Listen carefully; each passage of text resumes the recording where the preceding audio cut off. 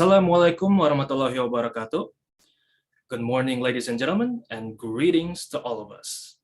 We welcome you to the first Knowledge, Information, and Librarianship International Conference held by the Department of Library and Information Science, Faculty of Communication, Universitas Padjadjaran 2021.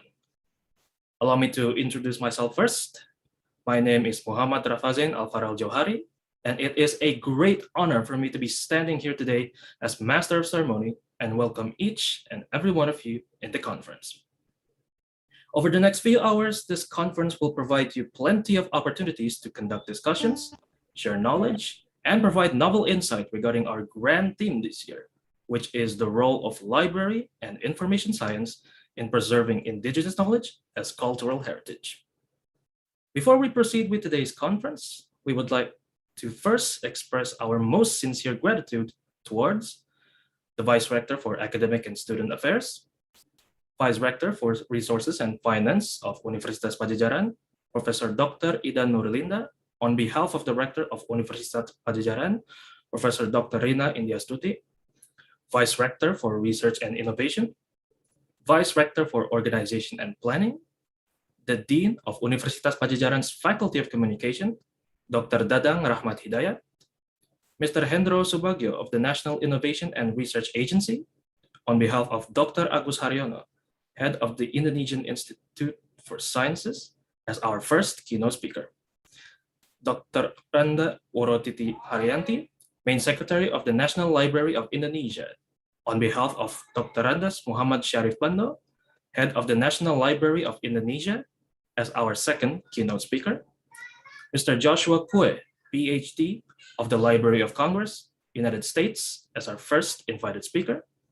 Dr. Agus Rusmana of Universitas Padjadjaran, Indonesia, as the head of the KILIC 2021 Organizing Committee and as our second invited speaker. Mrs. Shamila Muhammad Syuhidan, PhD of University Mara, Malaysia, as our third invited speaker. Professor Shiful Islam, PhD of the University of Dhaka, Bangladesh, as our fourth invited speaker. Dr. Andrew Cox, PhD of the University of Sheffield, United Kingdom, as our fifth invited speaker. And last but not least, the honorable audience for gracing us with your presence today. Before moving on further with today's conference, let us sing the national anthem, Indonesia Raya, as well as the hymn of Universitas Padjadjaran. Distinguished speakers and honorable audience are advised to sit upright for the duration of the anthem.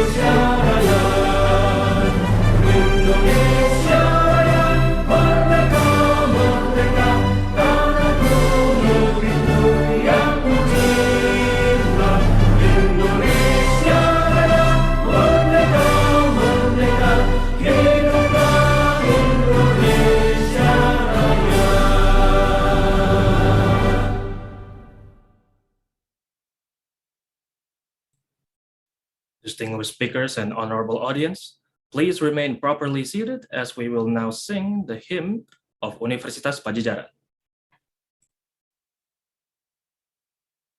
Universitas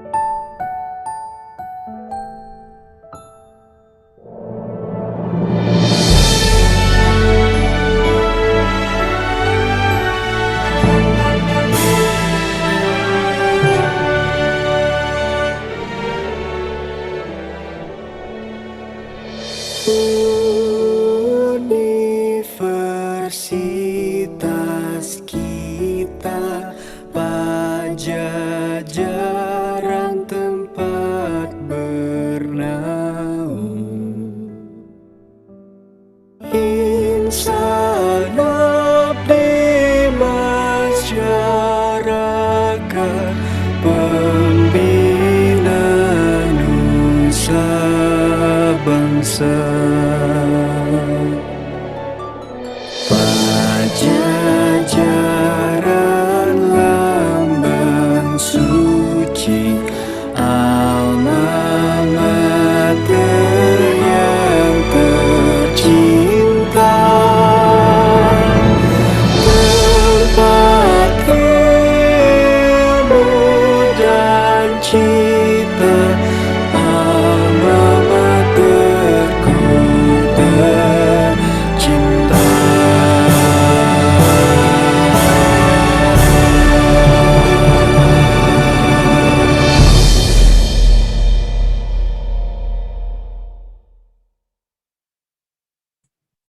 Thank you very much for your participation. We would now like to invite Dr. Dadang Rahmat Hidayat, Dean of the Faculty of Communication, Universitas Padjadjaran, to deliver his welcoming remarks as well as a report from the organizing committee. Dr. Dadang, the time and floor are yours. Thank you. Bismillahirrahmanirrahim.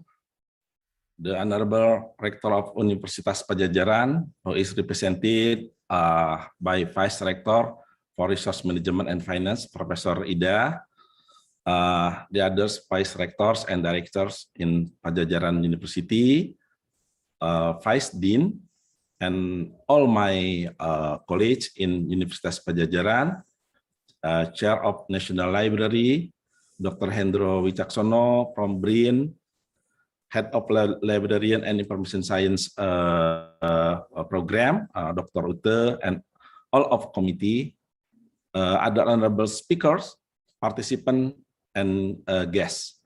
Assalamualaikum warahmatullahi wabarakatuh. Good morning, selamat pagi. The Knowledge, Information, and Librarianship International Conference, or Kilic 2021, is the first seminar pioneered by the Library and Information Science Study Program from Faculty of Communication Science, Universitas Padjadjaran. This seminar is conducted by collaboration with various parties. The purpose of holding this international seminar is to provide new insight into the field of libraries, information, and knowledge about theory and practicality. It is an open activity that can enrich the practical and scientific field and practical skills of libraries and information and knowledge management, both from within and from abroad. First of all, I would like to thank Mr. Hendro from National Research and Innovation Institute, BRIN, for this contribution as the seminar keynote speaker, and to all the speaker, Dr. Andrew Cock from the University of Sheffield, England, Professor Muhammad Saiful Islam, PhD, University of Dhaka, Bangladesh, Ibu Samila M. Suhidan, PhD, from Mara University of Technology, Malaysia, Joshua Kwe, PhD, from Library of Congress, USA, and also my friend, Dr. Agus Rusmana, MA, from Fakultas Ilmu Komunikasi, Padjadjaran University, for their contribution as the main speakers in the seminar, and also all the speakers and contributors in room session. I have information from the committee that participants registered about 348. It's the huge number with a total of 42 manuscripts or article. The participants come from the United States, Malaysia, Nigeria, Bangladesh, and of course, Indonesia. In practice, Kilic not only held seminar, but also published seminar proceeding and selected article in reputable journals, such indexed by Scopus. With the publication of article presented in seminar or conference, it is expected that the published article can be reached and read more widely by scientists, librarians, and knowledge managers around the world. It is also hoped that the more articles that are read, the wider the knowledge in the field of libraries, information, and knowledge management. As the Dean of Faculty of Communication Science, I see this many published articles as an opportunity for our lecturers and researchers to improve their international recognition and their higher career, which in the end would bring to faculty to become more reputable and be higher in the university rank. Finally, I welcome you all to the international seminar. I wish that this event will be going on smoothly as we all expect.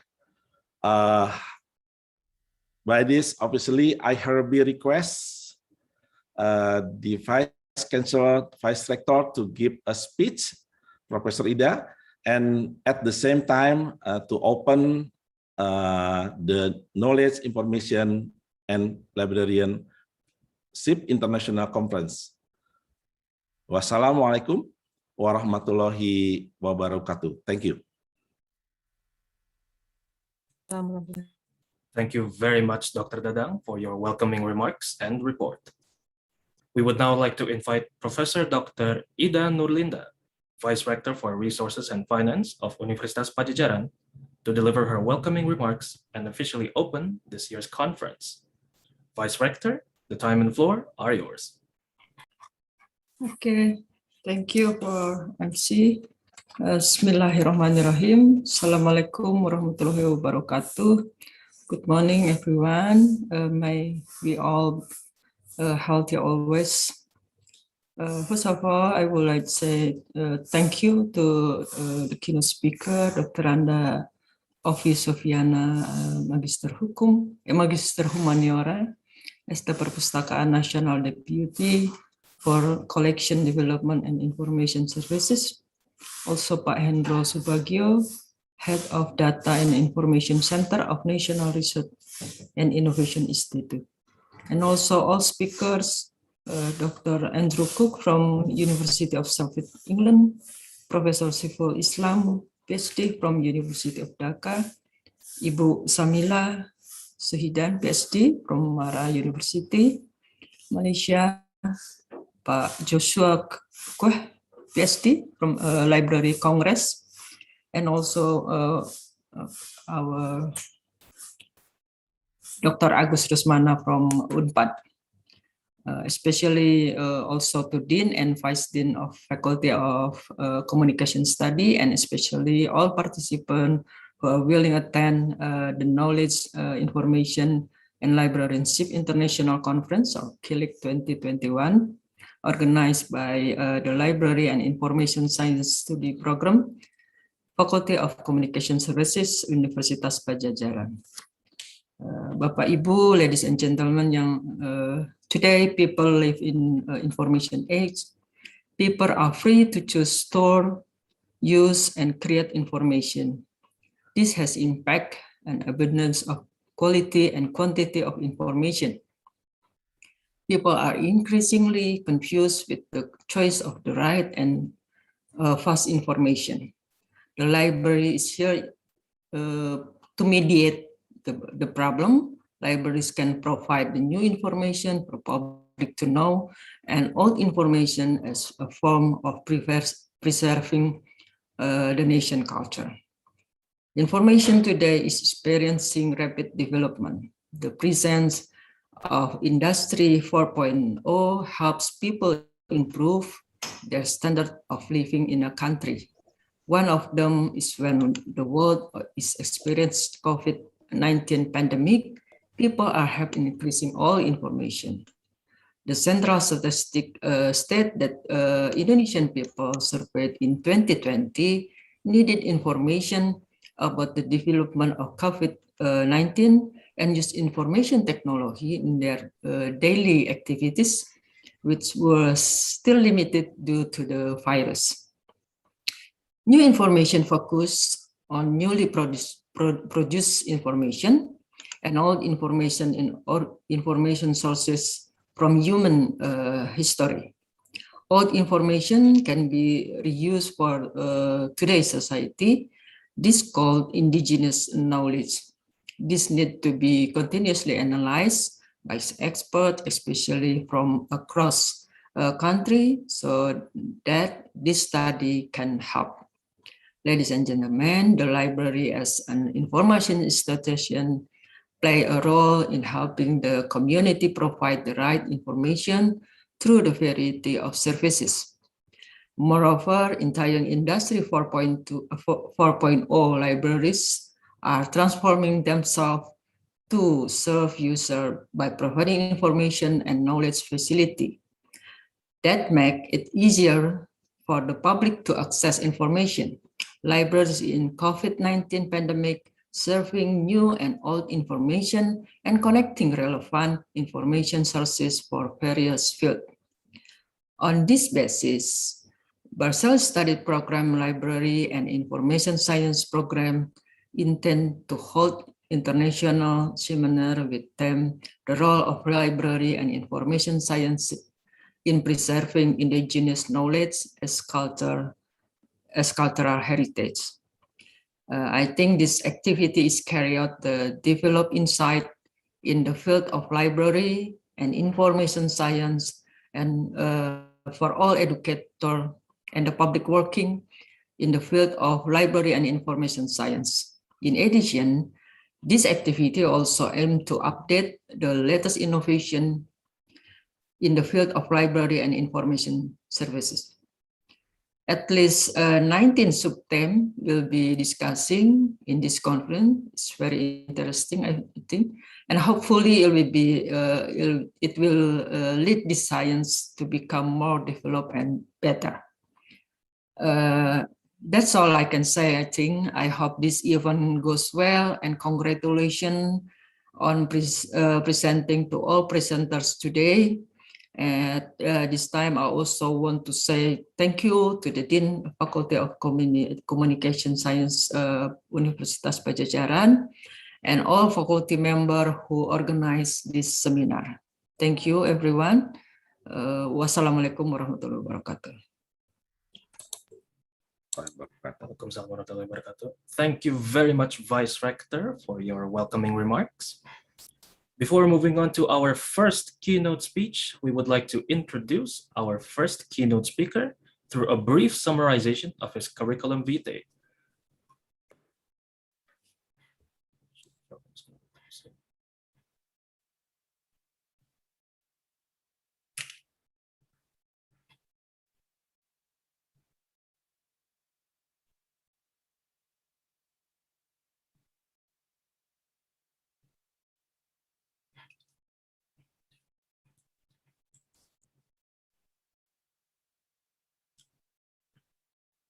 I repeat once again, before moving on to our first keynote speech, we would like to introduce our first keynote speaker through a brief summarization of his curriculum vitae.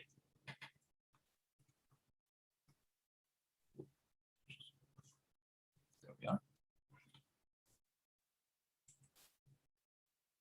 And now our first keynote speaker is Mr. Hendro Subagio, who is currently the head of Center for Data and Information National Research and Innovation Agency, or BRIN. He is the head of Center for Data and Information, National Research and Innovation Agency since 2021. He was born at Lumajang, January 23rd, 1975. He has completed his bachelor's and master's degree programs in computer science and mathematical information at the University of Electrocommunications in Tokyo, Japan in 1999 and 2001. Since 2004, he has worked at the Indonesian Institute of Sciences, or LIPI, as an information system analyst and data scientist. He was also a leader of the developer team of National Scientific Repository, or RIN, at the Indonesian Institute of Sciences since 2015 to 2019. And now, without further ado, we would like to invite Mr. Hendro Subagio to deliver his keynote speech on behalf of Dr. Agus Haryono, head of the Indonesian Institute for Sciences. Mr. Hendro, the time and floor are yours. Thank you, Mr. MC Muhammad Rafas. Ladies and gentlemen, Assalamualaikum warahmatullahi wabarakatuh. Good morning and help for us. Let me to share my screen.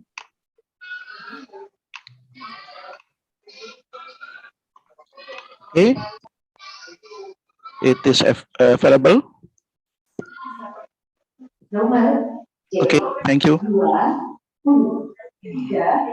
Okay, ladies and gentlemen, today we have Mr. Haryono as head of Indonesian Institute of Sciences. I will present about toward open science movement at LIPI or BRIN, and especially I want to discuss about issues in library and librarians, especially for scientific collection and services.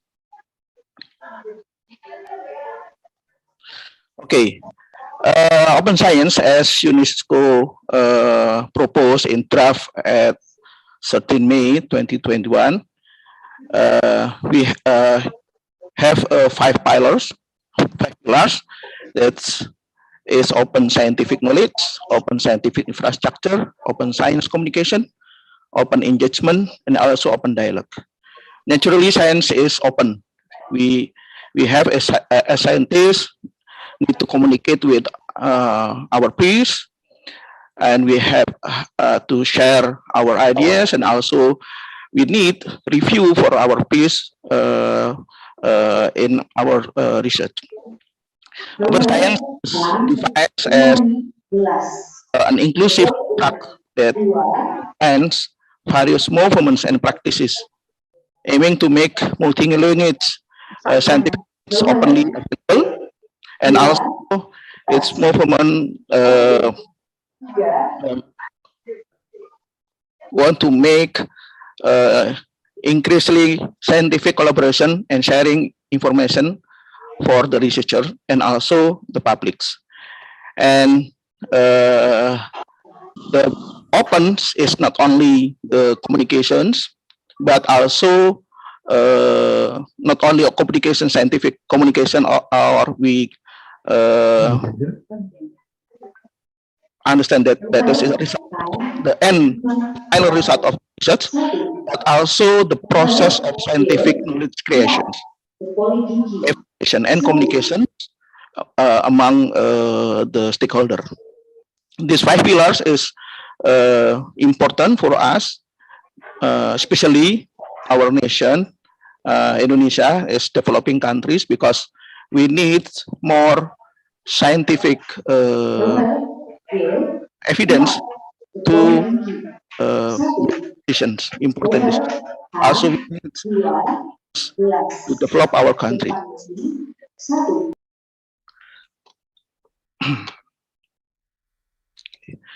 And I want to share about Indonesia's status on open access digital scholarly communications.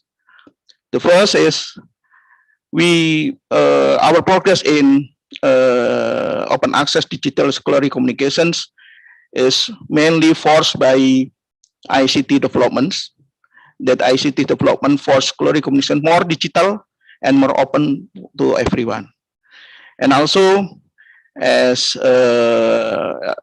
ESS and registration in Indonesia have increasingly compared to print ESSN in recent years.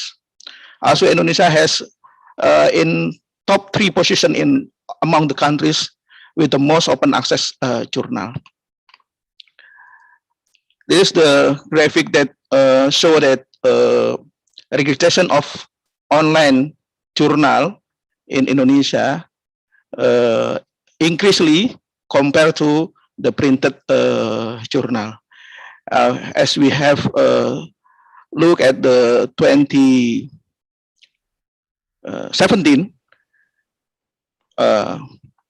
the electronic journal increasingly numbers, and compared to the printed, it is significantly overwhelm the printed side. If we look at root database, we can see that Indonesia is the biggest open journal access. This is a report at 2018 from root.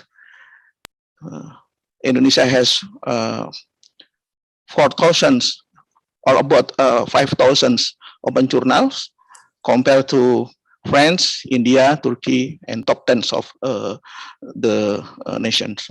Also, if we look at Directory of Open Access Journal report from 2019, we can see this Indonesia is number 2 after United Kingdom.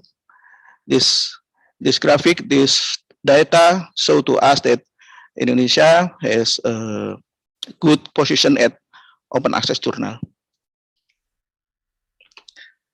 But open science not only open access, and we don't stop only at open access, and we're happy with them.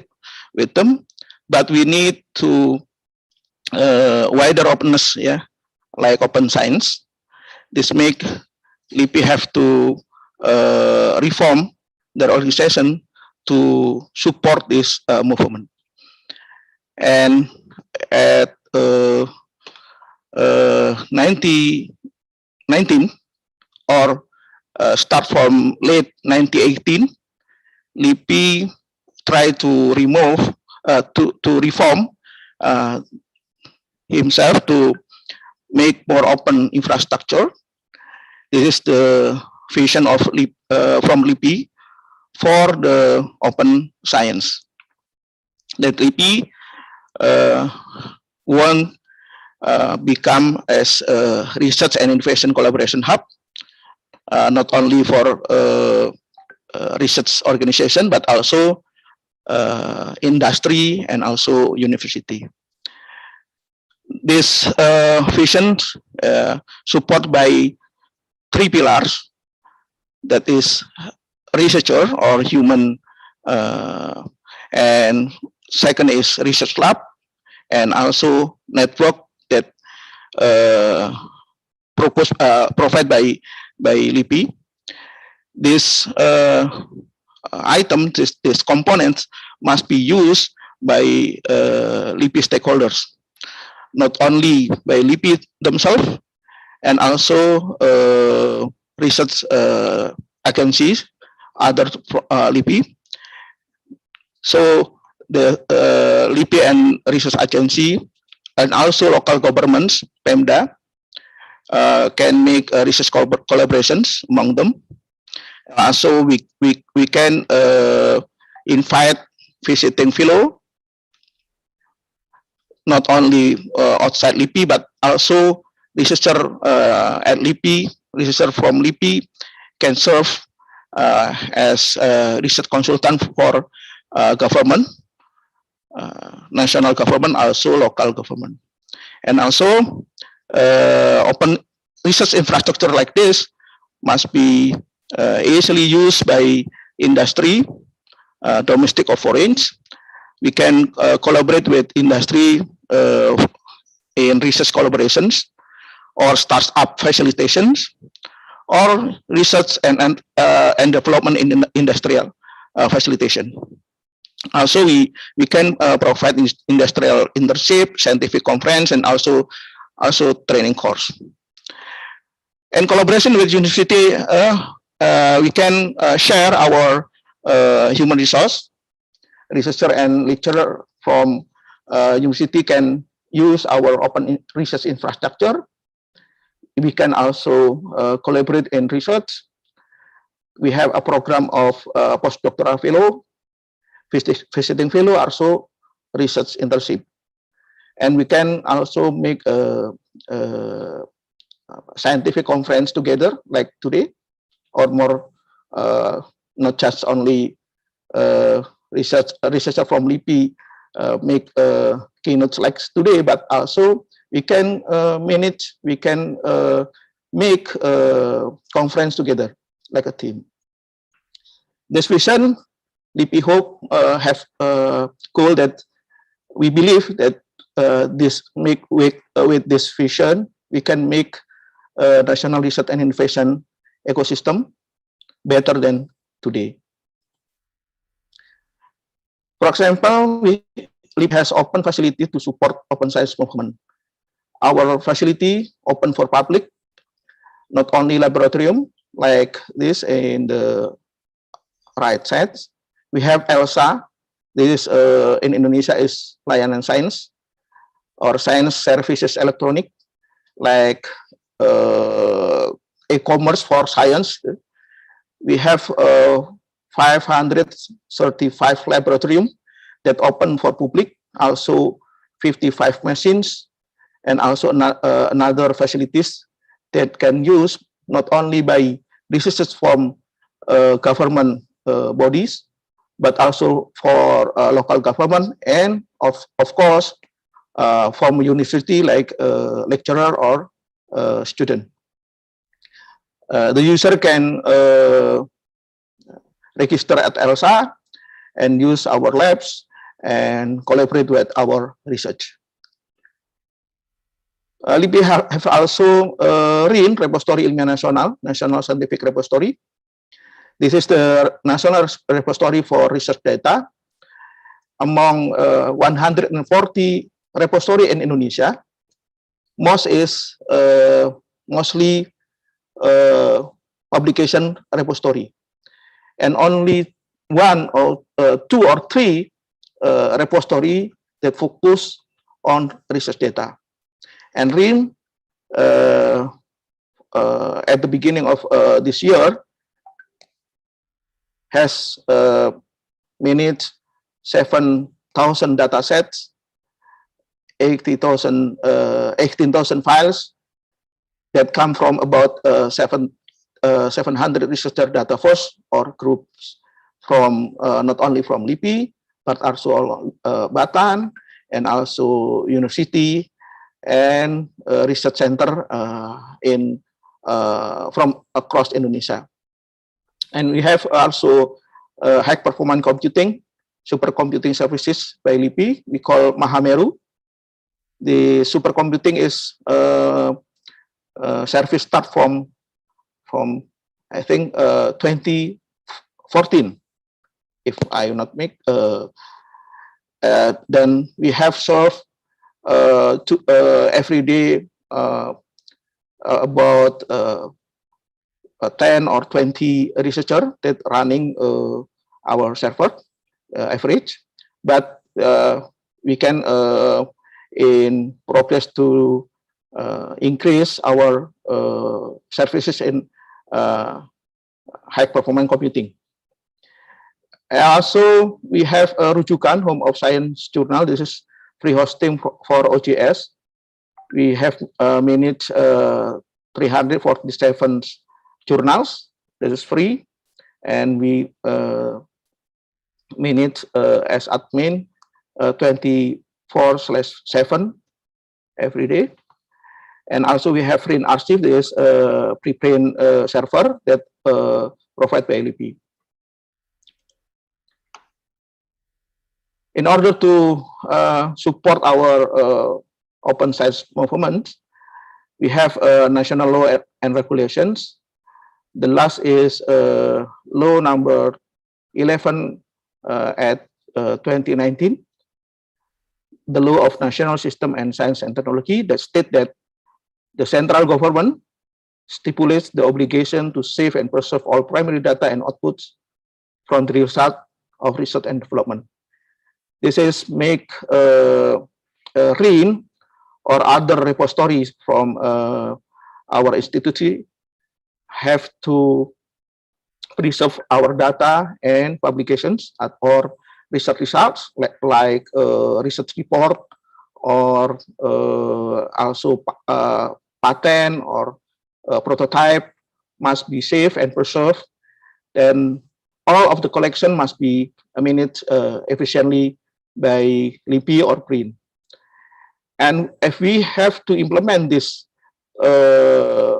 article of law, so the most important role is library and librarian, because they are the professional that have competency to manage collections of things, not only books but also all collections like data sets, specimens, or list of export and etc.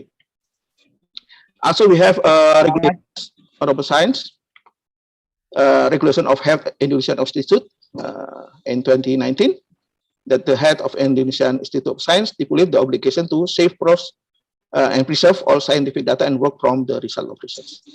And we have a new proposal of regulation at LIPI BRIN, that data management plan of research proposal and also audit not only for budget and publication, but also preservation of research data as research result, such as biodiversity specimen as well as research processes.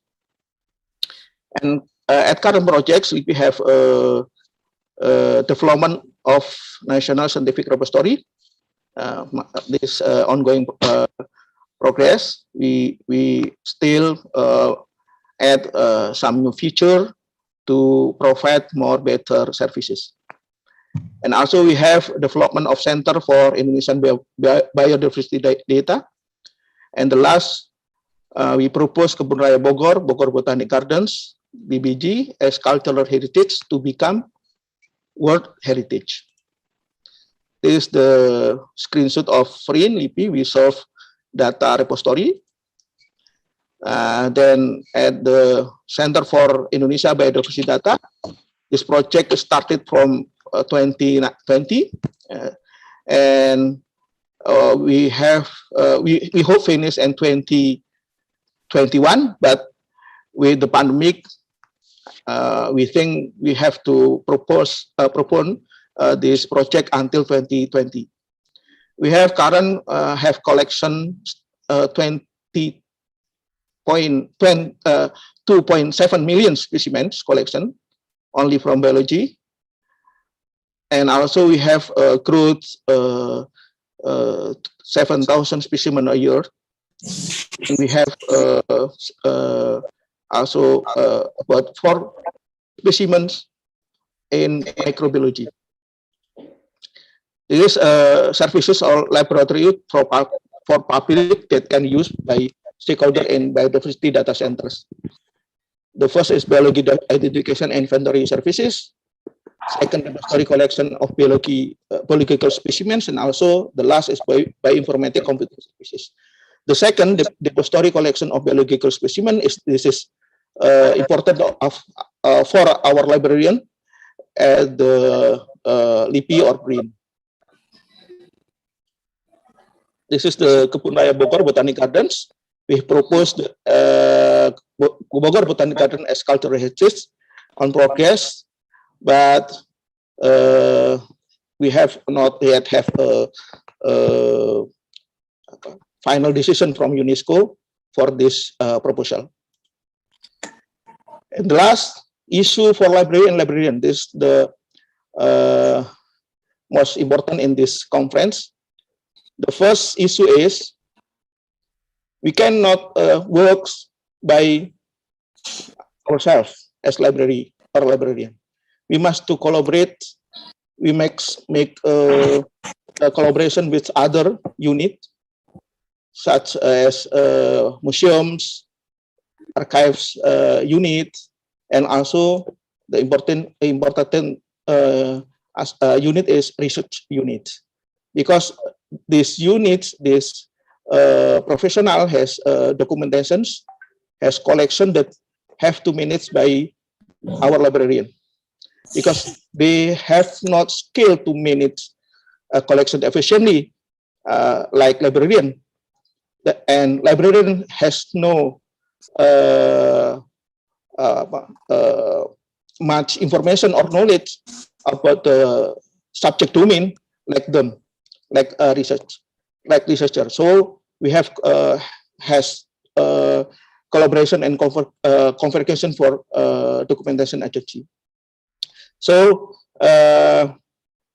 recently we proposed from LIPI the movement of GLAM, Gallery, Library, Archive, and Museums. We must move from traditional library to GLAM as a collaboration project. And the second issue is human resource development. Mostly our librarians only know how to manage books, printed or digital, but still small knowledge how to manage another collection. So we propose we move our librarian not only as literature professionals, but also data and information professionals.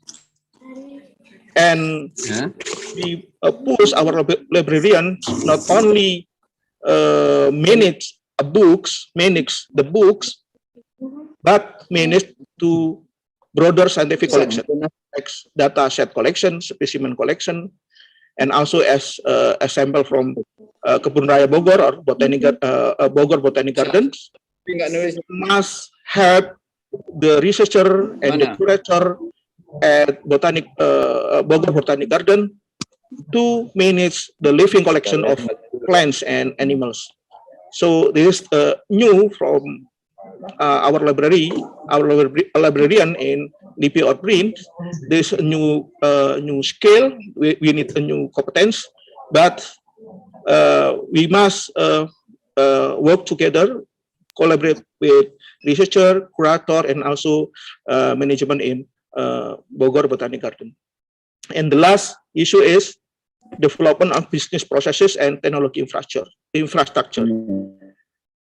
As we learn from past projects, automation of processes is the must, because the current technology and information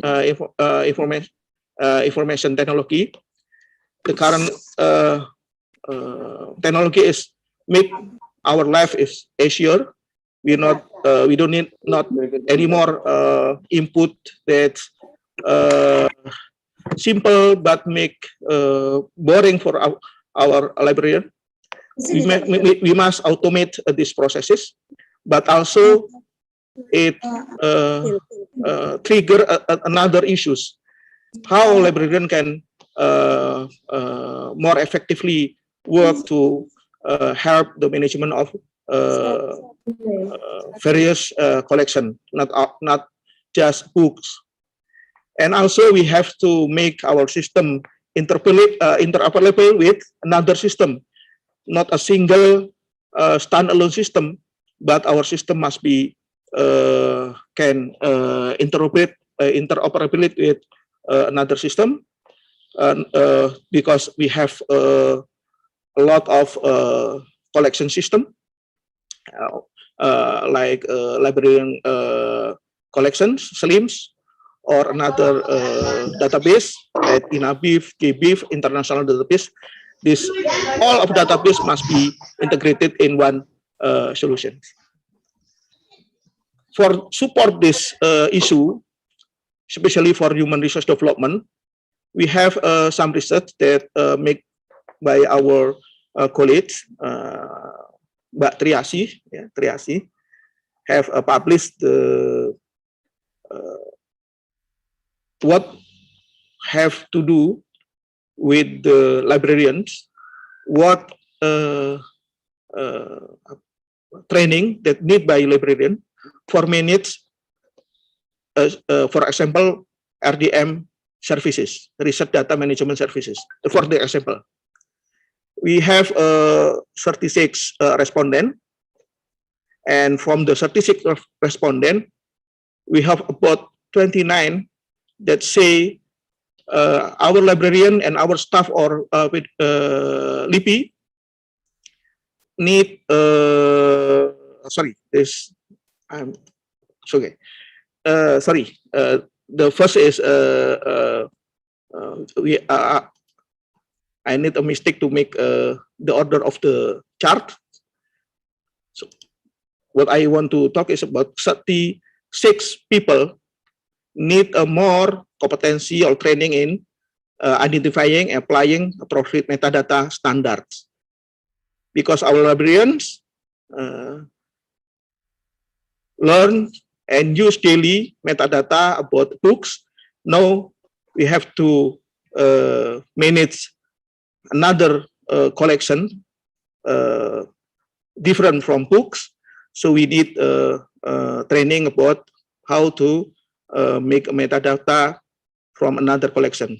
What a metadata standard for example, the flora and fauna collections, or what is the metadata standard for the maritime collections. This is different from DDC or Library of Congress subject heating or another collection that we have usually use in manage the books or literature.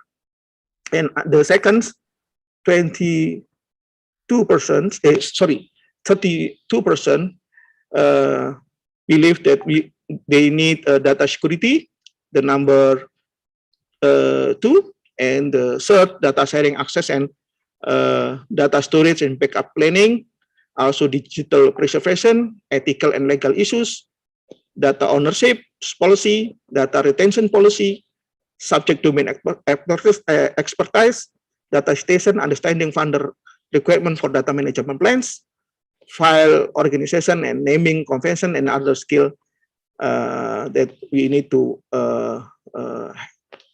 make a training for them.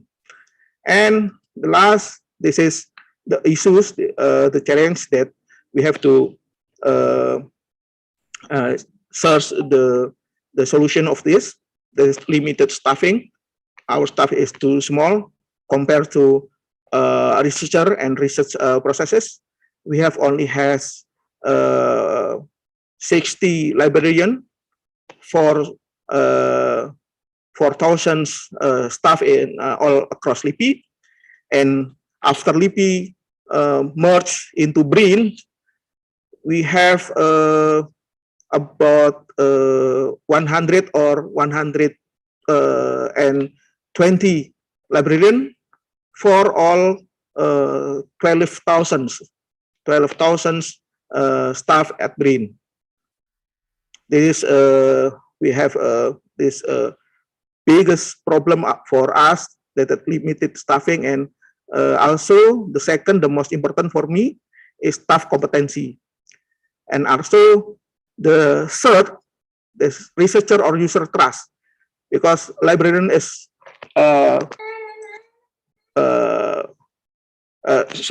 researcher have assumption, has pre-assumption that librarian cannot help them for manage the data research or for managing the collection. So this trust must be delayed from mind of researcher. We need the socialization, we need collaboration and understanding with the researcher. Also, the fourth issue is coordination and collaboration with researcher. Funding, technology infrastructure, institutional commitment. There is a commitment from the head of DP, BRIN, and also the staff, the admin. And Next is policy trust and staff roles, and also the last is coping services, because the services is too much broad for us and for us in librarian. So this must be make more manageable scope of services. Okay, this last from me. Thank you very much.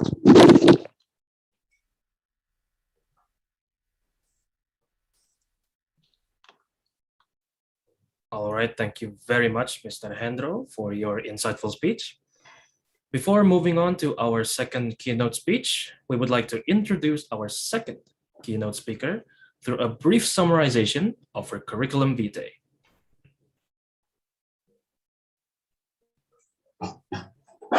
All right, our second keynote speaker is Dr. Randa Woro Titi Haryanti Salikin, and she is currently the Prime Secretariat of the National Library of Indonesia.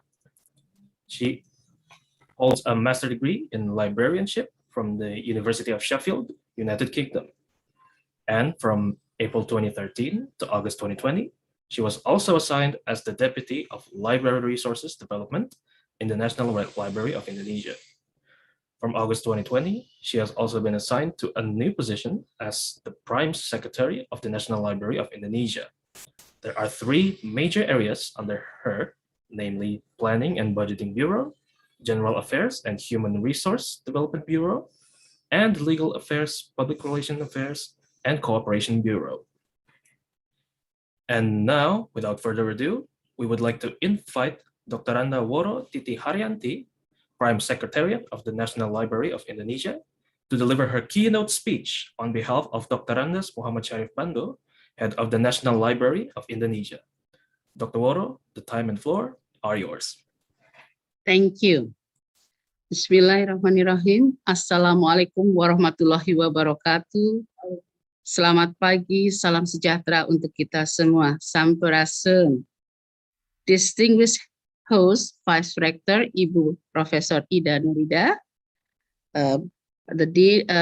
Dr. Dadang Rahmat Hidayah, the Dean of the Faculty, distinguished speakers, Dr. Agus Haryono from BRI, Mr. Joshua Kweh, PhD from Library of Congress, Madam Shamila M. Shuhidan, PhD from the University Mara of Malaysia, Professor Shaiful Islam, PhD from University of Dhaka, and Dr. Andrew Cox from University of Sheffield, where I also graduated from long time ago.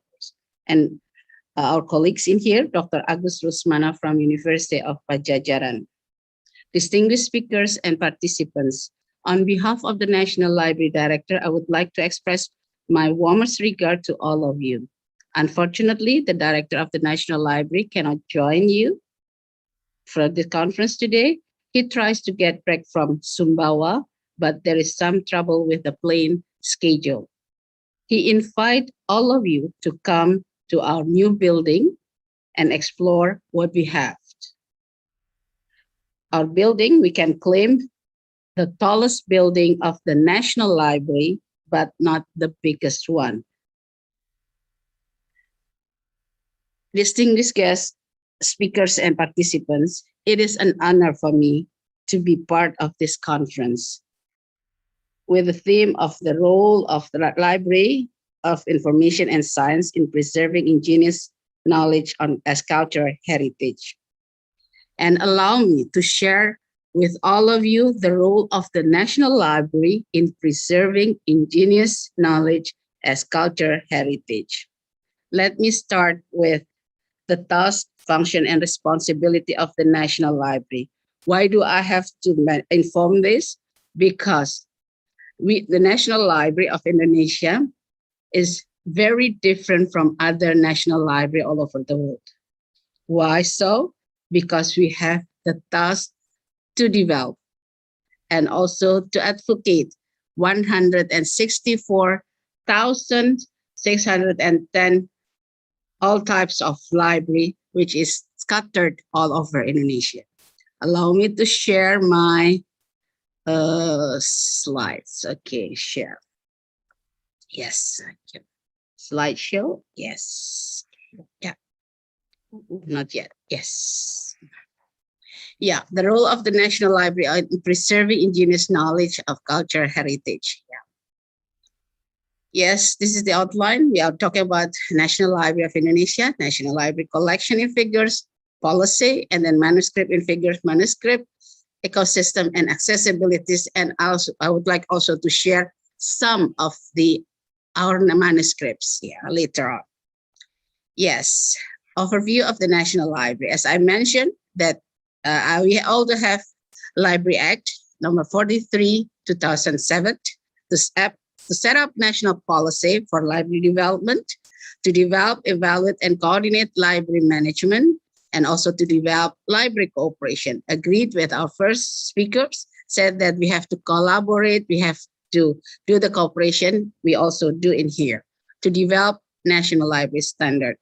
And the responsibility is to develop national collections, and also to develop, national collections of the National Library, and to develop national collection to preserve national heritage.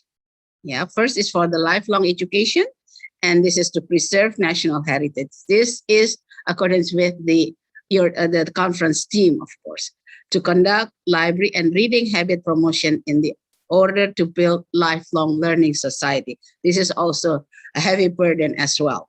And to identify and to make effort to collect and bring back manuscript from abroad. If it is possible, bring back the original, but if not, bring back the copy of the manuscript abroad, which is later I will share you how many manuscript that is scattered all it abroad.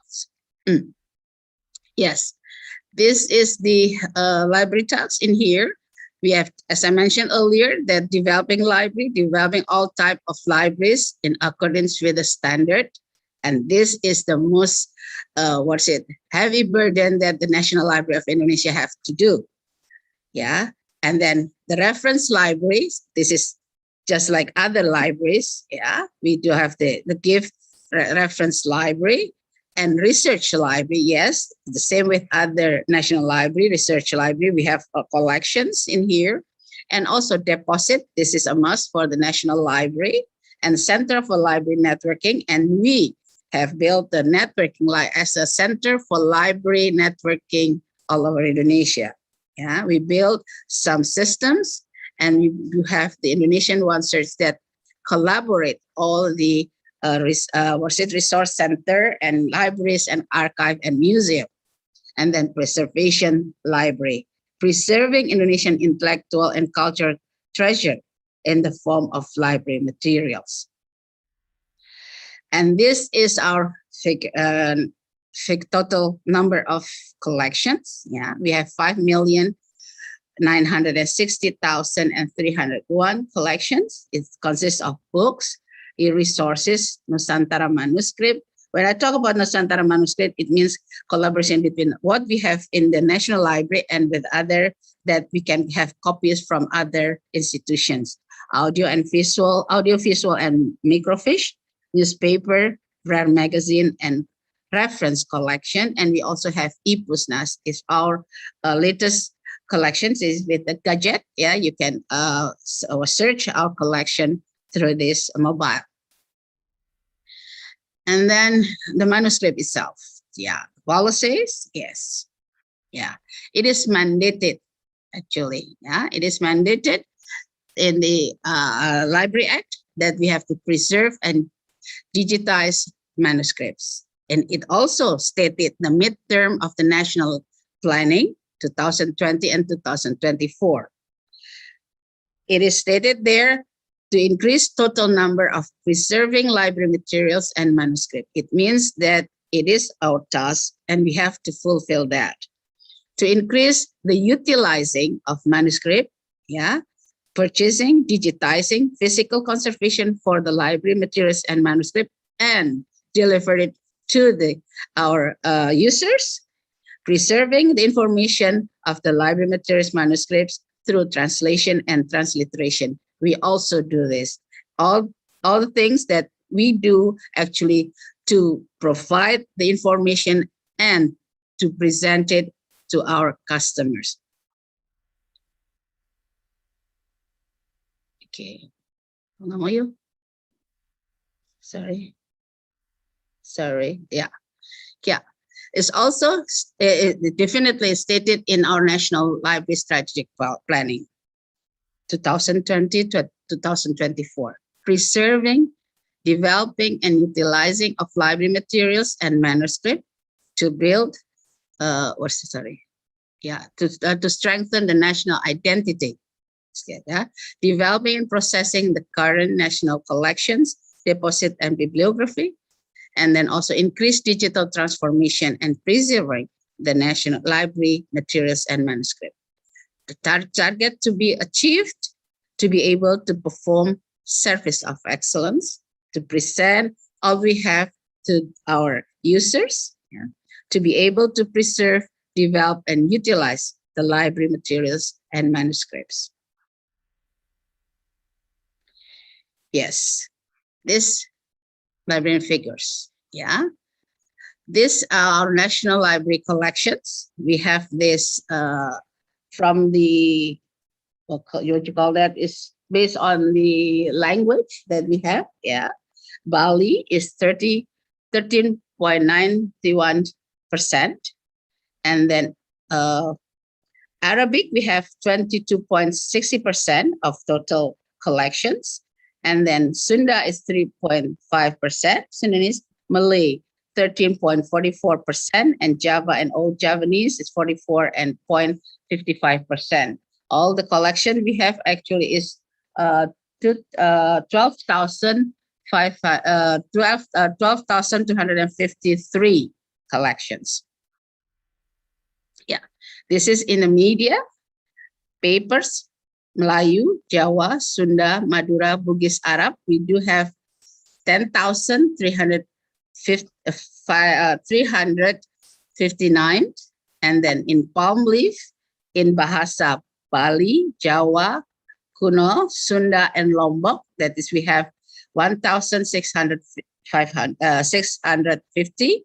And Bar, Batak, South Sumatra, and Lampung, that is 150.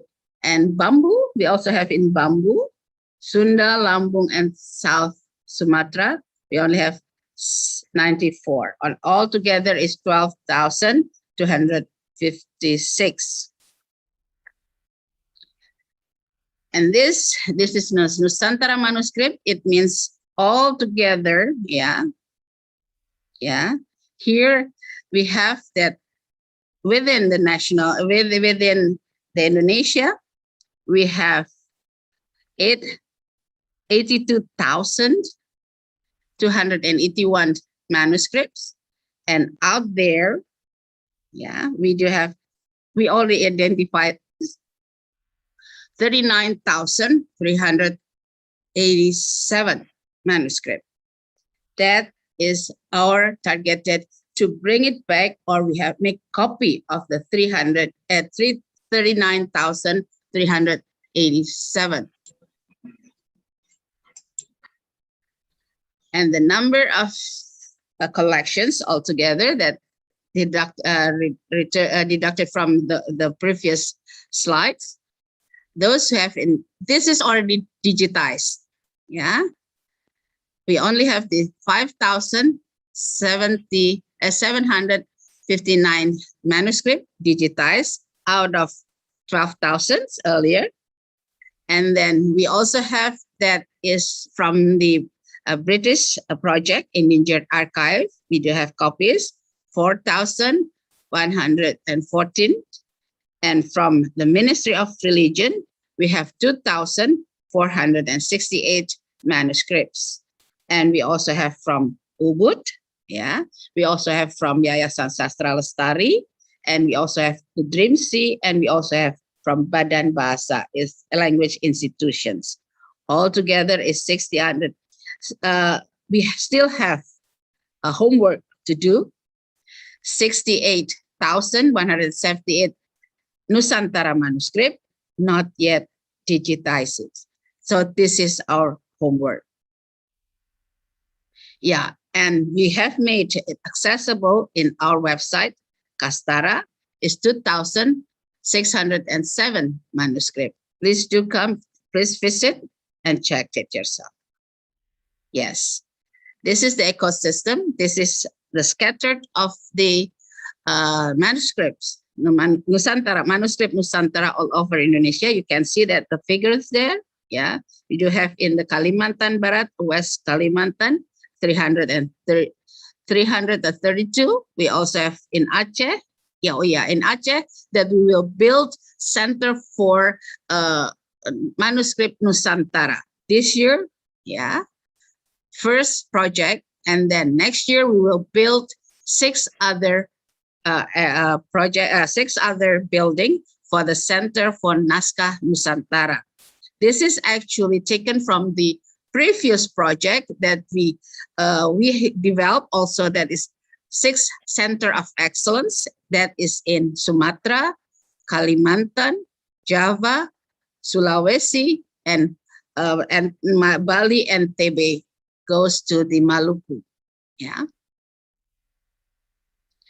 And this is the ecosystem that we have. The National Library, they have to coordinate. Yeah, we have actually the same levels, but we have to coordinate. We have to coordinate to the professional association, research center, community, minister, and local government, of course, and university. Yes, this is one of our ecosystem. UNPAD, we have very close relationship there. Students from UNPAD comes to us and learn how to digitize and to preserve books, manuscripts, yeah. And then donor agency, museum and archive. The earlier speaker said that the GLAM, we also like to collaborate it. And then personal owner and archives. Yeah, the accessibilities that we do have this manuscript services in the National Library. We do have we do have 24-story buildings, yeah. And in the 9th floor, yeah, this is all the manuscript is kept, yeah. And then it use closed access, yeah, but you can also search it through OPEC and offline, yeah, also. And then we also Kastara, yeah, which I mentioned earlier, that is 2,607 item digitized already and can be accessed. This is, we identify several institutions that also digitize the manuscript Nusantara. National Library, of course, Pusat Lektur Kemenak, that is Ministry of Religion, Yayasan Sastra Lestari, Puri Kauhan Ubud Bali, and RIMSI, and Badan Bahasa Kemendikbud, that's Ministry of Education, and Endangered Archive. This is what we work together to digitize the Nusantara manuscript. And make it the availability, yeah, this is, we try to cooperate, we have to collaborate, yeah. Hopefully that we will develop later on that is Indonesian One Search specialized in manuscript, yeah.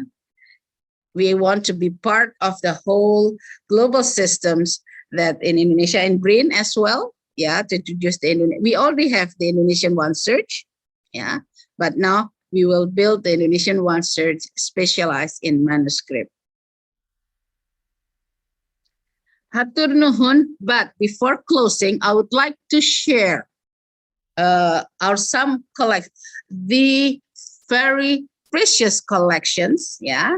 Let me check it first, and then the other, yes, this one, yeah. Okay. Sorry. Yes, this one. Yeah. Yeah. Okay. Yeah. Yeah.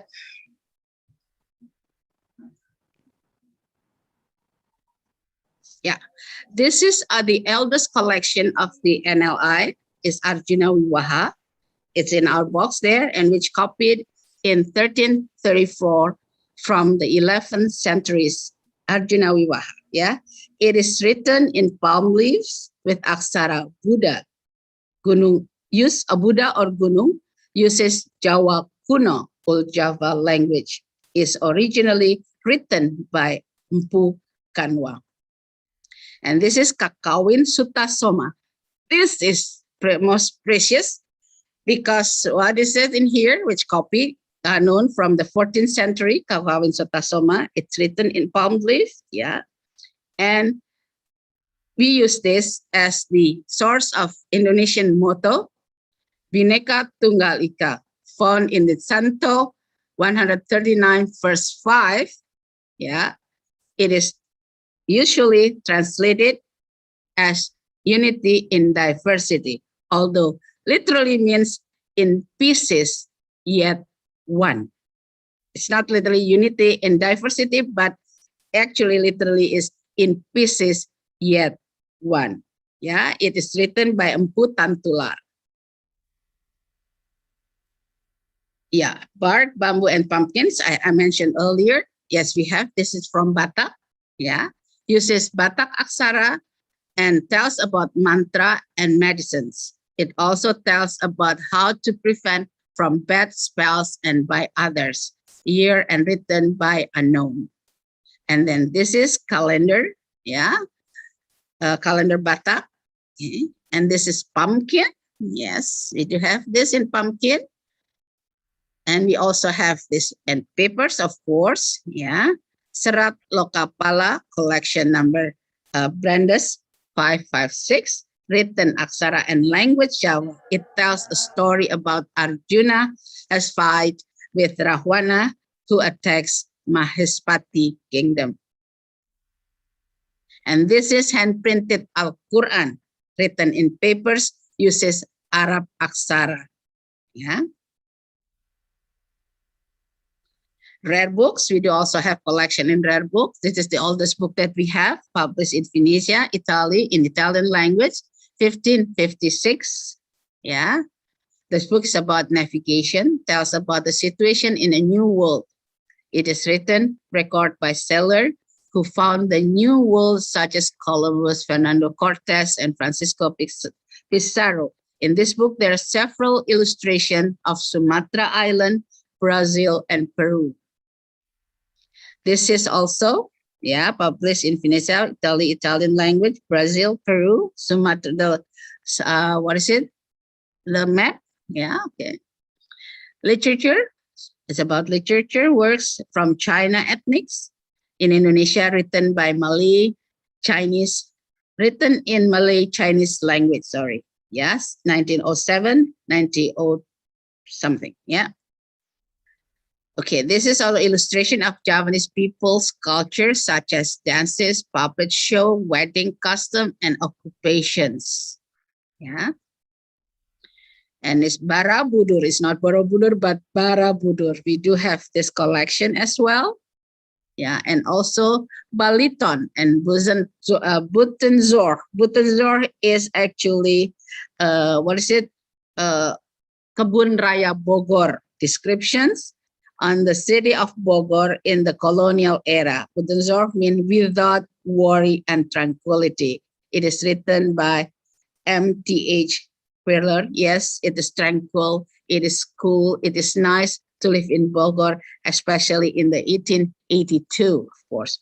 And Baliton, it's Balitung actually, yeah, consists of the description on Dutch tin mining. Yes, Balitung is famous with tin mining, yeah, in 1942, which employed native people and Chinese ethnics. These maps, yes, we have that maps, publication unknown, but upside down of the Sumatra Island, yeah, and the maps of Indonesia, part of Australia in 1683. Newspapers, we have old newspaper, the eldest newspaper collection published bi-weekly in the year of 1810. The text is in Dutch, Batavia Colonial Quran.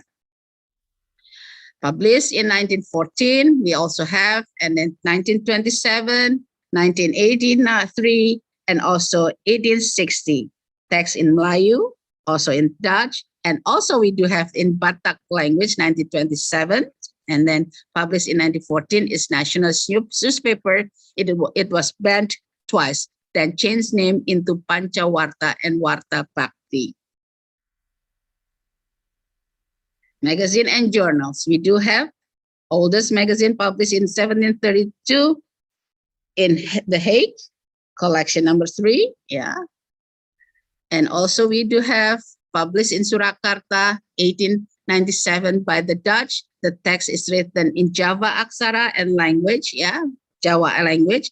Collection box 383 in our collections. Bi-weekly magazine published in Batavia, written in Malayu. Aksara and language is in Malay. It is Missionaries magazine. Yeah. Okay, I think, yeah, that's all I like to share. Yeah, stop. Okay. Yeah, this is all what we have. I invite you all to come to explore our hidden treasure. And we also have actually effort to explore our collection, our precious collection, and also invite you to come to us to study and to dig more informations that we have. We are glad to have you come to us, and we're glad to help you to come to the National Library, and we can work together. We can do survey, we can do studies, we can do research. Please do come. Our building is very convenient with aircon, good aircon, with the Wi-Fi good, yeah, and then the convenience, sit, and then we have rooms for discussion, small discussions for 2-3 persons, 10 persons, 6 persons, or we also have for 500 persons. And please do come and explore us. And thank you. I give it back to the Muhammad Rafas. All right, thank you very much, Dr. Woro, for your very insightful speech. Before we move on to our main event today, which are the plenary sessions, we would first like to conduct a brief documentation of the conference by taking screenshots of this meeting. Distinguished speakers and honorable audience, to those who are able to, you are encouraged to start your videos. There are several slides in the Zoom meeting, so please hold your poses and smiles until our documentation session is finished. Operator, are we ready to take the screenshots?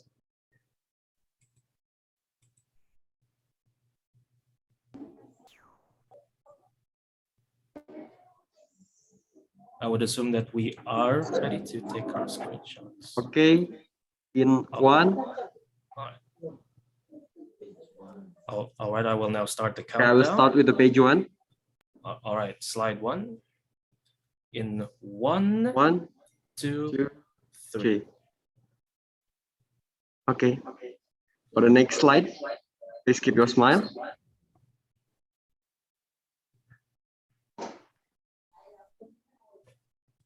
In 1, 2, 3.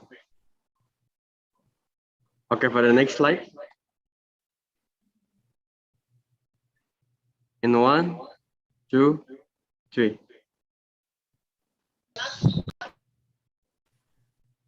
Okay, for the next slide. In 1, 2, 3.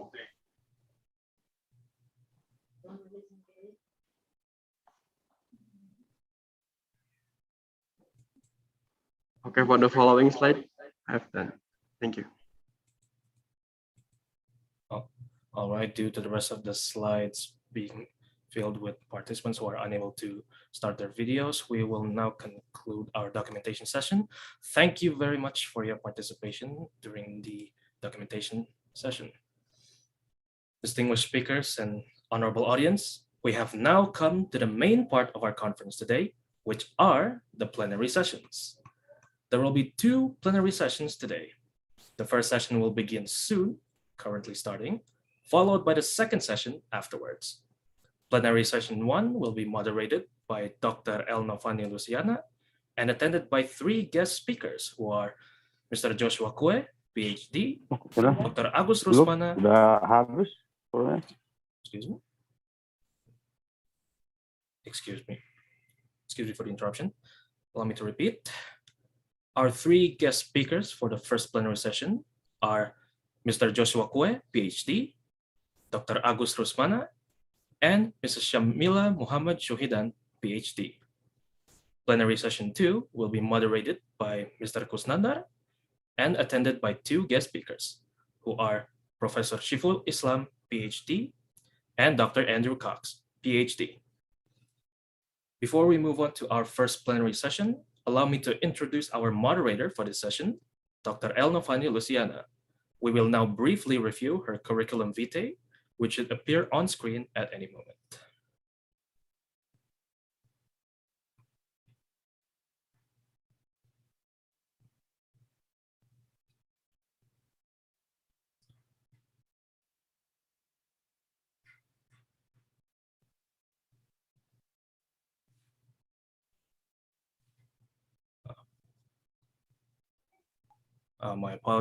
My apologies.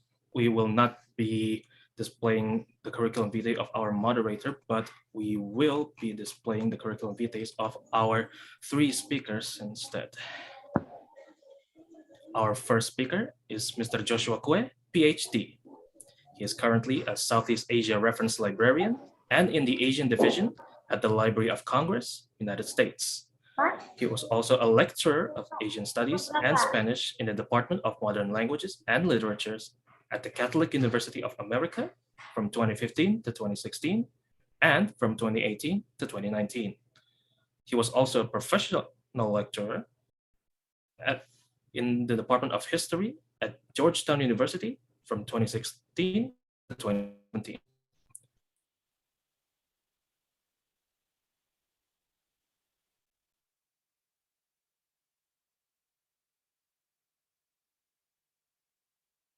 Of the Royal Asiatic Society on December 2020, and the Manila Chinese Community, Trade, and Empire, circa 1570 to 1770, which was a doctoral dissertation submitted to the faculty of the Graduate School of Arts and Sciences of Georgetown University on April 10th, 2014.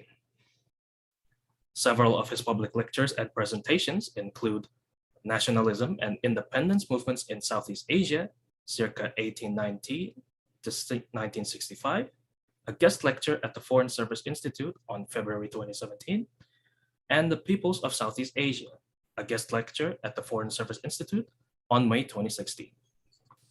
Moving on to our second speaker.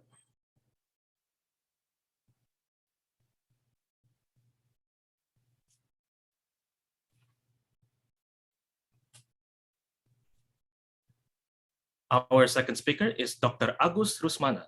He is a lecturer at the Department of Library and Information Science, Faculty of Communication, Universitas Padjadjaran. His educational history includes a bachelor's degree in Communication Science from Universitas Padjadjaran, a master's degree in Library and Information Studies from Loughborough University in England, and a doctoral degree in Sociology from Universitas Padjadjaran. His organizational history includes Vice President of the Indonesian Library and Information Science Scholars Association from 2007 to 2012, member of the Advisory Board of the Indonesian Library and Information Science Scholars Association from 2012 to present day, head of the Department of Library and Information Science, Universitas Padjadjaran from 2016 to 2020, member of the Advisory Board of the Indonesian Librarians Association, Jawa Barat region from 2016 to present day, and a committee member of the Indonesian Librarians Association from 2019 to present day. Moving on to our third speaker.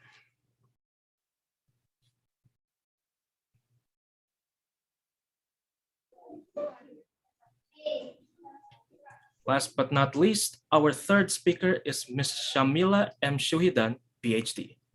She is currently a senior lecturer at University Teknologi Mara, Malaysia. Her teaching and research interests lie in the fields of business information, management, knowledge management, and information management. Her achievements include 250,000 Malaysian ringgits worth of research projects and consultancies, author of 55 books and other publications, subject matter expert in digital competency score and information literacy module, facilitator for ICRESS, Universitas Mara, and keynote speaker for several international conferences. Several of her research grants include exploring innovative work behavior of Malaysia school teachers, a theory development, therapeutic landscape quality measurement system for public libraries, and the impact of School Resources Center of Civilization of Gen Y and Z, among others.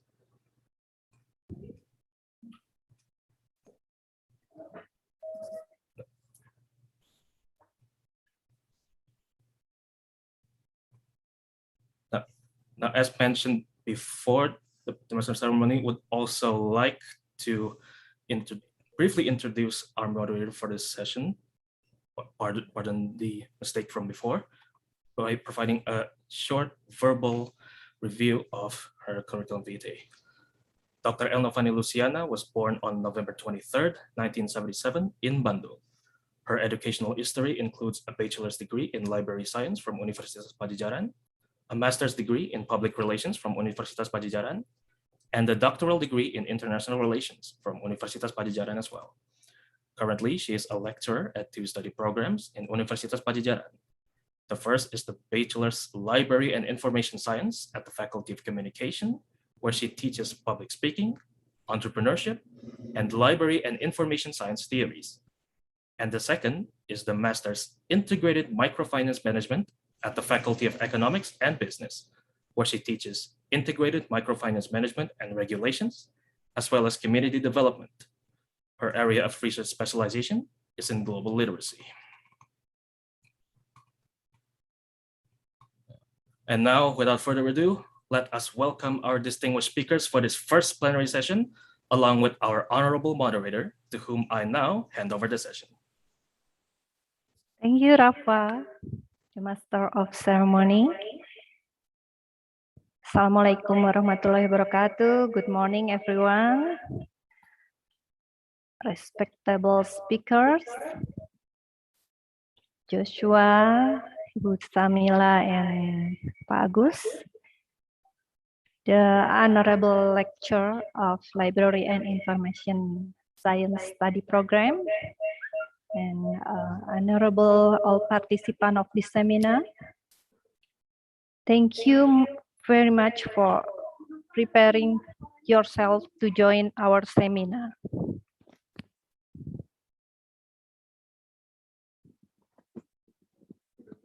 I am Elnofani Luciana.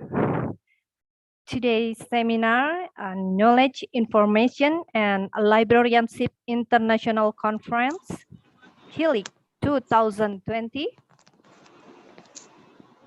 term the role of library and information science in preserving indigenous knowledge as cultural heritage. Sampurasun. Sampurasun means I will asking Pak Kusnandar. Pak Kusnandar, the next moderator, as an expert in cultural documentation. Pak Kusnandar, can you explain the meaning of Sampurasun? Okay, thank you, Please, Ibu. Pak Kusnandar. Okay, thank you, Ibu Nova. As requested by Ibu Nova, I would like to explain a little bit about how Sundanese people in Java, West Java region usually greeting or make preparation before make a communication. Sundanese people usually use the word Sampurasun. Actually, it is a combination word from Sampura and Sun. Sampura is mean or equal to Hampura or forgive. Excuse me, yeah. Sun is Ingsun. I think it's the same word with Japanese. Ni. So Sampurasun is literally means forgive me.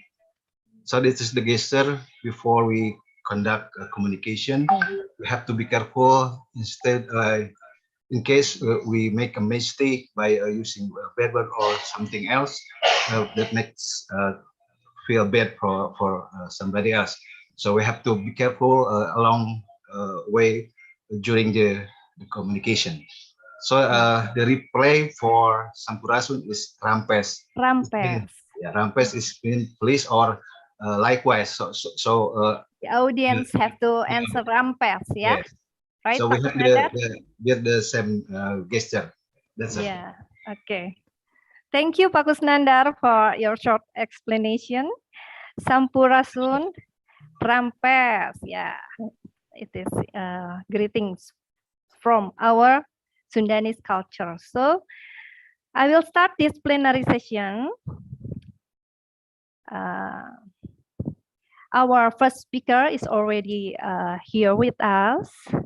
But before the presentation begin, let me inform the rules for our first speaker, Joshua Kwe, PhD from United States.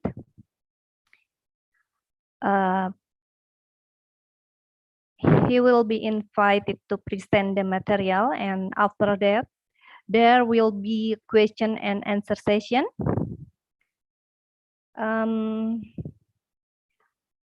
And we will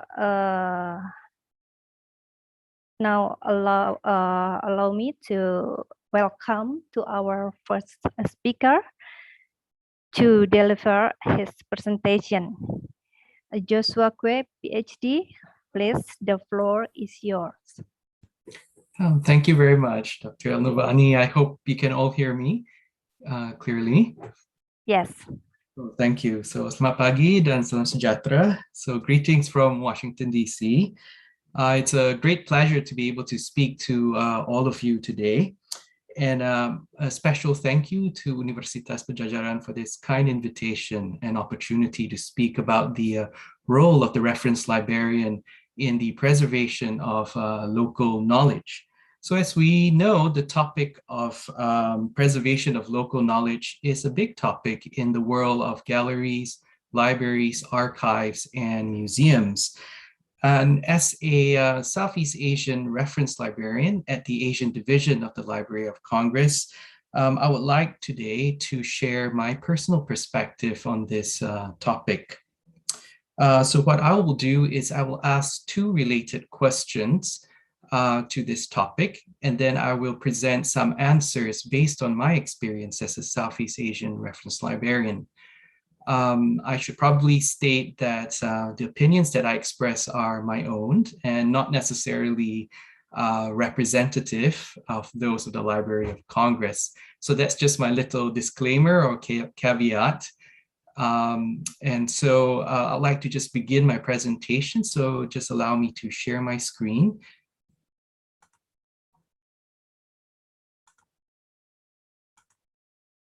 I hope you can all see it here. And I hope you don't mind, I'll just stop my video for this portion of the presentation so you can focus on the PowerPoint, and then I'll turn my video back on for the question and answer session. Yeah.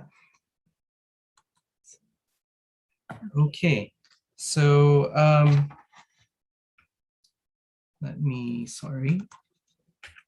Okay, so what is the role of the reference librarian in the preservation of local knowledge?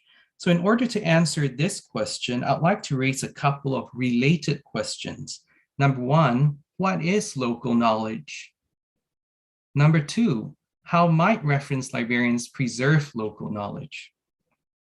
So let's begin with the first question.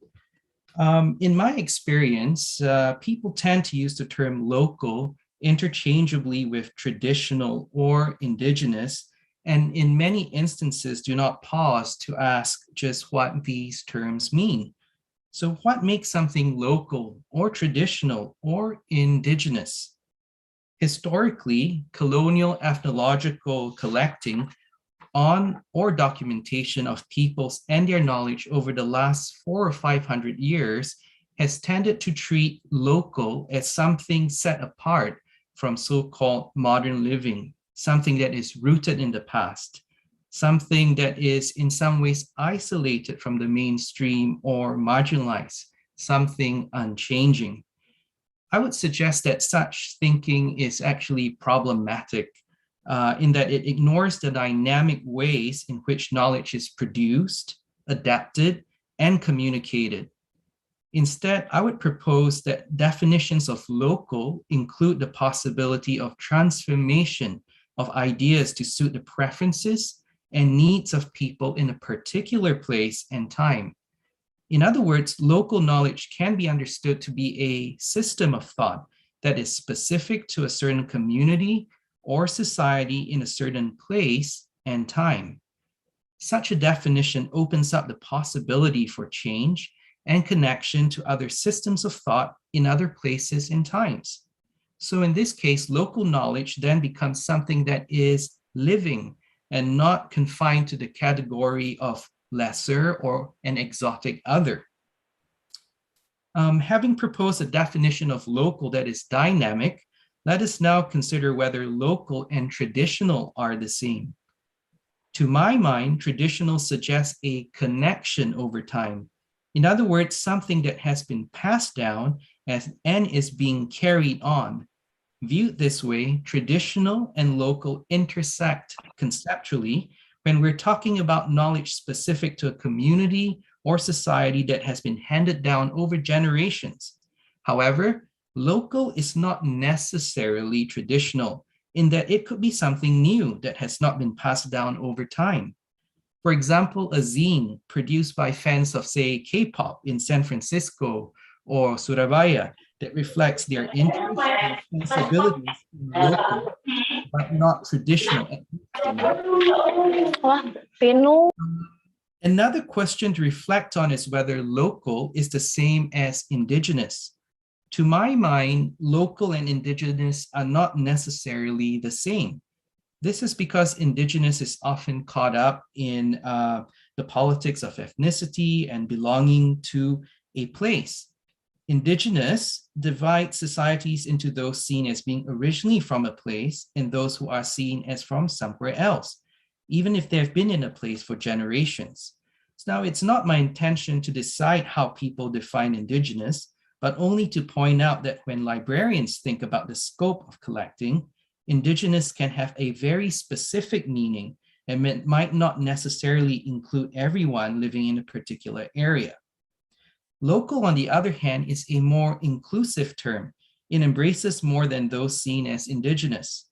Rather, it has to do with knowledge specific to a place and can include knowledge produced by more than one group living in that space, regardless of the perception of that group's origins.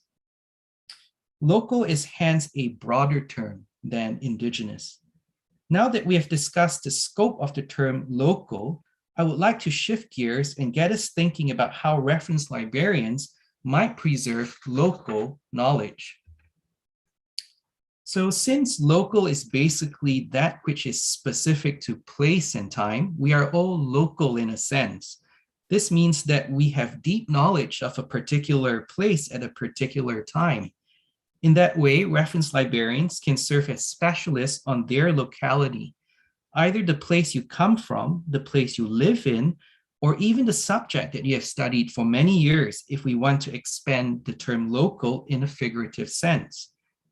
As a local, one of the roles of the reference librarian would be to learn about holdings in collections they work with that are within their scope of expertise.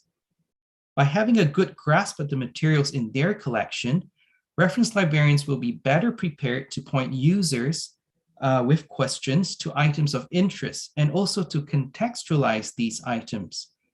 By linking users to holdings of local knowledge, reference librarians help make these items discoverable and meaningful. By serving as bridges to local knowledge, reference librarians are in fact preserving local knowledge. So preservation of knowledge is more than keeping physical items in good condition, though that's a significant part of keeping knowledge available, but rather preservation is also about keeping that knowledge alive by making it accessible. Now, in my job as a Southeast Asian reference librarian, one of my main responsibilities is to make collections discoverable and available. And I do so by creating research guides, promoting collections through blog posts, Facebook posts, webinars, as well as working with colleagues to build digital collections. An example of making collections accessible that involve many of the aspects I just mentioned is a collection that I worked on in the last year or so called the William Farquhar Correspondence and Other Malay Letters Collection. This collection, kept in the Southeast Asian Rare Book Collection of the Asian Division at the Library of Congress, consists of 46 19th century Malay letters written in the Jawi script. The letters were written mainly by Malay kings and notables to William Farquhar, a key figure in the founding of modern Singapore, and include letters from the Yang di-Pertuan Muda of Riau, the Raja of Siak Indrapura, as well as letters from the rulers of Brunei, Kelantan, Terengganu, Johor, Pamana, and Cambodia, among others. So for many years, this collection was not widely known to scholars, and its provenance was also not confirmed.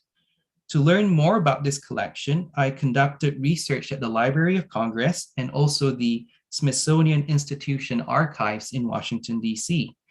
After several months, I was able to find documentation to confirm where the letters came from.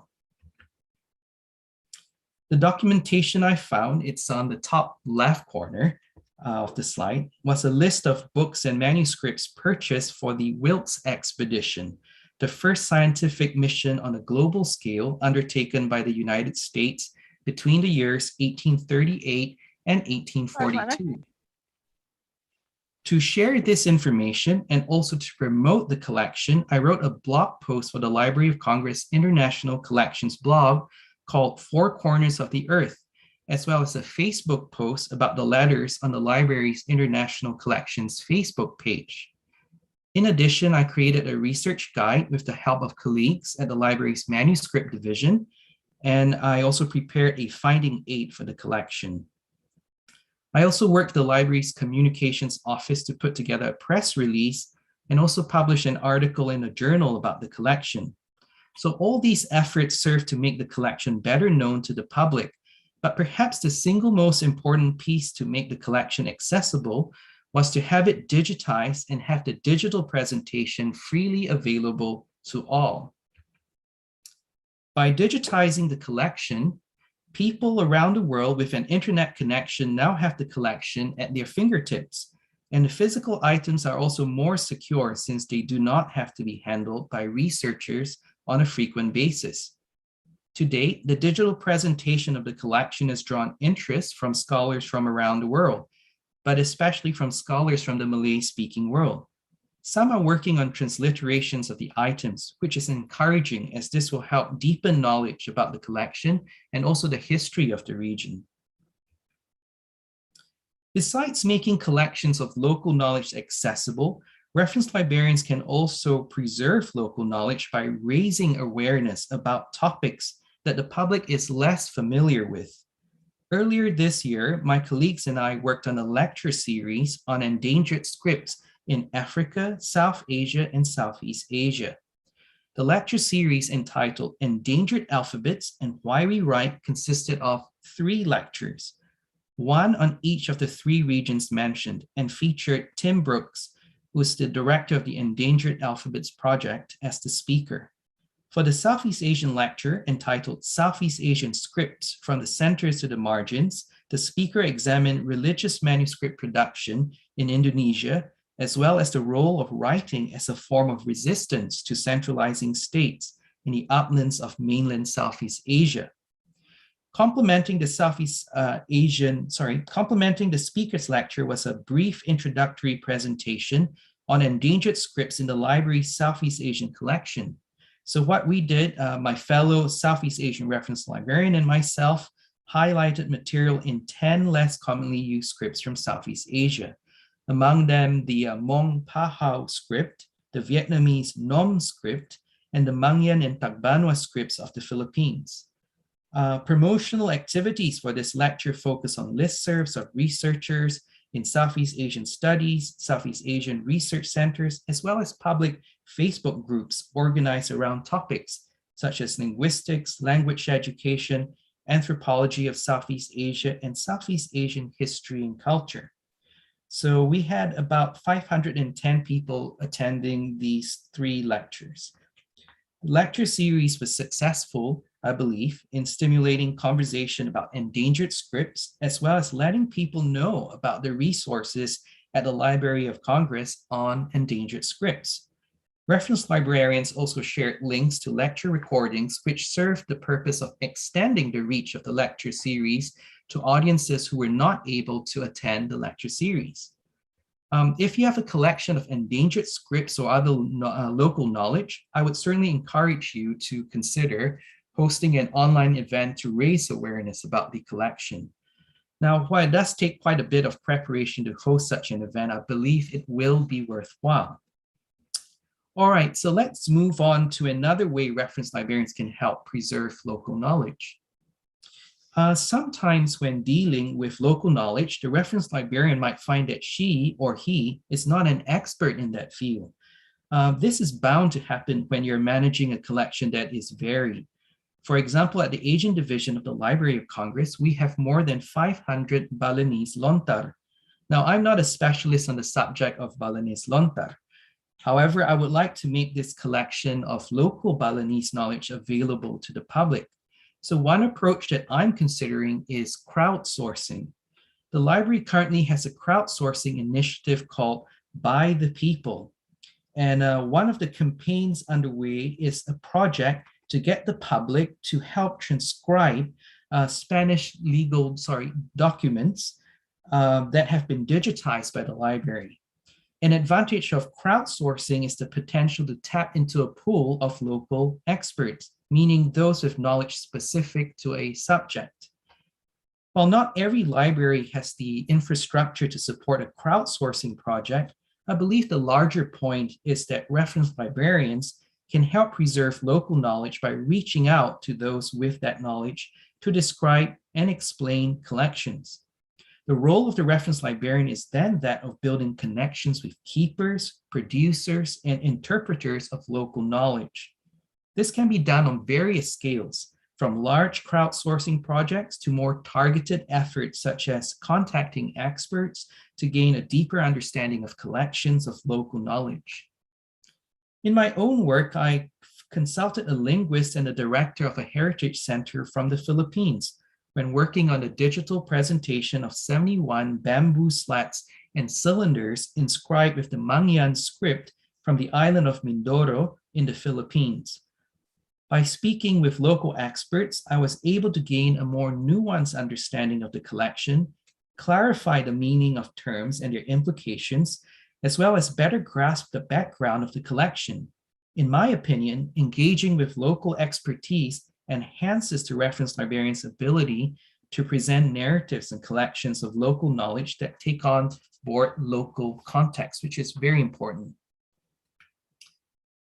Besides building connections with keepers, producers, and interpreters of local knowledge, reference librarians play a crucial role in connecting users to local knowledge. One way of doing so is to identify resources that are freely available online so that users can easily find them. At the Library of Congress, reference librarians work with an electronic resources coordinator to highlight various resources hosted by organizations or individuals outside the Library of Congress. And we do so in our e-resources online catalog. Examples of such external resources are a site on Balinese culture and language called Bahasa Bali, an archive of Buddhist texts called the Buddhist Digital Resource Center that was actually co-founded by a Library of Congress field office director called Gene Smith, and of course, the famous British Library's Endangered Archives program. Having a catalog that highlights such resources is a way to make users at your local institution aware of the many excellent resources out there on local knowledge. Reference librarians also play an important role in developing collections that focus on local knowledge. Collection development can take the shape of acquiring physical items, where reference librarians recommend particular publications or manuscripts for purchase, or from the receipt of donations. This has been a primary way of developing collections for many years, and the Library of Congress is no exception. At the Library of Congress, there are recommending officers who cover a variety of localities and topics from around the world, since the collections of the library encompass material on many subject areas. At the Asian Division of the Library of Congress, we have a group of librarians with international experience and can draw on these strengths to develop our collections. The Library of Congress also has 6 overseas offices around the world, one in Cairo, one in Nairobi, another in Rio de Janeiro, one in Islamabad, one in New Delhi, and one in Jakarta. As a Southeast Asian librarian, I rely on the expertise of my colleagues in the Jakarta field office and also the branch offices in places like Manila and Bangkok. The Southeast Asian offices of the Library of Congress provide deep local knowledge on the region.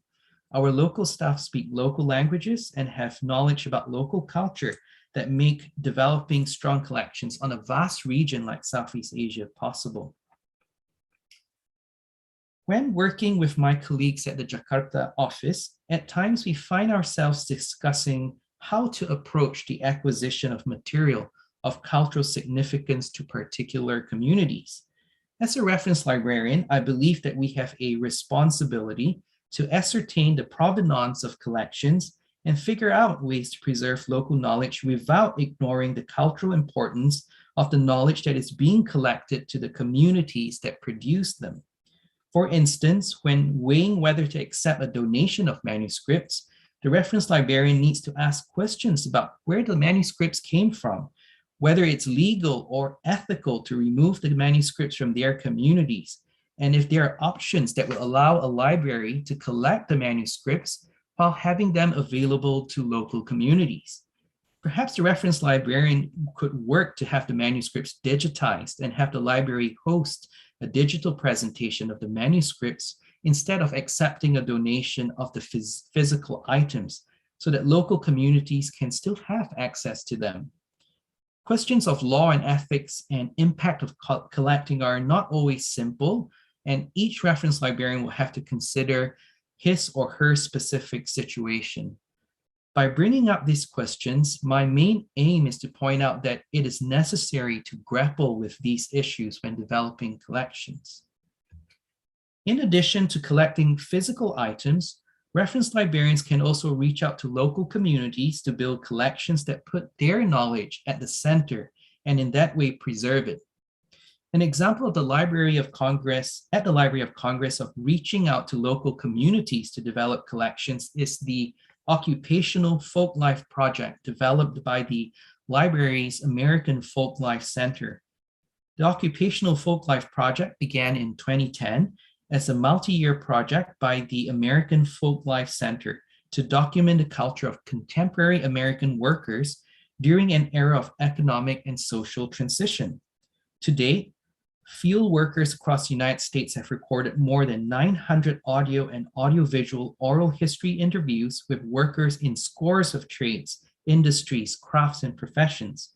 Some examples of these interviews are interviews with dairy farm workers in New York State's North Country and oral history interviews documenting the culture and traditions of iron workers in the US states of Illinois and Wisconsin. The completed interviews have been incorporated into the American Folklife Center archive in the Library of Congress. By actively reaching out to local communities and prioritizing their knowledge, these projects provide a home for local knowledge for present as well as future generations. Collaborations with researchers who have already collected material on local knowledge are another way to preserve local knowledge. Reference librarians can work with such individuals to curate a collection and have it held and presented at a library.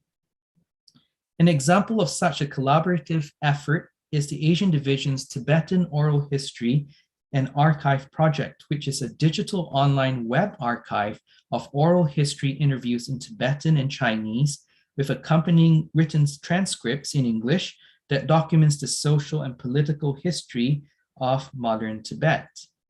I know we're running short on time here, so I won't say too much more about this Tibetan Oral History and Archive project, but you can check it out.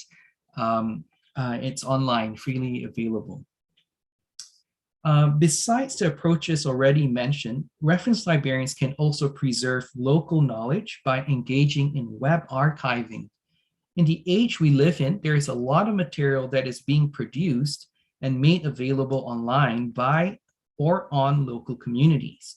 Web archiving is a means to preserve the knowledge generated by these communities, which in certain instances can be ephemeral due to censorship or individuals deciding to remove content. At the Library of Congress, Southeast Asian reference librarians work closely with staff at the Jakarta office, as well as other branches in Southeast Asia to develop web archives on various topics, such as elections and major events in the region like the royal cremation ceremony of King Bhumibol. We also work with colleagues in other divisions to web archive sites produced by or on local communities, such as sites found in the library's Zine Web Archive. The Zine Web Archive was created to supplement the physical zine collection that we have. In general, zines are self-published, self-created, self-distributed, and non-commercial. The independent nature of these publications allows for an unprecedented freedom of expression, and as such, these materials are incredibly valuable primary source materials. Collection priorities include zines by people of color, women, immigrants, and LGBTQ+ and transgender and gender non-conforming individuals and organizations. Subjects and perspectives which have been traditionally underrepresented in mainstream media and therefore libraries are also a high priority for collection. So in conclusion, today I've tried to get us thinking about a working definition for the term local, and have also suggested several ways reference librarians can help preserve local knowledge.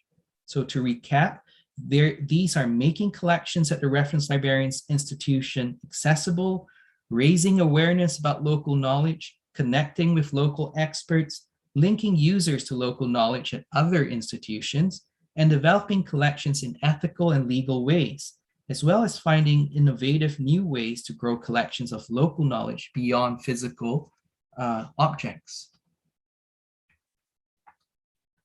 So to sum up,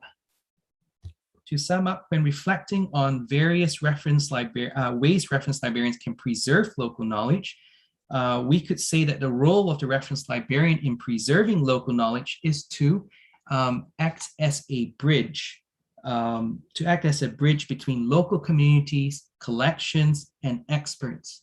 So I hope that some of the points I made today are relevant as you form your own opinions on the preservation of local knowledge. Thank you. Thank you, Joshua, for very clear explanation about local knowledge, how to librarians to preserve the local knowledge and raising awareness, connect with local experts and etc. Yeah, it's really very clear, and but I'm sure that our audience is very enthusiastic and I want to know more. So I will ask permission for open the question and answer session. But since I see, maybe we can invite it, our another speaker, Pak Agus and Bu Shamila, already here.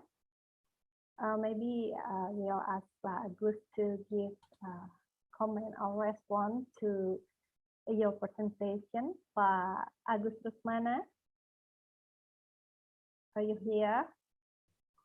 Yeah. Yeah, Pak Agus.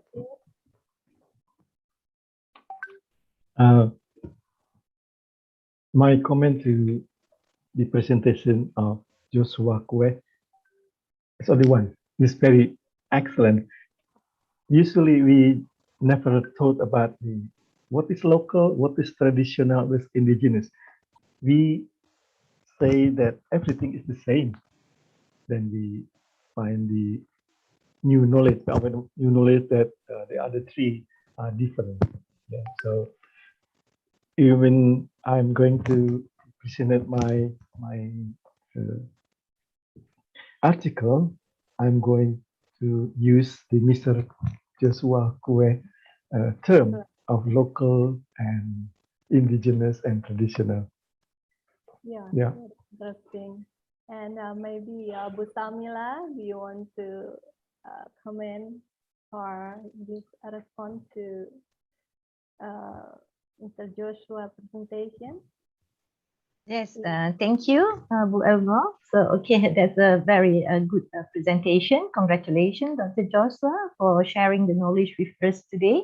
So, my concern is only about the ethic. As we know that the ethic, particularly, okay, we as a very the one who've been employed in the current organization, some of us know about the rules, do and don'ts. But however, because this is a very, like you said, that local content is very special to certain communities. So sometimes there are unwillingness to share, and then some of the other authorized party is very excited to get that kind of knowledge. So in terms of that, so can you just suggest what is the strategies in order to be a win-win situation from both parties? Thank you.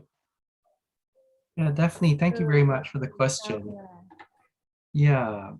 So yeah, definitely local context is very important. It's you know, you're correct. A lot of it has to do with building trust, building relationships, and sometimes it depends. If a reference librarian is, you know, has good relationships with a particular local community, there's some trust there. And you know, people can speak. Consent needs to be given. So one of the things we do at the Library of Congress is, and of course, this is a very American sort of context because there's a lot of concern about privacy and copyright and things of that sort, which sometimes don't translate very well, you know, when dealing with certain communities and so forth, because the scene is different. But what I would suggest as a strategy is to plug into the local community, build relationships with people. I can give you an example. We are currently working on a project to do with indigenous knowledge from Malaysian Borneo, actually, so the states of Sarawak and Sabah. And so we're working with some researchers, actually, and they're the ones who are building the relationships. They are the ones who are speaking to the local communities, and they're the ones collecting their stories. They are the ones explaining the relevance of collecting these oral histories and local and indigenous knowledge. So, you know, in terms of the strategy, I would say that, you know, there's no one size fits all, but it's about building trust and also respecting the way people handle their indigenous knowledge, respecting the way they want it presented as well. So oftentimes people go and extract something and they present it in a very different way than the local community would have in mind. It's important to show the relevance, first of all, of the collecting, and then also to respect that sort of the way that the material is presented. I think once that can be shown to local communities in a more limited way, then they will perhaps be more willing to open up and share more. Thank you, Bu Samila. Thank you, Joshua. And now we will open a Q&A session. Okay, we have questions from Pak Andri Yanto Zamawi. This is one of our lecture. As a reference librarian, what competencies should be possessed related to indigenous knowledge? Okay, please, so Joshua, you can answer Pak Andri Yanto question. So thank you for the question.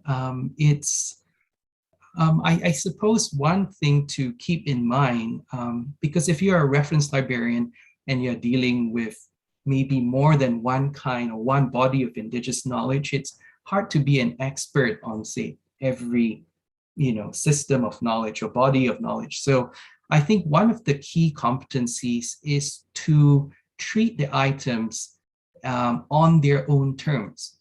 In other words, it's not easy to do because we all come with our own, value system, our own baggage when we look at, certain types of knowledge.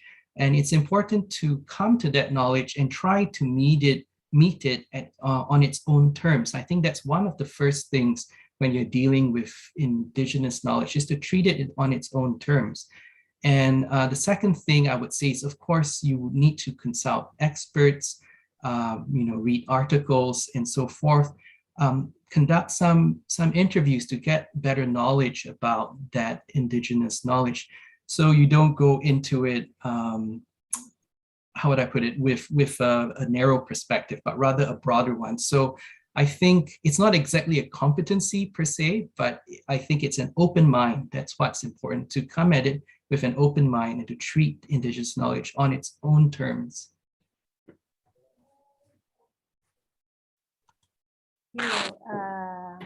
Joshua, for answering Pak Andrianto Zamawi. Pak Andrianto, is it clear enough, or you still curious? Please open your camera, or Pak Andrianto. Yeah, I think Pak Andrianto already have a good answer from Joshua.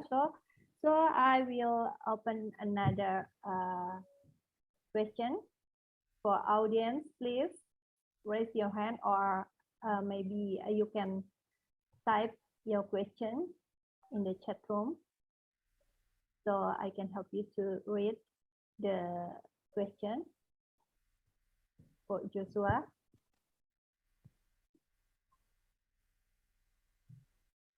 Yeah, maybe I can invite for Pak Kusnandar. Pak Kusnandar. Oh, excuse me, I have information from the committee that my microphone is not clear enough. Is it clear now? Yeah. Okay, thank you. We have a question from Satrio Rizky about the crowdsourcing from the communities and the society. Do we need to curate material uploaded by crowdsourcing so that its relevance can be accounted for? It depends on how you want to present the material. I would say that's crowdsourced. So one thing I would say is that, when crowdsourcing, of course, not everything that you get is authoritative. Not everything you get is accurate. So it's important to work with perhaps a group of people who are authorities in the field that can do some sort of quality control, if you will. But of course, if you have thousands and thousands of these, it is not possible, of course, to read every last one. It's kind of like, that's one of the dangers of crowdsourcing, I would say. It's kind of like Wikipedia, where you have a bunch of people who can add things to the entry. It is a great source of knowledge, but there are some dangers there. So maybe one way is to frame the information that has been received. Instead of presenting it as authoritative, one might say this was, source. Maybe you don't put the person's name, but this has been transcribed or translated by a person, and usually maybe you can give the background of the person, and then the user can be the judge of whether that is that is a transliteration or translation that is trustworthy. But yeah, it is complicated. I think that with a smaller body of knowledge, it's possible to do more quality control, if you will. But for thousands and thousands of documents, it's much harder. So these are perhaps some strategies. It's about framing that information, I think. Yeah, thank you, Joshua. Very getting interesting about your explanation, and also the audience. What about you, Pak? Mr. Rizky Samsudin. Yeah, we have another question. Joshua, you ready for another question? Excuse me. In this presentation, sorry. Yeah.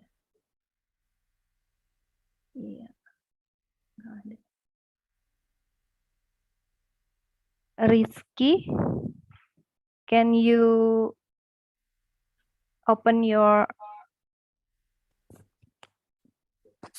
microphone, please?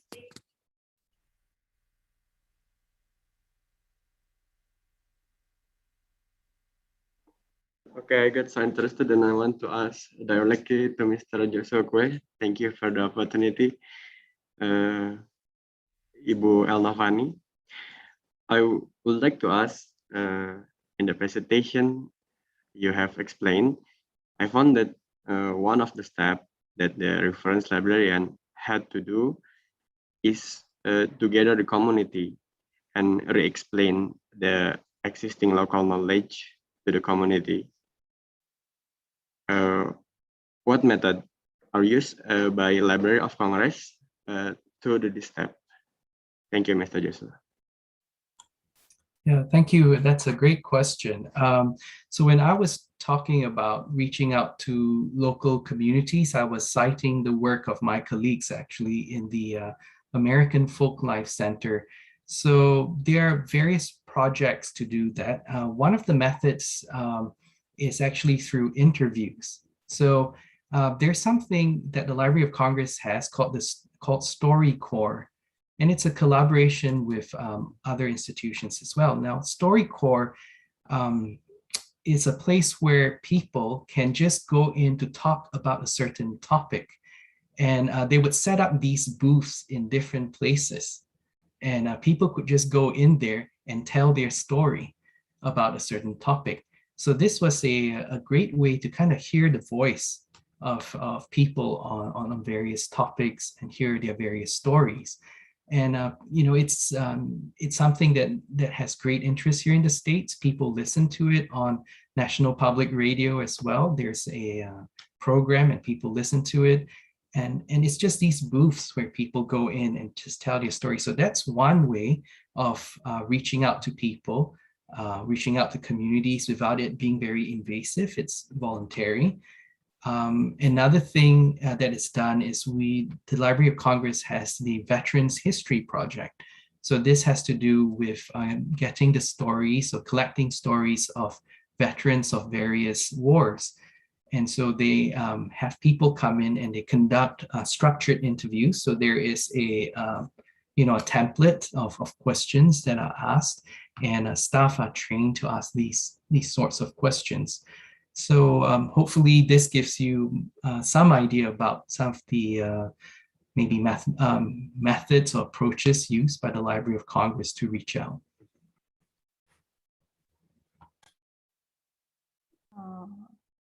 Thank you, Joshua, for your clearly explanation, and I hope Rizky will have enough explanation, or you still want to ask another question, Rizky?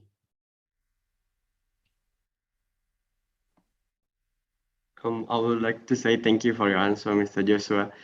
And I'm a student of the library program in University of Padjadjaran, and I will try this method to do what you have done. Thank you, Mr. Joshua. Thank you. Thank you, Joshua. So is there another response from another audience, please? Yeah, I will try to read this. And we have another question. Based on your experience during managing the local or indigenous knowledge apart from library and information science, what kind of expertise or science that required to be able to manage them. Okay. Joshua, can you Yes. answer this question, please? Well, it depends on, it depends on the type of management that might be required. So, yeah, definitely beyond library science. I do work with colleagues who have who work in digitization, of course, and also in conservation and preservation. So my colleagues are in conservation and preservation are, in frequent contact with me. If I'm, for example, managing a particular set of manuscripts, for example, I would need to rely on my colleagues in conservation to do an analysis of, of the material. And then they oftentimes would recommend ways to treat the material if treatment is needed. And then there's housing. So that's perhaps you could say a separate science. That's the treatment of actual physical objects. But of course, in terms of knowing material, understanding material, talking to linguists, of course, talking to historians, and talking to people who do literature. That's, librarians deal a lot with books, with the written words. So, oftentimes it tends to be linguists, historians, sometimes anthropologists as well. So various sciences. So on a recent project that I mentioned that I worked on to do with these bamboo cylinders and slats from the Philippines, I did consult a linguist, and I also talked to a director of a heritage center in the Philippines to be able to get a more nuance on certain terms used. Because sometimes you read certain books and the terms used might be outdated, or maybe that's not how the local community uses the term. So it's good to consult linguists, good to consult local heritage centers as well, so you get a sense of how the material is perceived. I'm not sure that that answers the question, but hopefully gets you along the way to one. Nandar asking about, do you have experience collaborate with other scientists with different discipline? I think it is also open opportunity for us to make collaboration in the future. Right, yes, Joshua? definitely. Yes, definitely. I'll be very interested in learning more. Yeah, our student also very interesting about this topic. Okay, thank you, Pak Kusnandar, for your comment question. And I think we have some comment that express appreciation for your presentation. Thank you. Thank you very much. So it is already more than 3 participants give a question. So I hope actually Joshua have to leave the event earlier. That's why Q&A come early before another speaker come. So Joshua have to leave the event, this event early to carry out other activities, right? This is midnight in USA. Yes, it is. Yeah, no, but it's a pleasure to be here. It is very honor for us that you give this presentation. So I hope this is the beginning, and we will also make another connection in another event, not only this one. So once again, I as a moderator for this session, give a very big appreciation for you. Thank you so much, and good night. Yes. Thank you very much. Thank you very much, everyone. We will continue to the next speaker. Thank you very much, Joshua. All the best. Okay, audience. We will Continue to the next speaker. Of course, this is the most beautiful speaker in this plenary session, Bu Shamila, Madam Samila, Ibu Samila Mohammed Suhidan, PhD. Yeah. Ibu Samila, are you ready? I will give you the floor. Ibu Samila, please come to the stage. Thank you. Thank you so much, Ibu Ernovani. Okay, can you hear me? Yes, very clear. Okay, then thank you so much. Okay. Assalamualaikum warahmatullahi wabarakatuh and salam sejahtera. First of all, I would like to say thank you to Allah for getting together us today, and then especially to the University Padjadjaran and dedicated to the faculties of communication science from the departments of the library science. Okay, so for inviting me today and then to do the knowledge sharing with all of you.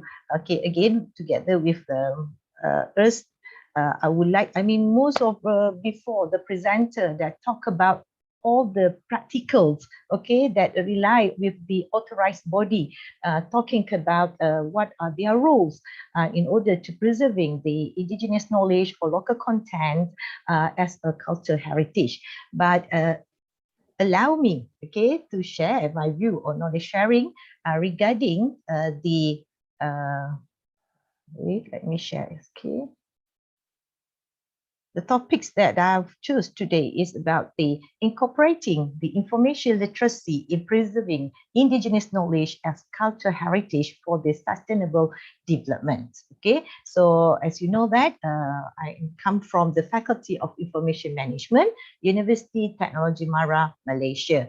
So recently, my interest is related with this study. So thank you for you all to invited me to talk about some things that that I have a passion, okay, about the indigenous knowledge. Okay, so this is the presentation outline for today. I'm talking about the introduction, and then I've started with the indigenous, the definition of the indigenous people, indigenous knowledge. Like I said that because I am from the academician, so normally we will talk about the theories, models, and concepts of indigenous knowledge, and then what are the roles of information professionals and recommendation and also conclusion. So for the introduction is that, let me share with you the view of the SDG. I think all of us know about the SDG. Okay, the SDG is about the Sustainable Development Goals, yeah, that come out from the UNESCO, that come out with the to achieve it by the 2030 agenda. So one of it that I would like to choose to pick up is about our topic today, is about the cultural heritage, yeah, because cultural heritage plays as a marginal role, okay, for the SDG. Okay, specifically, if we focus as SDG 11, that about the sustainable cities and communities, which is related with our topic today, meaning that the needs of making this community inclusive, safe, and to be sustained in order to protect and preserve the world cultural and natural heritage. Okay, and another definition by the new urban agenda, they're saying that cultural heritage as an important factor, okay, even though for the urban sustainable development. Therefore, the cultural heritage is actually is concept to support the SDG, okay, is as the basic of the fundamental of the three dimension, which is environmental, economic, and social. So let us more focus about the cultural heritage, whereby, as I said, that is also can be used as one concept to be considered to promote and implement the sustainable consumption and the production pattern to the communities. So cultural heritage also can be considered to connect it with other SDG dimension. So therefore, the role of the cultural heritage development is to ensure, okay, this at the same time to satisfy the present generation needs without compromising the possible future generation to achieve it.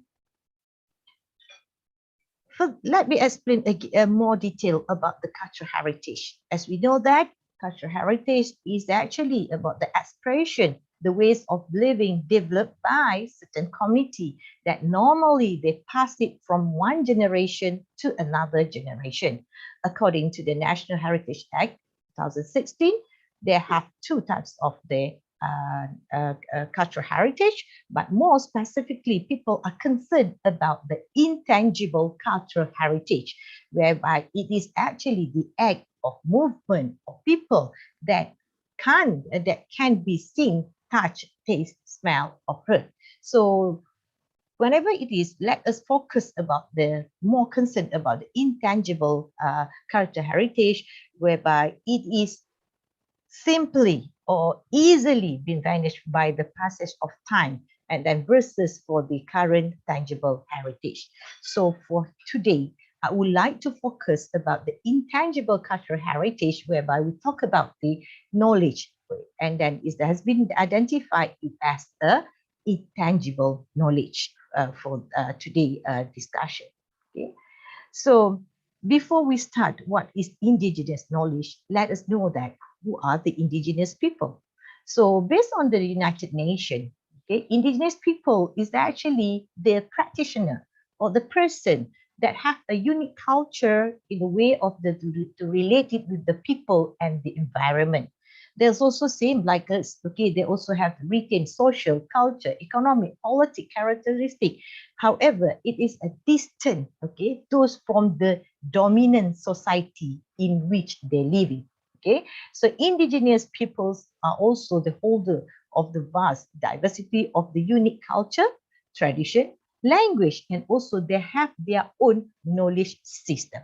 Okay, so about 476 million indigenous people living in most of the 90 countries across the world. Okay, so which is accumulated to the 6.2% of the global population, and then more than 86% of these indigenous people are work, okay, based on the informal economy, and then 47% of all indigenous people is employment without having an formal education. So this is from the statistic that I got from the International Labour Organization.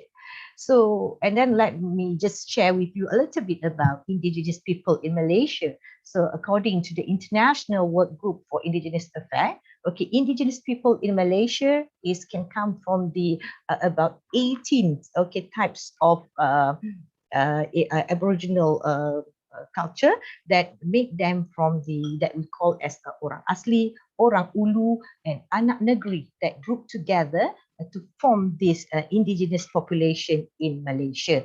So there are been we have a special jabatan, or the authorized organization that handling this indigenous people that called the Jabatan Kemajuan Orang Asli Malaysia. So as I said that this is the percentage statistics of the indigenous in Malaysia, 38.8% from the 31,667 million Malaysian population are indigenous people. And that is formed, like I said, that from the Orang Asli, whereby they have like 18 subgroup, okay, of the Orang Asli, and then some of them is come from the Peninsular Malaysia, and the rest is also come from the Sarawak and Sabah. Okay.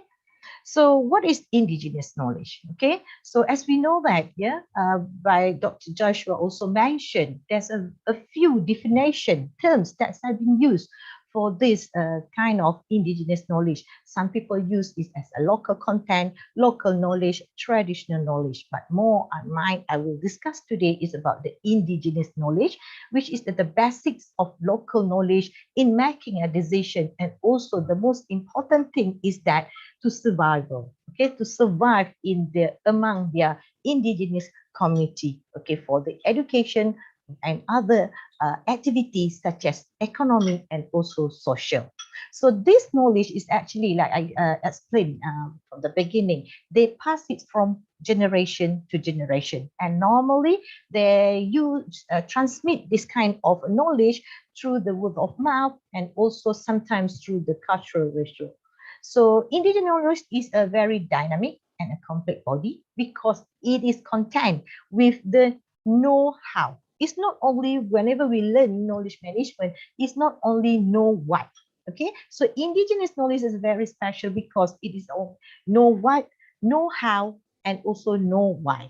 So that's why the very importance that we would like to study, to know better, and to show interest about this indigenous knowledge. Okay, indigenous know-how and neighborhood culture value in terms of techniques of development of the key resources, okay, that can improve the poverty, innovation, enhance competitiveness, and will create the wealth, okay, among the indigenous community. So other than that, okay, we know that this indigenous knowledge is actually, most of it is in the tacit knowledge. Okay, what is tacit knowledge? Is everything in people's mind among the indigenous community, and it is internalized, okay, in that person. So therefore, it is not easily codified or written down. That's why I'm asking about Dr. Joshua to share that the strategy, because this is some things that in people's mind, okay, among the indigenous communities, actually they have a very good knowledge about certain things, certain area, but it is still remain undocumented. Okay, so it's keep reside in that person's mind.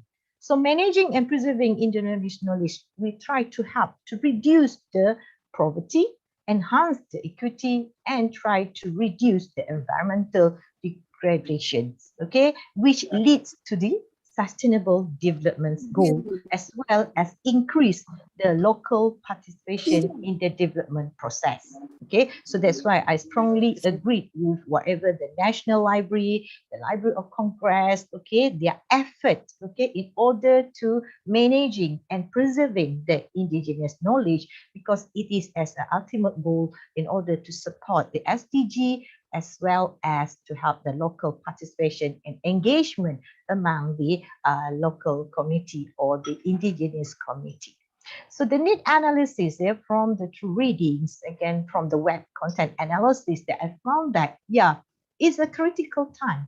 Why? Because if you can see that there is extinctions, okay, because a language also is a part of the exclusive knowledge, yeah, there's a losing about that 19% because they are using only a single language. So what will happen if they not preserve this kind of language, okay? Because most of the 75% of the medical plants users are known in only for one language, okay? Other than that, is about there from the South Africa, from the Meals and Guardians newsletter, they said that, yeah, indigenous knowledge can make a broader objective.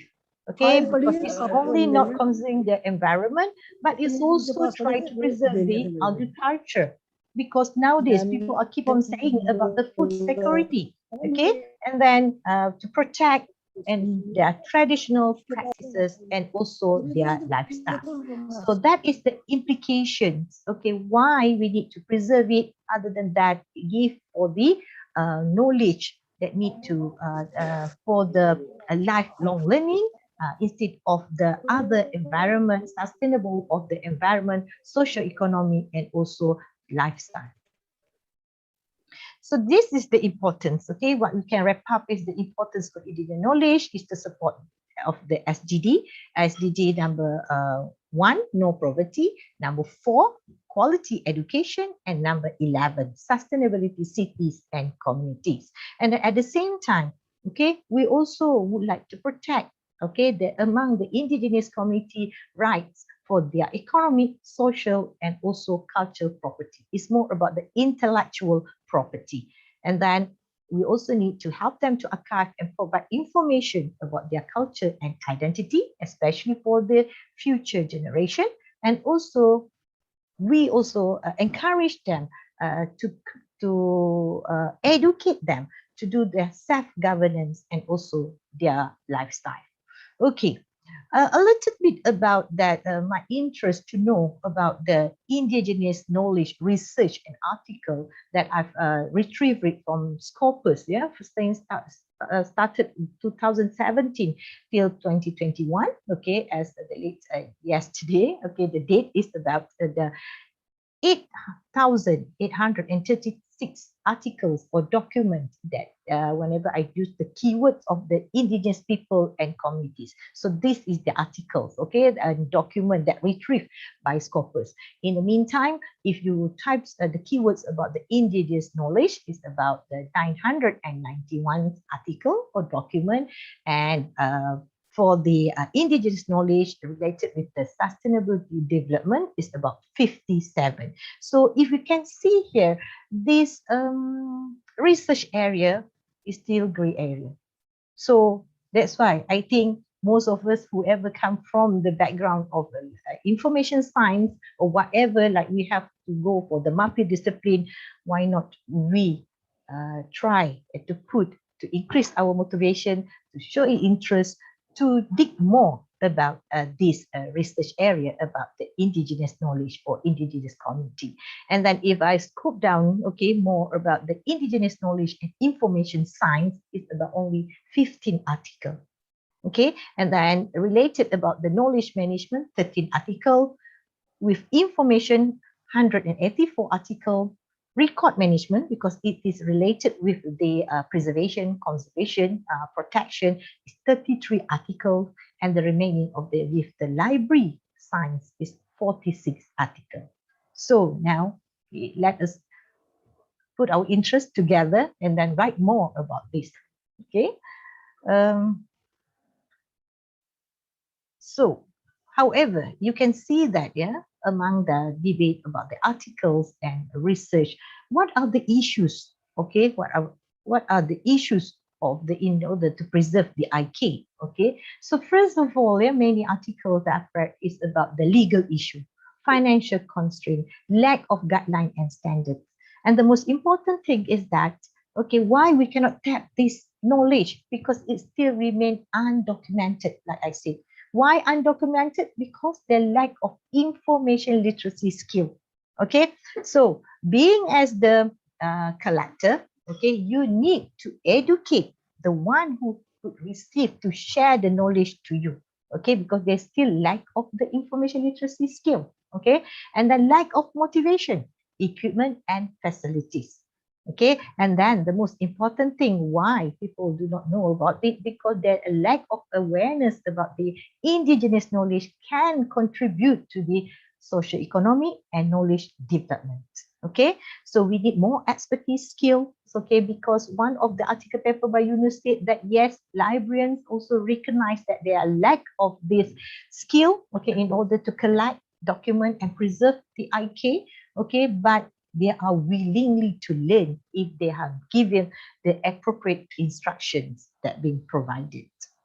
Okay, so most of the theories, okay, that models that related that I would like to discuss about the knowledge management, yeah, it is actually we need to manage the knowledge, okay, because it is hard. Like I said, that knowledge management can be divided into three: tacit knowledge, implicit knowledge and explicit knowledge. Okay, how we would like to transfer the tacit knowledge from the indigenous people, okay, by using the implicit knowledge, and then later on we have to document it using the explicit knowledge. So that is the issue now. Yeah, so it is the process, okay, of the organizing and leveraging the knowledge that be embedded, okay, through the experience, competency, talents, idea, practice, skill, okay, in adding to the document and the codified sources. So that can be categorized as knowledge management. Okay, so few, okay, I can see that the process flow in order to transmit the knowledge management is by using the sociology of KN. Okay, so we need to, we as I think as academician, as a researcher, as information professional that working from the institute, trusted information is either from the libraries, museum or archive. So we need to create this knowledge. Okay, we need to work together with the indigenous community to do the knowledge production. to do the knowledge creation. Then we need to do the encode and decode, okay, how to store it, and then need to do the knowledge repositories, and also this is that what can use for decision making, and also sometimes to reduce uncertainty. Okay, so again, back to the DIKW, Russell, of course, saying that, okay, this is the good things. Even though you collect a lot of data, you process it, become in the information, but if you don't understand the information, it cannot become a knowledge, and that can be applied wisdom in your daily life. Okay, so Seshi model based on the Nonaka and Takeuchi.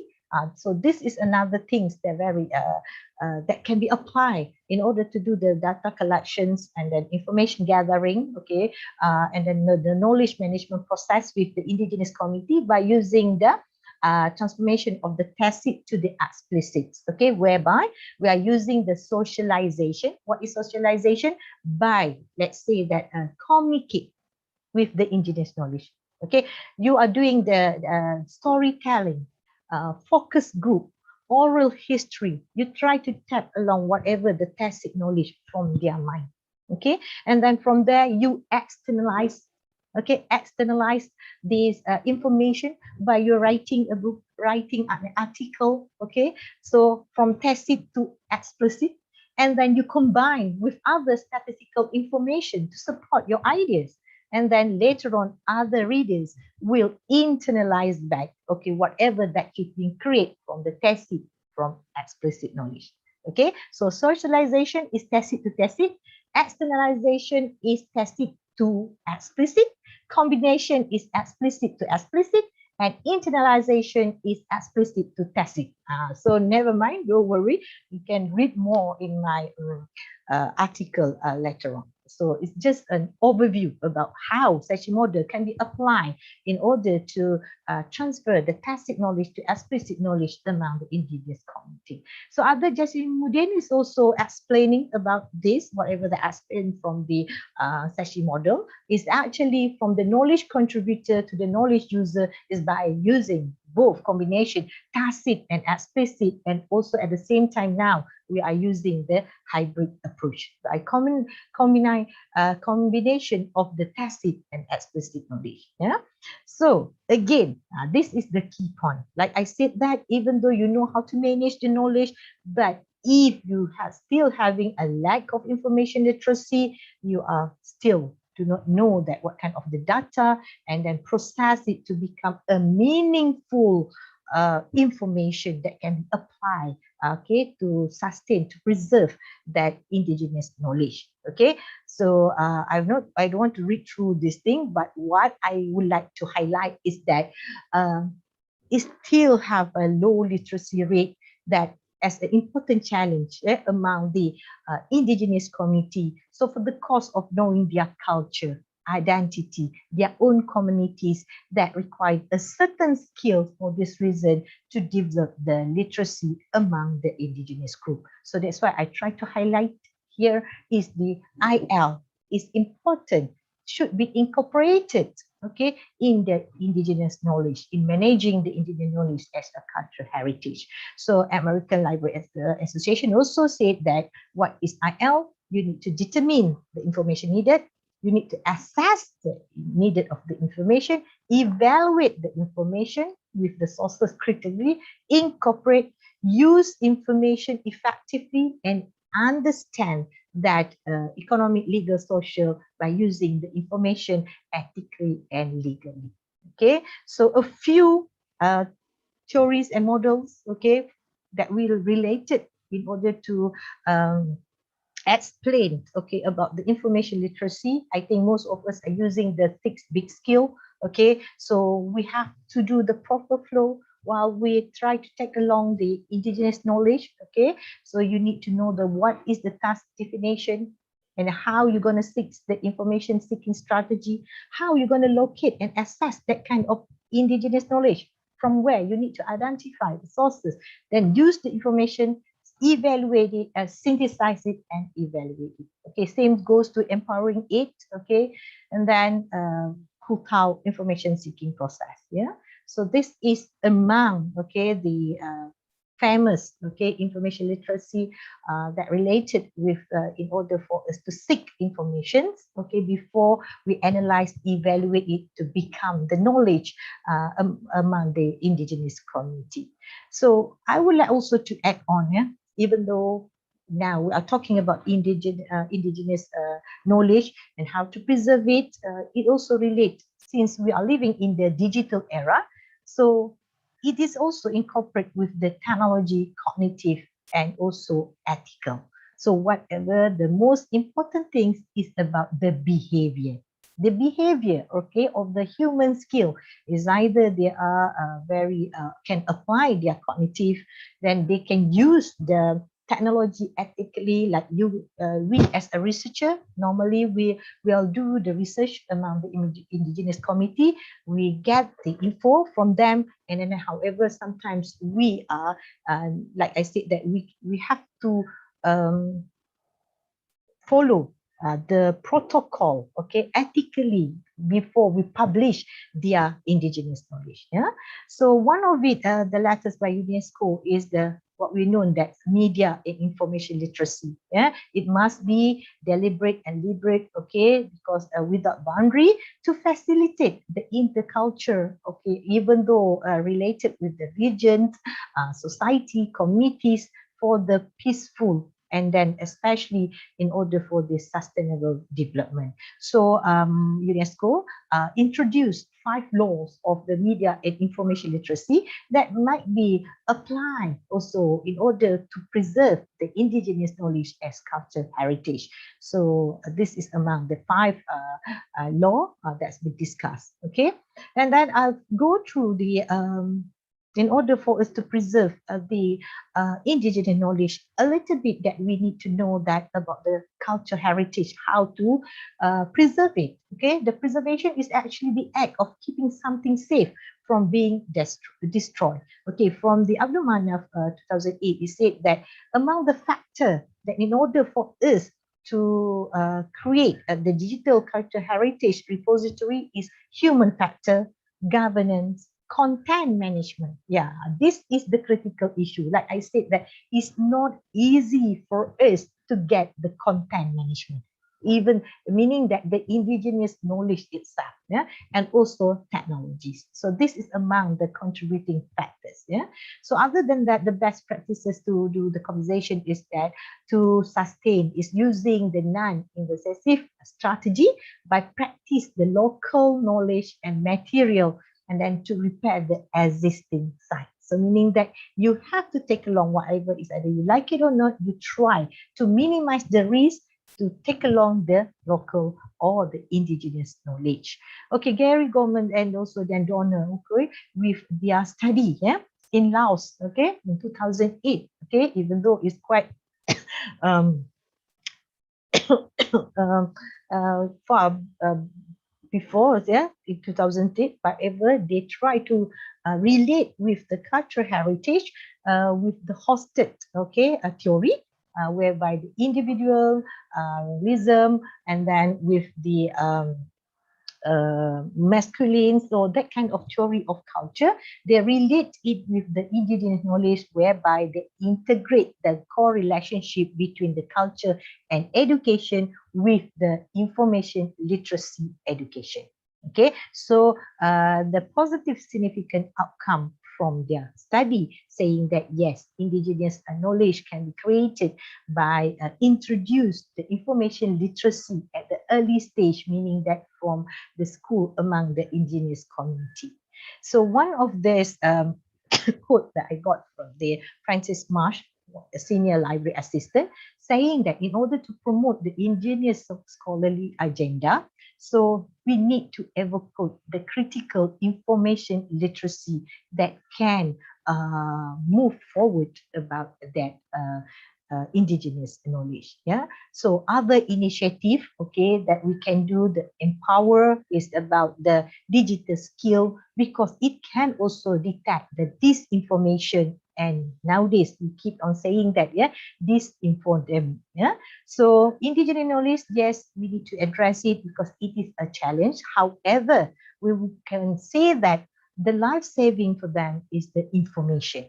Okay, you need to provide the accurate, the related information. At the same time, like Joshua said, that we have to build the trust and good relationship with indigenous community. Okay, so that kind of information literacy is a part of the educational practices that have give a significant impact, okay, to preserve and maintain the indigenous culture, reduce the illiteracy and then school dropout, therefore can enhance learning, protect the environment, and also promote the well-being.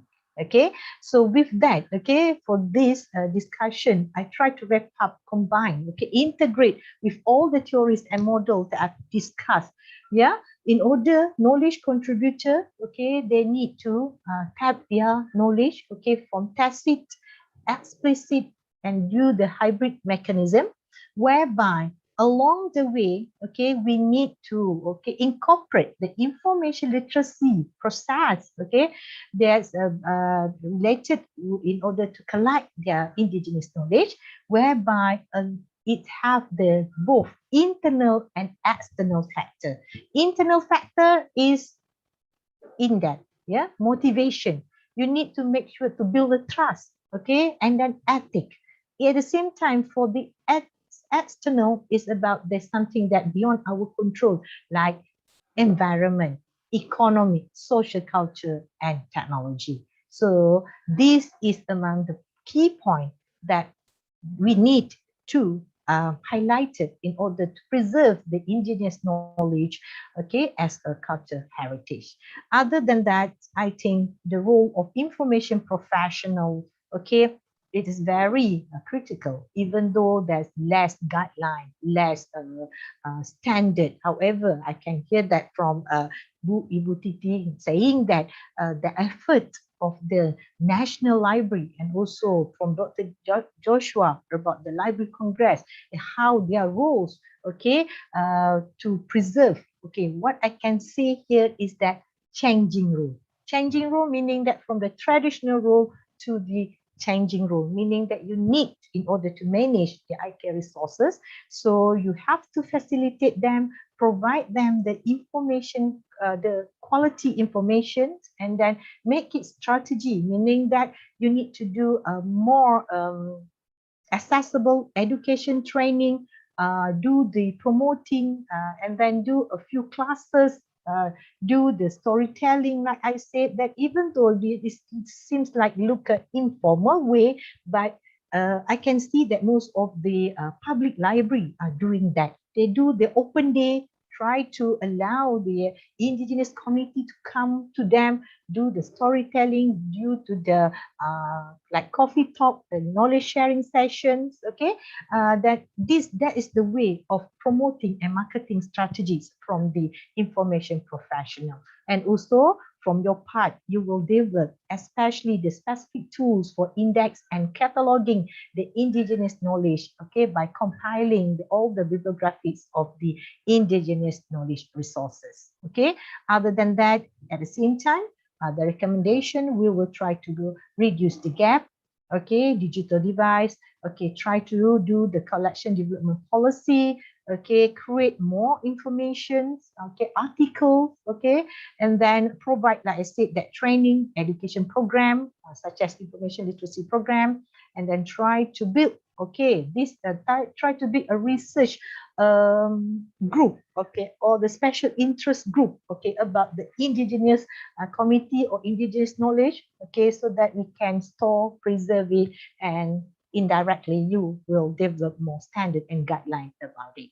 So in conclusions, okay, what I can say today that, yeah, I will say that information literacy is one of the major prerequisites to sustain the indigenous knowledge, okay, because it can, for the cultural heritage, because most of the individual, even though it's either indigenous community or not, they are depend on information, even though us, we depend a lot of information in order to survive in this daily life. And then I will say that information professionals play the important role to bringing the gap, okay, and then to create the awareness, the availability of the information, and then important skill to evaluate and disseminate the information. Is either true for the printed or non-printed material. So before I conclude, I will say that IL is important, okay, in order to sustain their socio-economic and also knowledge development, and at the same time will improve their lifestyle. Okay, so one of the quote that I picked from the Dr. Yona Salati is that indigenous knowledge need to be protected because using IK, we can create our dreams and future. With that, thank you. Assalamualaikum. Waalaikumsalam, Ibu Shamila.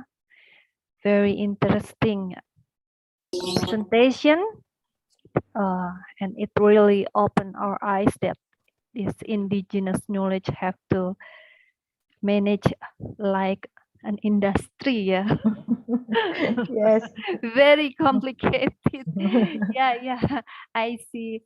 Okay, but for the audience starting asking, give a question to your presentation, but Q&A will go after the last presentation from our next speaker, Bapak Dr. Agus Rusmana, the presenter from host country. Okay, so allow me to welcome to our last speaker before we move to Q&A. So Pak Agus Rusmana, please come to the stage. The floor is yours. Thank you. Assalamualaikum warahmatullahi wabarakatuh. Is my voice clear enough? Hear me?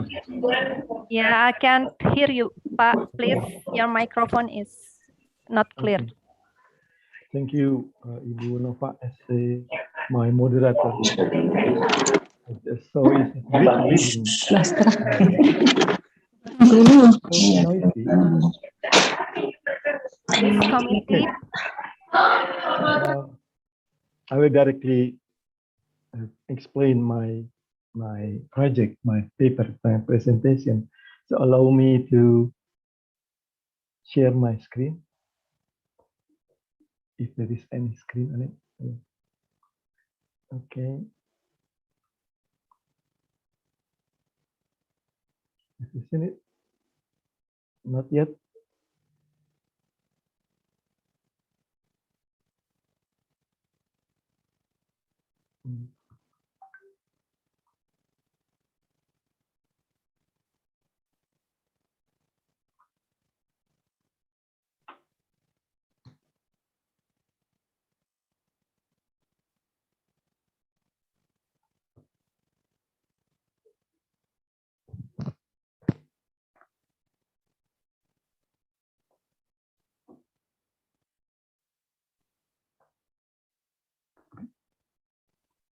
Kenapa nggak bisa?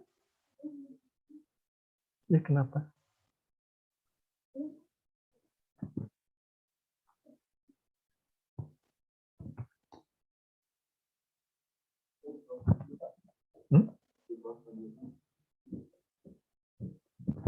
Ini muncul, tapi nggak ada itu.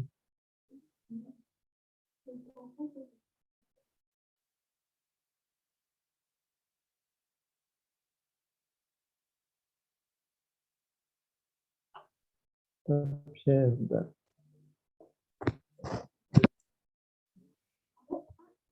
Ini udah beda nih. Udah rasa diedit, dibuang, atau nanti dibuang aja sama. Kenapa tiba-tiba ya?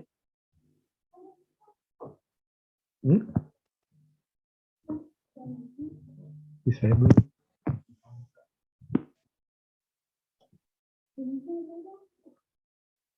Oh, that's the network problem, okay?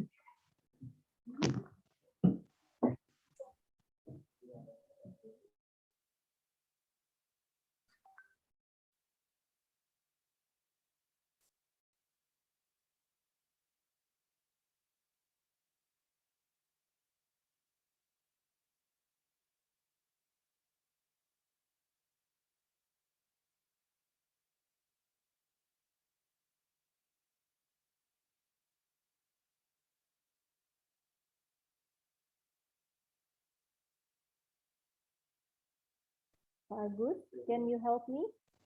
Is any trouble? Oh, Pak Agus, I think the signal is not good enough. Please the committee to help Pak Agus for his presentation.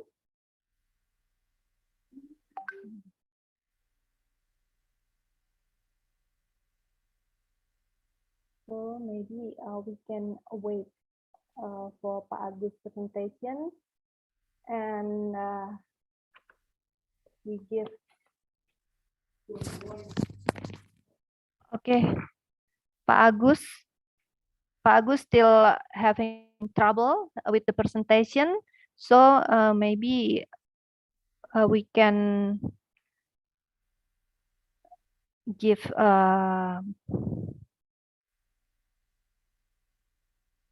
Q&A session to Bu Samila. Bu Samila, are you ready for Q&A? Yes. Okay. So while we're waiting for Pak Agus presentation, we have a question from Pak Nurmaya Prahatmaja. He's one of our lecturer in our department. Yeah, he says appreciation for you. Thank you for the nice presentation, Dr. Samila, concerning the IKNS management and preservation effort. I would ask your opinion, what is the best strategy should we do as scientists or as a librarian documentalist to contribute in the preservation of IKS in the context of GLAMS? Yeah. Please, Ibu Samila. Okay, thank you. Thank you for the question from the Nomaya Prahatmaja. Okay, thank you for the question. Yes, I think as we know that information professional is actually come from a different trusted institution of information. We have gallery, we have libraries, we have archive, and also we have museum. Each of us sometimes we have a different types of role. Okay, so you know, as a curator, as a librarian, so whatever it is, the basic things that you do is try to preserve that kind of information and knowledge, okay, but in a different way. So being a library, I think most about the collection development. So I really hope that instead of you, once you take that kind of the informations, you need to know to do that, like I said, that to do the indexing, cataloging, and then make sure that the accessibility of the information. Because nowadays, being as a librarian, we're not only focusing being that in the building or doing that behind the scene. So nowadays you have to come forward. You have to use this kind of nowadays digital devices and also using the social media platform. Try to make the kind of things that you found from the indigenous people after you've gone through the ethical or protocol process. You can might be share it with the public. So because it also help. Maybe I can share with you all like the herbs or the medicines from the indigenous people. That is very valuable things for information, I think. So that is another part of being as a librarian. Instead of the gallery or instead of the museum, maybe they are more focusing about the document, the artifact, the real things, okay, that you try to preserve and then try to display and then promote it to show it to the people. So this is how the materials that they maybe they do not know seen before. So the kind of things that maybe we can do the knowledge sharing to the public. Okay, so other than that, you said that any other than that, maybe that like I said, that we can do the storytelling, digital storytelling with them. You maybe do nowadays, most of us are doing the webinar. So maybe you will invite one speakers, okay, from the indigenous peoples or community, try to do the open forum or the storytellings, maybe not too burdened like the very serious topic. Yeah, maybe that is something that what their lifestyle that look like. So maybe their food, their traditional custom, so their clothing, so that kind of things also can you can promote their information and knowledge to the public. Thank you. Thank you, Bu Samila. And now we also have another question, but I will asking Pak Nurmaya to give response to Bu Samila explanation. Mas Nurmaya? Nova. Yeah. Come on, Yeah. Mas Nurmaya. Okay. Yeah. Thank you, Bu Samila, for your nice presentation, of course, also for the complete explanation about how we can preserve the indigenous knowledge and system. But actually, you only answer one point about how the role of the librarian. But I will ask you about how the role of the other profession, such as we know about documentalists, library, archivists, and etc. Because on your presentation, you explained to us about the role of indigenous knowledge and system. They need the contribution of the record management, knowledge management, also indigenous knowledge. So could you please explain me more about the role of other profession, such as archivists, documentalists, and also maybe anthropologists? Thank you, Ibu Samila. Okay, thank you for the question. Yes, because it's actually that's why I'm using the information professional, because the times is very limited. But I would like to share with you. Yes, it's true. Like we said that whenever we try to preserve the indigenous knowledge, it's not only for one certain. What I can say that was certain professional that can do that. It's actually from a multi-discipline. But when we are talking about the knowledge, informations, and the library science, we actually come from the same under the information science. Yeah. So being as a curator, like I said, that how to gonna preserve it is more involved with the doing the related with the taking out the specimen, for example, in order how to preserve the document, you need a certain criteria like the chemical things, am I right? So in order that relate with the archaeologists and anthropologists, because it is like a field work. Okay, when it, with a specific specimen that you found in order to dig more about that materials. Okay, so that's part of the curator. Other than that, if you are talking about the that working in the galleries, so for sure you would like to preserve the certain material in your own I think with the certain elements that will involve with the ethic. Okay, because whenever you talk about the specimen, you have to go through with the specific protocol and ethics. It's not easy, okay, to take, especially from the indigenous community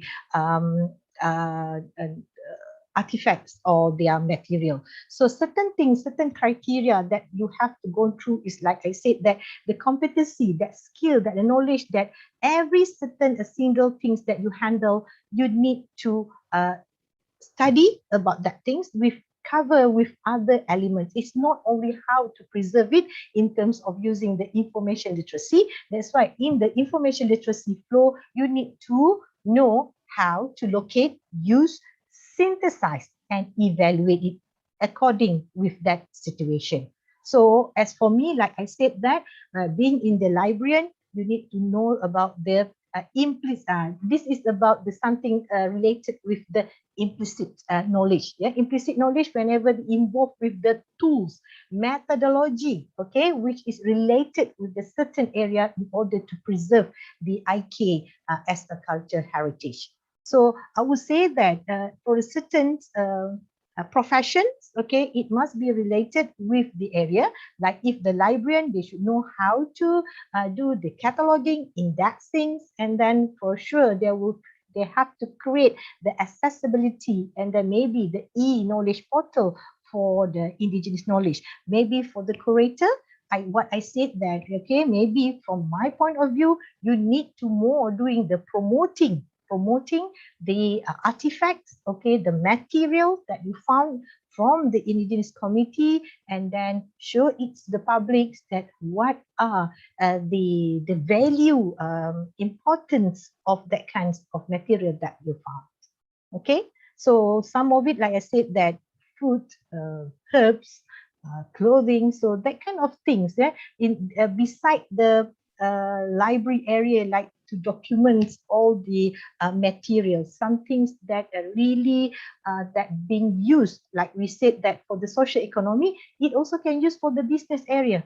Okay, once you get the receipt from the indigenous community, they would like to willingly to share with you the idea for the innovation and also for the commercial or the product commercialization. Thank you. Oke, Mas Nurmaya. Yeah, thank you, Bu Samila. Last comment, Ibu Nova. Can I give a last comment? Yeah, of course. Yeah, that's a nice explanation, Ibu Samila. But we know that when we talk about the indigenous knowledge, we also not forget about the institution. So I mean, we talk about indigenous knowledge. So you concern on the information professional, but we should not forget also about the system, because the main course of the IK studies is also about the indigenous people. So I mean that as a system, people of indigenous knowledge have institution, have norm, and we should not forget. And not only talking about the business or the, let's say, documentation, but concern about the people. Yes. Thank you, Ibu Samila, also Ibu Nova. Yeah, Yes. thank you, Pak Nurmaya, for very enthusiastic feedback, yeah, for Ibu Samila presentation. We also say thank you to Susanti Agustina and Pak Suwardi for the appreciation to our speaker. And come Ibu Wina in chat room is the head of Library Central of Universitas Padjadjaran. She give a question. Also, it's clear that the position of librarian in indigenous knowledge study is in the very main realm of information literacy, not for making film document or other products that are usually done by a visual anthropologists or archaeologists. Thank you. Yeah. Do you agree, Ibu Samila, with Bu Wina comment? Yes, Yeah, for sure. okay. Yeah, I will agree with And the yeah, thank you. We still have one question from Ibu Ninis. Ibu Ninis Agustini. Ibu Ninis. Okay. Yeah, Ibu Yeah, Nova. Ibu Ninis. Thank you. Yeah. Ibu Dr. Ninis Agustini Damayani, our senior lecturer in our department. Please, Ibu Ninis. Okay, thank you very much, Ibu Nova. Ibu Syamila, I have a question for you. One question. I would like to ask for your opinion about the importance of preserving local wisdom or indigenous knowledge for nowadays life or for our 5.0 society. Do you think is it still important that we have to preserve local wisdom or indigenous knowledge? Thank you very much. Okay, thank you, Dr. Ibu Ninis. Okay, a very a good question. Okay, so what I can say that, yeah, for the education 5.0, so and also we need to sustain, okay, the indigenous knowledge for the prosperity of the society. So I will say that because without this, we do not know for the future generation, whereby we should take along whatever that value for the nowadays for the future generation. So that's why I said that it is important thing to preserve the indigenous knowledge for the future generation. Thank you.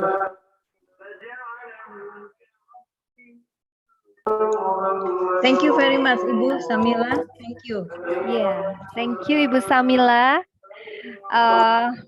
I know it's already a lot of questions, but we still have one our student from bachelor student Reza Ardian.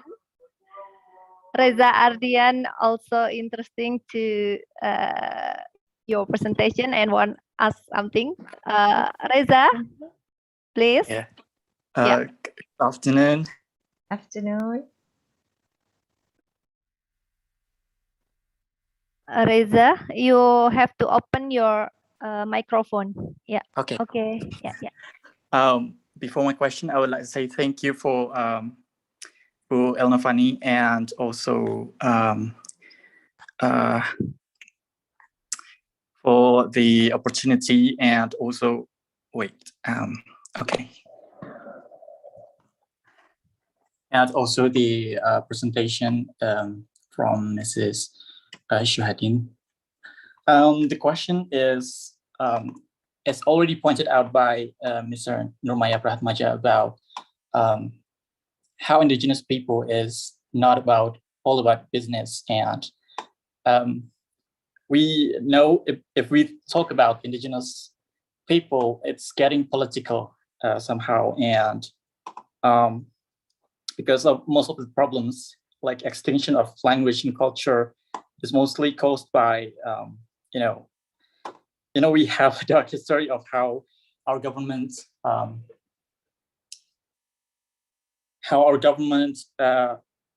treat indigenous people. So the question is, do you think that we as researchers and librarians should stop being neutral and push more just policy for indigenous people? And if that's yes, then how can we help with that? Thank you. Okay, thank you, Reza. How are you today? I'm good. Thank you. Okay, then. Yeah, thank you for the question. It's not easy for most of the students would like to come forward to ask a question. So it's a good thing, okay? Thank you for asking the question. So it's true, like the person's, is it Maya, is it before? The question is not about the business making, commercialized product, but please correct me if I'm wrong. I'm not saying that we are using this IK is for the benefit for us, but it's come back to the indigenous knowledge people. So we have to promote, we have to tell them, we need to create the awareness that this indigenous knowledge is so important in order to sustain their lifestyle, their socio-economic, and also for the knowledge management. That's why in my presentation, I try to highlight that to incorporate this information literacy. Why it is important? Because it should start earlier to create their awareness in order for them to take along, to preserve their heritage, okay, for the future generation. So in order for that, same goes to whatever Dr. Joshua said, that we cannot like doing this like in one parties, that it need to collaborate from both parties. As I said, that being as a knowledge contributor and another party is from the knowledge user. So these two parties need to take along, okay? They have to cooperate, they have to collaborate to make this indigenous knowledge being preserved. Okay, it cannot work in silo, or it cannot work only from one party. Okay, so that's why I said that we need to be more open-minded. We need to put trust, create awareness. Okay, and then work together with the indigenous people. Why? Because their knowledge is so important actually to preserve for their future generation, at the same time, okay, for improve their socio-economy. That's why one of from the papers that I recited before is that because they didn't know that this IK is actually for the knowledge development and also to boost their socio-economic. So agree, because the recent one that I've from my study, from my research grant, is that I have to study about the why there's a dropout from school. Okay, because why is that? Because of they know that they already inherited from their great grandfather, great grandmother, the knowledge that how they're gonna survive in life. But at the same time, we try to incorporate the normal education that can help them to improve. Okay, like I said, that in order to increase their prosperity in their life. Okay, Reza? Thank you, Mrs. Shuhidan. This is a very interesting topic about indigenous culture. It's true. language. I also did. Can I add on? Yeah. But during the one, that's why I said that there's an internal and external forces. Internal is the community itself, their motivation, their belief, and their ethic. But the external factor that, like you mentioned, because of the political, because of the economic, environment, and the social, that is something beyond our control. But we should work together in order to improve the situation. Thank you. Thank you, Reza. Thank you, Bu Samila. Very interesting discussion. And I still have another question for Ibu Syamila. That you, if you don't mind. Okay. We still have from Evi Nursanti Rukmana. Hello, Ibu Samila. I want to ask Ibu Samila, based on your experience, do you have a particular method or procedure to document or to collect indigenous knowledge? Okay, thank you for the question. Maybe this is for the audience. I will tell this is the last question for Ibu Samila, please. But it's okay. Today, my day is with University Padjadjaran in Indonesia now. Okay, that's a good question. Yeah. To be honest with you, normally whenever we are doing a research study area that is a gray area, like I said, that not many people explore the area yet. So we need to do the interview or oral history. But if you ask me personally, it's not easy to get in touch with indigenous people because they're also hardly to open. Okay, but slowly. Okay, so for me personally, I will say that we do the focus group. Because why focus group? Because they will staying together with a numbers of people and together with their traditional leaders. So focus group is one of the open discussion. You try to collect the data from them. Now, not one-to-one. Sometimes, yeah, some of them might okay, but in the beginning, this is the most appropriate that saying that we are doing the focus group, okay, or the group discussion. Thank you.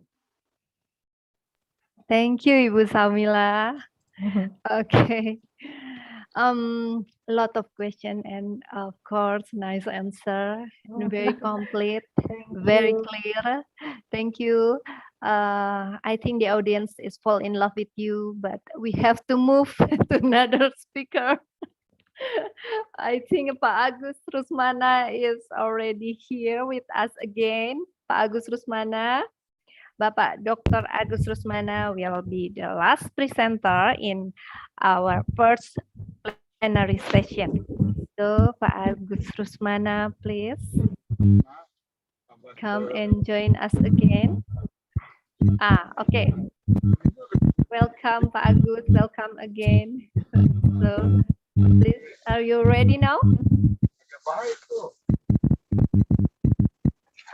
We can't hear your voice.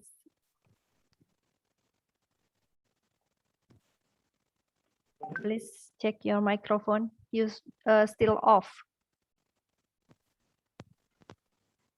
Try not to. I just use the laptop. Can you hear me? Yeah, it's clear. Please, Pak Agus. The screen is yours. I'm sorry for problem. I don't know why, but it just suddenly my expensive laptop didn't work. So I had to borrow the committee's laptop, and I'm not very familiar with this. So I tried to present my material, and hopefully it will going on good. Allow me to share the screen.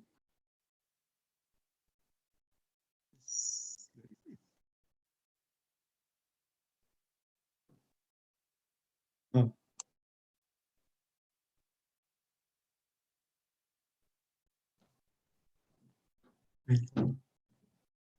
Share screen. Belum share screennya mana?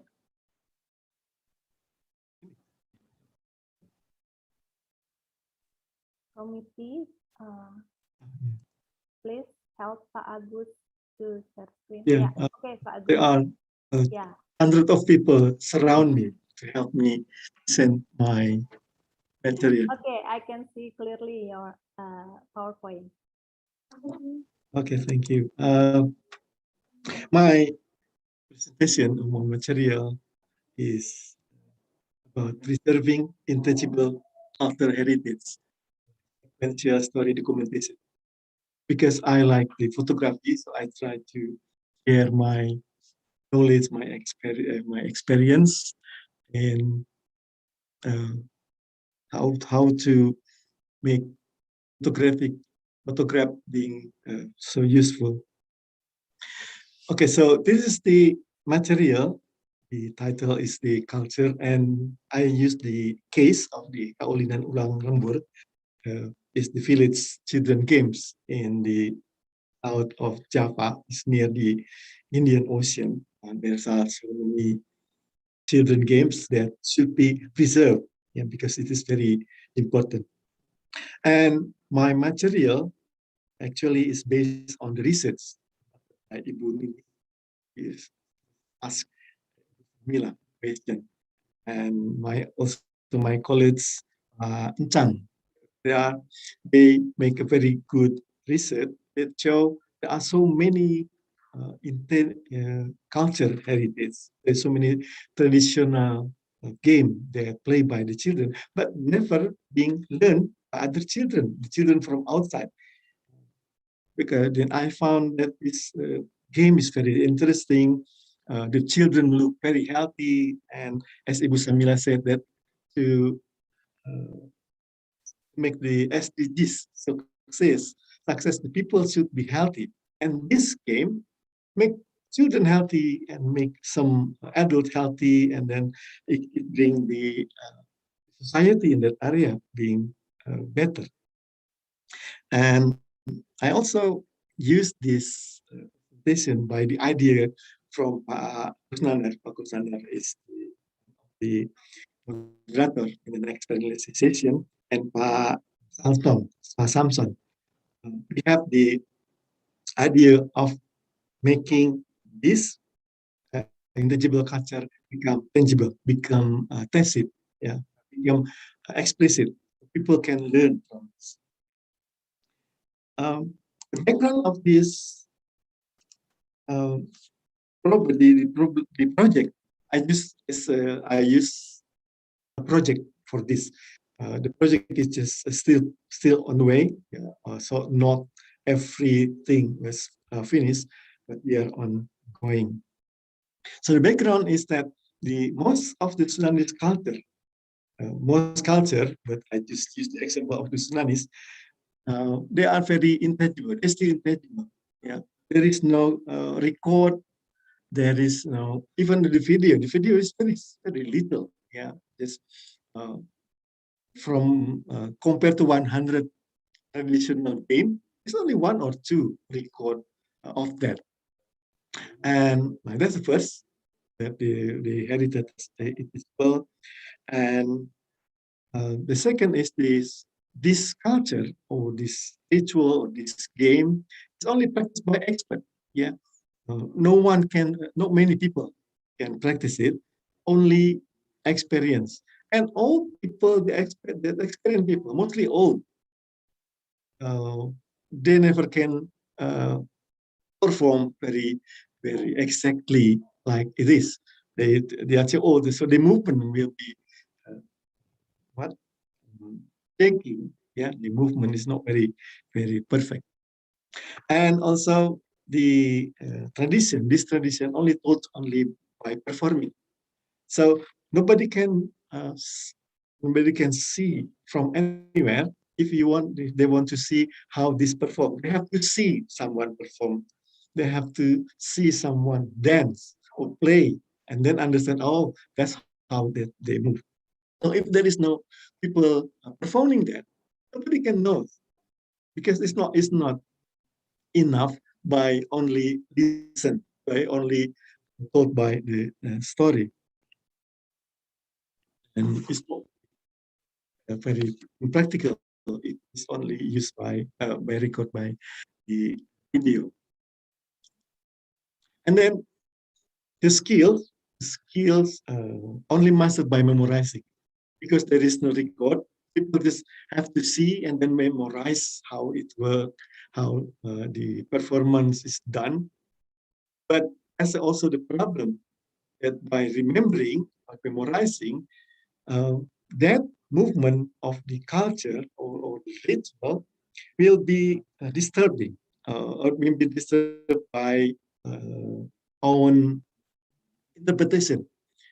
Maybe someone like doing, let's say, a teenager who likes dancing, the modern dance, and then can take dance or tap dance, and then learn how to dance the traditional. The interpretation will just make the movement wrong. Then the last thing is that because it's only performing by the expert, the problem is that if the expert is here or dead or stop being performing and or never want to perform again, the culture is gone. The culture will just disappear also. There are so many examples from the Sundanese ritual or game that never been performed and then forgotten and then it's gone. That's how the project comes. This is the idea of the project, that we should have to make the material, the resource, so people can learn the traditional exactly like it should be. Yeah? Not by listening, not by listening, but by looking and by practicing, because there is material for them.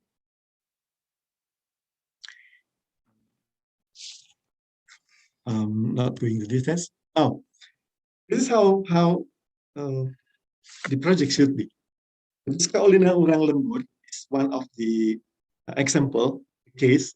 Kaulinan Orang Lembur is the children game. We call it Sundanese name is Kaulinan. Kaulinan is game. Orang Lembur is from children from village. Yeah. So the Kaulinan Orang Lembur game is documented by writing or noting the culture or photographic and recorded, yeah, by recording the material to know the sound and then stored. And this also happened, like Ibu Ninis and Pantang has been planning, that there is a documentation. There is a documentation of the culture that being performed by local people. But the problem is that the documentation is only provide photo, separate photo, individual photo. It's not a sequence from this movement to the last movement. It is provide. This is the culture of Wayang Golek. This is the tortor. This is the saman. Yeah, just like I show the picture under the. So it's only separated. Yeah? But they don't show how the tarian or tortor or how the saman should be performed. They just know it's a picture. Oh, this very nice lady. That's a very good outfit, but not the movement. Yeah, and also some pictures or documentation. The documentation is not very complete with the proper narration. You just say there's a picture. Let's say there's a picture of tari topping. It is tari topping. It's from Cirebon and usually perform when they have the special occasion. That's all. They never say the tari topping begin with this movement and then follow with other movement and to the end. There is no documentation that tell people how to perform it. So is documentation never learn and never tend to teach. So nobody can learn to do something to dance or to do well only by looking at the documentation. Even the National Library or the museum or the archive, the National Archive, they have so many pictures, but they are separated. So by doing that, by having that idea, we make a project how to make the culture can be learned. So we have two purpose. First is the preserve, to make this culture not disappear, to make this culture can be learned by others, and to make this culture being transferred to another medicine, so it won't be gone. Why do we need this? This is the example I found it in Google. Try to make a picture of this project. This project is going to make the culture, performing culture or performing ritual to be shown to step by step. From, let's say, this is the picture of voodoo, how to voodoo, how the first you have to wash your hand, and nose, and then face, and then ears, and hair, and then just like that, yeah. Or you can do the gymnasium. This is how to make movement of someone who's going to make a role like that. And by doing that, by having this idea, we try to make the culture perform like coded. So this is the process. First is the talunan ulang lembur, and then recorded in sequential. It's not only picture, it's not only taken by picture, but we use the script. Yeah, this is the picture of the first movement. Let's say when you find, this is the picture of real Padjadjaran, how to make game shooting people or shooting object. We have to start with, from the picture of the very beginning. Let's say if this Padil Padjadjaran, the shooting game, we begin from, okay. Yeah. So the colonial number doing sequential story and then giving the narration after the picture of the giving the narration, and to make the narration is clear and authentic, we guide by the performance expert. Yeah. So I'm and Kusnandar and Pak Samson didn't know anything about that. So we have to use guidance from the performer to show this is the movement, this is right, this is the beginning. And then after that, we put the material or the result of the picture in the, like in the album. So people will just learn from the beginning. Yeah. The album can be printed and then digital. Yeah. People can just learn by open the book and then using.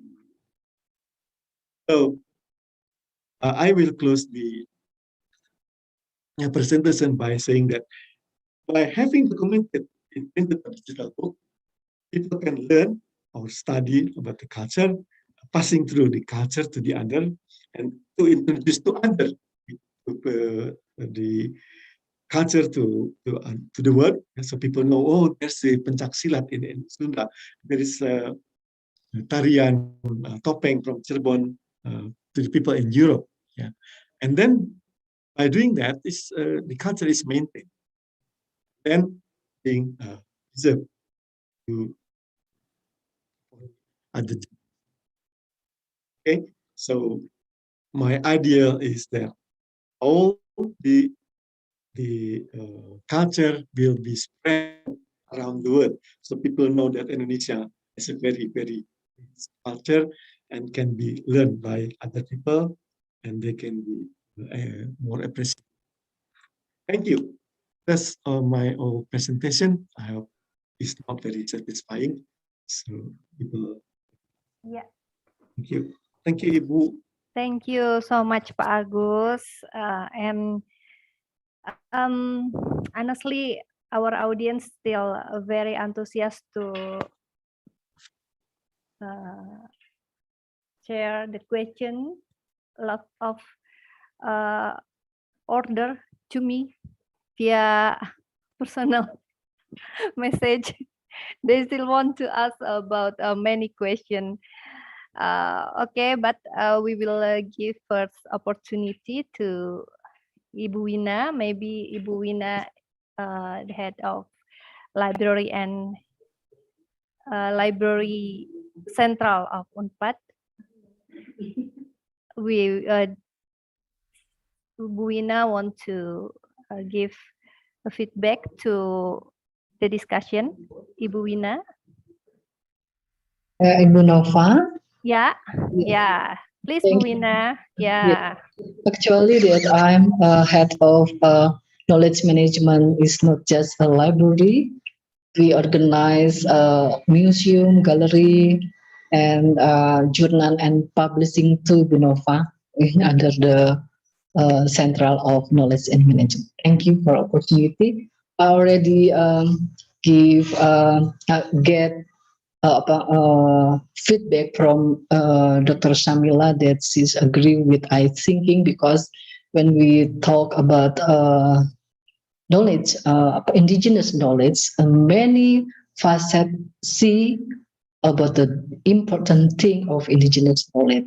So we can see from our side of the library information science, we can see from the anthropology, archaeology, about the culture study, still, and philology, and etc. So I just make sure that the position of us as a librarian has to be in the right position. And I follow the presentation of Pak Agus. Yes, I agree. Photography is one of the source of information that in the anthropology, that they say visual anthropology, they learn about the photography and film, because for the cultural, they have a special trick and tips to take a picture as a source of the culture document.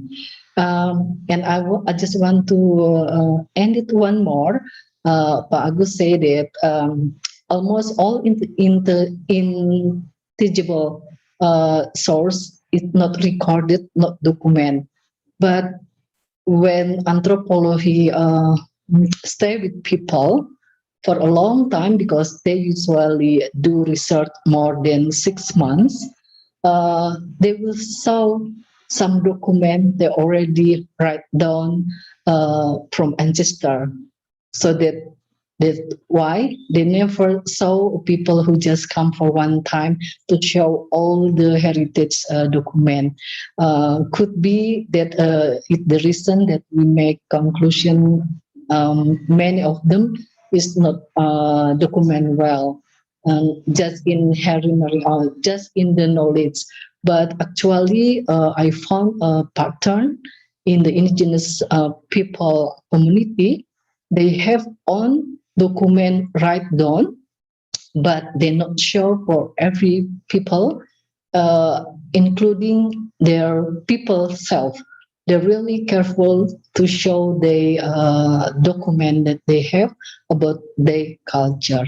That's all. Thank you for this opportunity, Bu Nova.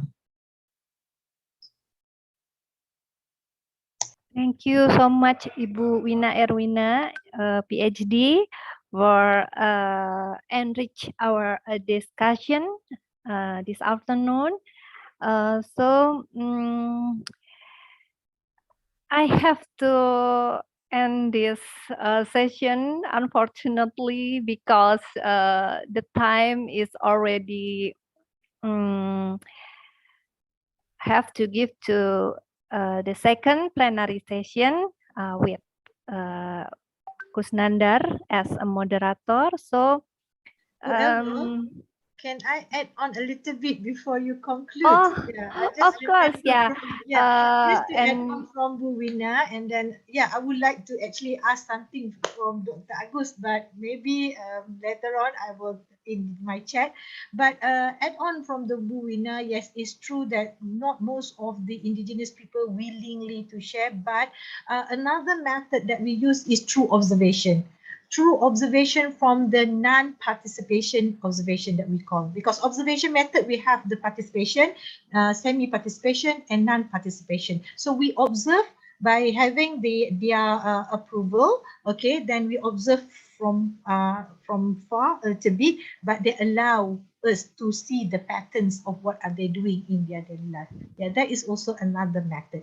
Yeah, for Pak Agus, I just would like to ask, whatever you do is a very interesting things, even though some of it is also part of my games during my childhood. But the challenges is about the nowadays, okay, while we are taping, preserve all the games like that. What about the challenges is about the digital game. I think, yeah, that is also, we try. Why don't, maybe that is my suggestion, we try to transform the traditional game and then put it into the digital game. So maybe that also can create the awareness to our generation now. Thank you. But it's very interesting topic. Yeah. yeah, thank you, Bu Samila, for give appreciation to Pak Agus presentation and to Bu Wina feedback also. I am sure that we will have another event or another moment to continue our discussion topic. The curiosity of our audience also still want to continue this topic discussion, of course. I'm sure about that. But like I said, that we have to move to another plenary session. And I think the audience that still have a question for our previous speaker, you can type it, and maybe Bu Samila or Pak Agus can respond in chat room while we continue to the next session. Okay, and I, as a moderator today in a plenary, first plenary session, I will appreciate to all the speakers for the informative and very interesting presentation. And of course, to all the participants for very active participation. And I give applause to all of us. Thank you very much. I will say Alhamdulillahirabbil alamin. Sorry if I have mistake. And Assalamualaikum warahmatullahi wabarakatuh. Thank you. I give the floor to the MC, Rafa, please.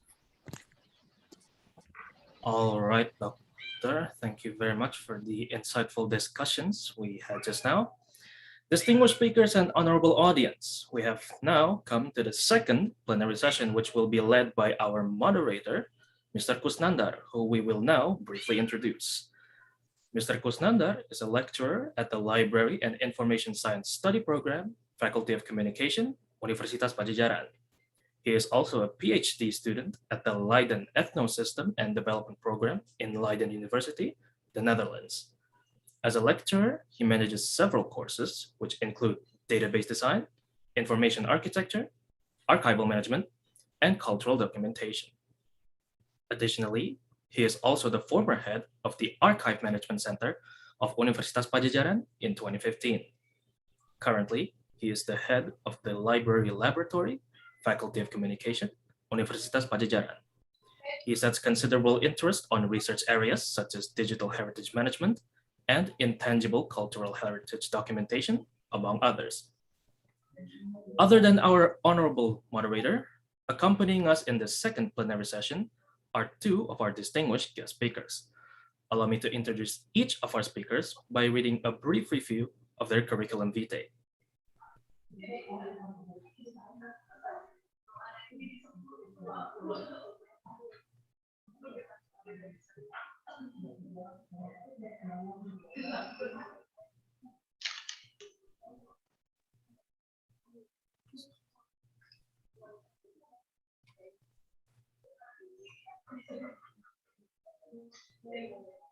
There we are. Our first speaker is Professor Saiful Islam, PhD. He is a professor and chairman of the Department of Information Science and Library Management in the University of Dhaka, Bangladesh. He achieved both his bachelor's degree with honors and a master's degree in Library and Information Science from the University of Dhaka. He also obtained an MEXT scholarship, or Wombu Kagakusho, from 2008 to 2012 for his doctoral program, and achieved his doctoral degree in knowledge science from the Japan Advanced Institute of Science and Technology in Japan. He also has 50 publications, among them 28 international referred journal articles and 3 textbooks. His areas of teaching and research interests revolve around LIS education, e-learning, knowledge management, digital library, e-resources, new technologies, and current trends in information systems. Moving on to our second speaker for the second plenary session.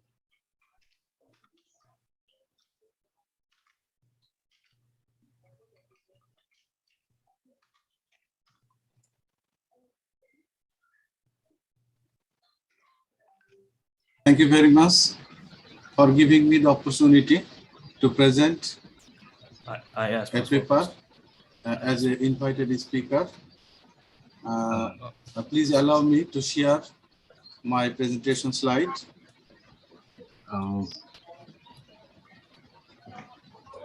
Professor Saiful, yes, I'm sharing. Excuse me, but first we must also introduce our second speaker for our second plenary session. Okay, please. Thank you. Okay, thank you so much. Yeah, thank you so much. Our apologies. Yes. Operator, will you please display the CV of our second speaker?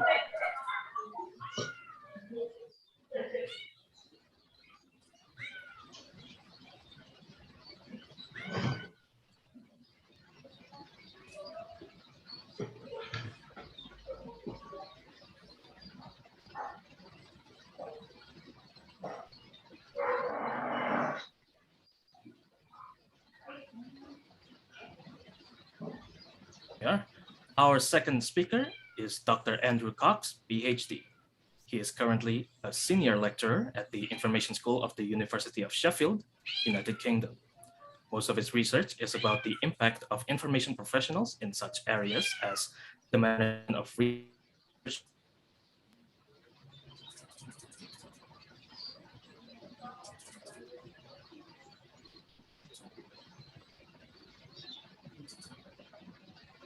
works include the book Exploring Research Data Management and the Impact of AI, Machine Learning, Automation, and Robotics on the Information Professions. And now, without further ado, let us welcome our distinguished speakers for the second plenary session, along with our honorable moderator, to whom I now hand over the session. Okay, thank you, Rafa, for the time. First of all, I would like to thank to our participants who still have energy to keep up our interesting seminars. And also, I would like to thank to Professor Siful Islam and Dr. Andrew Cox, who already here among us. And first of all, on behalf of the committee, I would like to inform that the schedule is rather extended as it should be, but because it is interesting to have a response from the participant, and then it indicates that this is quite beautiful event. Without further ado, I think I have to please Professor Siful Islam to give his presentation. But I would like to inform that each presenter, we give roughly 30 minutes to present his materials. Thank you. The floor is yours, Professor Siful. Please. Thank you. Thank you, moderator, and thank you, the presenter. Please allow me to share my presentation slide.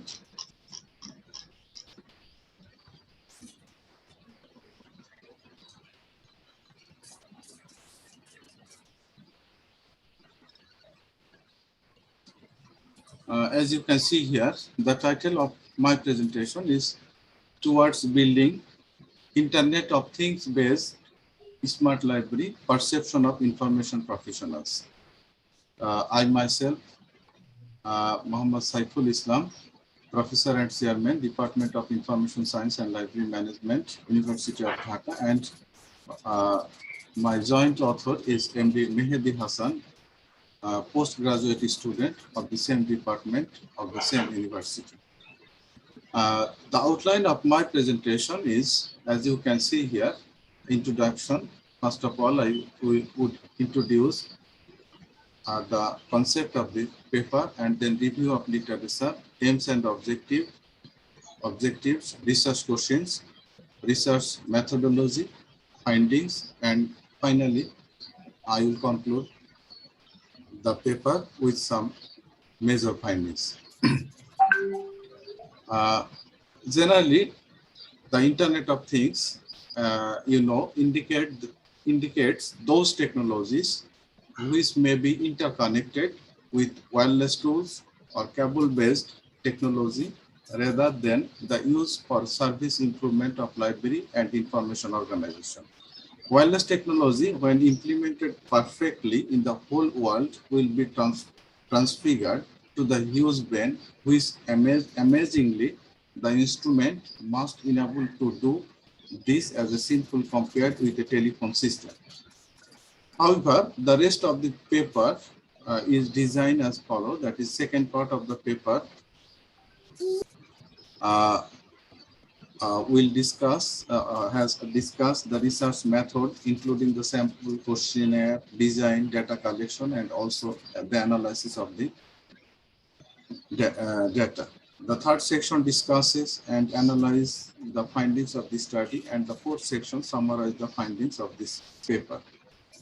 I will not take time in discussing the review of literature. As you have seen here, just I reviewed the literature from a different point of view. That is, I have just organized a conceptual map of the literature. As you can see here, that is, father of the concept of Internet of Things is Kevin Ashton, who used the first time this term in 1999 on behalf of supply chain management using radio frequency identification technology, barcode using for tracing, as well as also connected with Internet all of things. However, I will skip the next part of this literature review. I have also mentioned the feature of Internet of Things from the viewpoint of existing literature, and then the use and application of Internet of Things in libraries, the impact of Internet of Things on library. However, now I am going to the main focus of this presentation.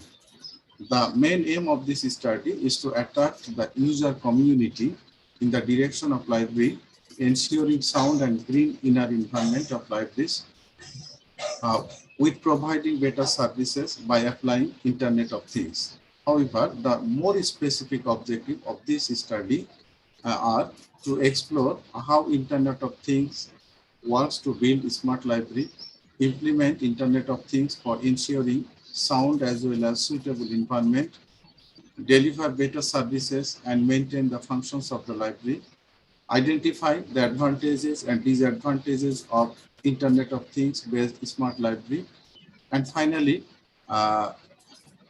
we have offered some suitable recommendation for the advancement of Internet of Things and future scope in libraries. Based on the above aims and objective, one major research question and 4 subsidiary research questions have been posed. The major research question is how can the Internet of Things based smart library be built for the innovation of library and information services? Subsidiary research question 1, what are the prospect and possibility of Internet of Things to build a smart library? And SRQ2, which is skills and competency of information professional, that is smart people, will be needed for a smart library. SRQ3, what are the advantages and disadvantages of Internet of Things based smart library for smart services and governance? And SRQ4, what are the suitable recommendations for the development of Internet of Things and proper implementation in libraries? In fact, we have used a survey method with a structured questionnaire for gathering data. As you can see here, the survey was conducted taking 33 information professionals who are using some Internet of Things tools and enjoying some privilege from the selected libraries, which were as follows. As you can see here, Dhaka University Library, you know, the largest academic library in Bangladesh, Dhaka University Library, Buet Library, that is Bangladesh University of Engineering and Technology Library, East-West University Library, Southeast University Library, Daffodil International University Library, Eastern University Library, Bangladesh Bank Library, and Center on Integrated Rural Development for Asia and the Pacific Library, Bangladesh, that is CDAP Library. Just we have taken those libraries as a sample of this study, and data collection and analysis. The data collected data from closed-ended question were analyzed using SPSS 24.0. The qualitative data in open-ended question were coded to identify the themes. The qualitative data was explained using a significant coding like P1, P2, P3 refers to the participant 1, 2, 3, etc. However, in this research, this research was a part of our student master's thesis, so that there was 2 parts. One part is qualitative analysis and another part is quantitative analysis. Here we have mentioned the quantitative part of this research. As you can see here, the result pointed that 63 LIS professionals in their workplace, like public and private university libraries, as well as government and non-government organizations, were taken as they are using this technology in their libraries to improve their services rather than traditional time. The just profile of the respondent, as you can see here, as Dhaka University Library is the largest library in Bangladesh in academic field, academic library. There was the highest percentage of participant from Dhaka University Library.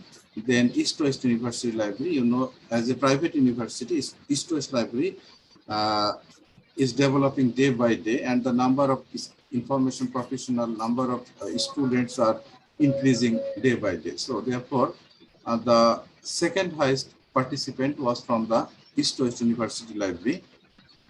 Distribution of present professional position of participant, as you can see here, that is, you know, the librarian or the chief position, those who are in a good position, high position, a head position, they are very much reluctant to fill up the questionnaire or to answer the to attend the face-to-face interview. That's why here the most less percentage was from the librarian, and the highest percentage was assistant librarian, 28.6%, who was very much enthusiastic to reply our answer, to reply our query, and to fulfill our questionnaire, fill in the questionnaire. We have tried to explore what the information professional of Bangladesh perceive Internet of Things. That is, what are their understanding of Internet of Things? As you know, if we ask them, what do you mean by IoT? It is very unexpected question for the information professional or the participant. That's why we have made some ideas, and we tried to explore their views regarding the concept, regarding the statement. And we have found that the most, that is 54% participant perceive that Internet of Things is a system of interrelated devices and people that enable the devices to transfer data using network. They perceive that the Internet of Things is like that. And the second highest perception from the information professional, and that is the wireless network things, which are connected using digital technologies and internet to exchange data from any place. And there is no idea about this statement, that is interconnection with computer devices embedded in every object to revive the object. That's why all of them did not touch this statement, and it was nil. However, we have also asked question to the information professional, that is improvement of library functions through IoT-based smart library. And as you can see here, the figure shows that 98% of the respondents agreed with that Internet of Things based smart library will improve their library services in future world to meet user requirement with satisfaction. While only 20% of the total respondent somewhat find out some barriers in future implementation of Internet of Things to build smart libraries, since the responses as maybe. So this figure indicates that there is a great possibility to become our library as a smart library using more Internet of Things in future. Relevant tools for implementation of Internet of Things based smart library. We also asked to the participant, and that is, if we want to implement the Internet of Things based smart library, what tools will be required? The most significantly, they replied that the high-speed broadband internet connection is a must to implement Internet-based Internet of Things-based smart library. Whereas computer, hardware, software are also very much relevant tools for implementation of Internet-based Internet of Things-based smart library. And the lowest percentage was, as you can see here, that is magic mirror or automatic sensor-based door and some other tools. We have also asked the suitability of selected libraries for implementation of Internet of Things. That is, which tools are very much suitable. That is, we just measure, we have measured assess the suitability of selected libraries for implementation of Internet of Things, and we have found that usage of RFID technology in libraries was the highest percentage in terms of suitability of the selected libraries. That is, RFID technology is the most suitable technology to be the smart library using Internet of Things. While as automatic book drop service is the lowest percentage in this regard.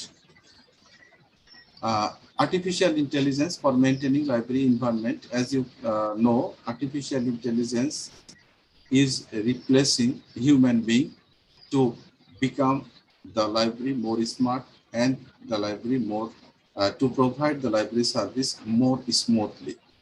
That's why we have asked a question: what type of artificial intelligence is required for maintaining library environment? As you can see here, that is the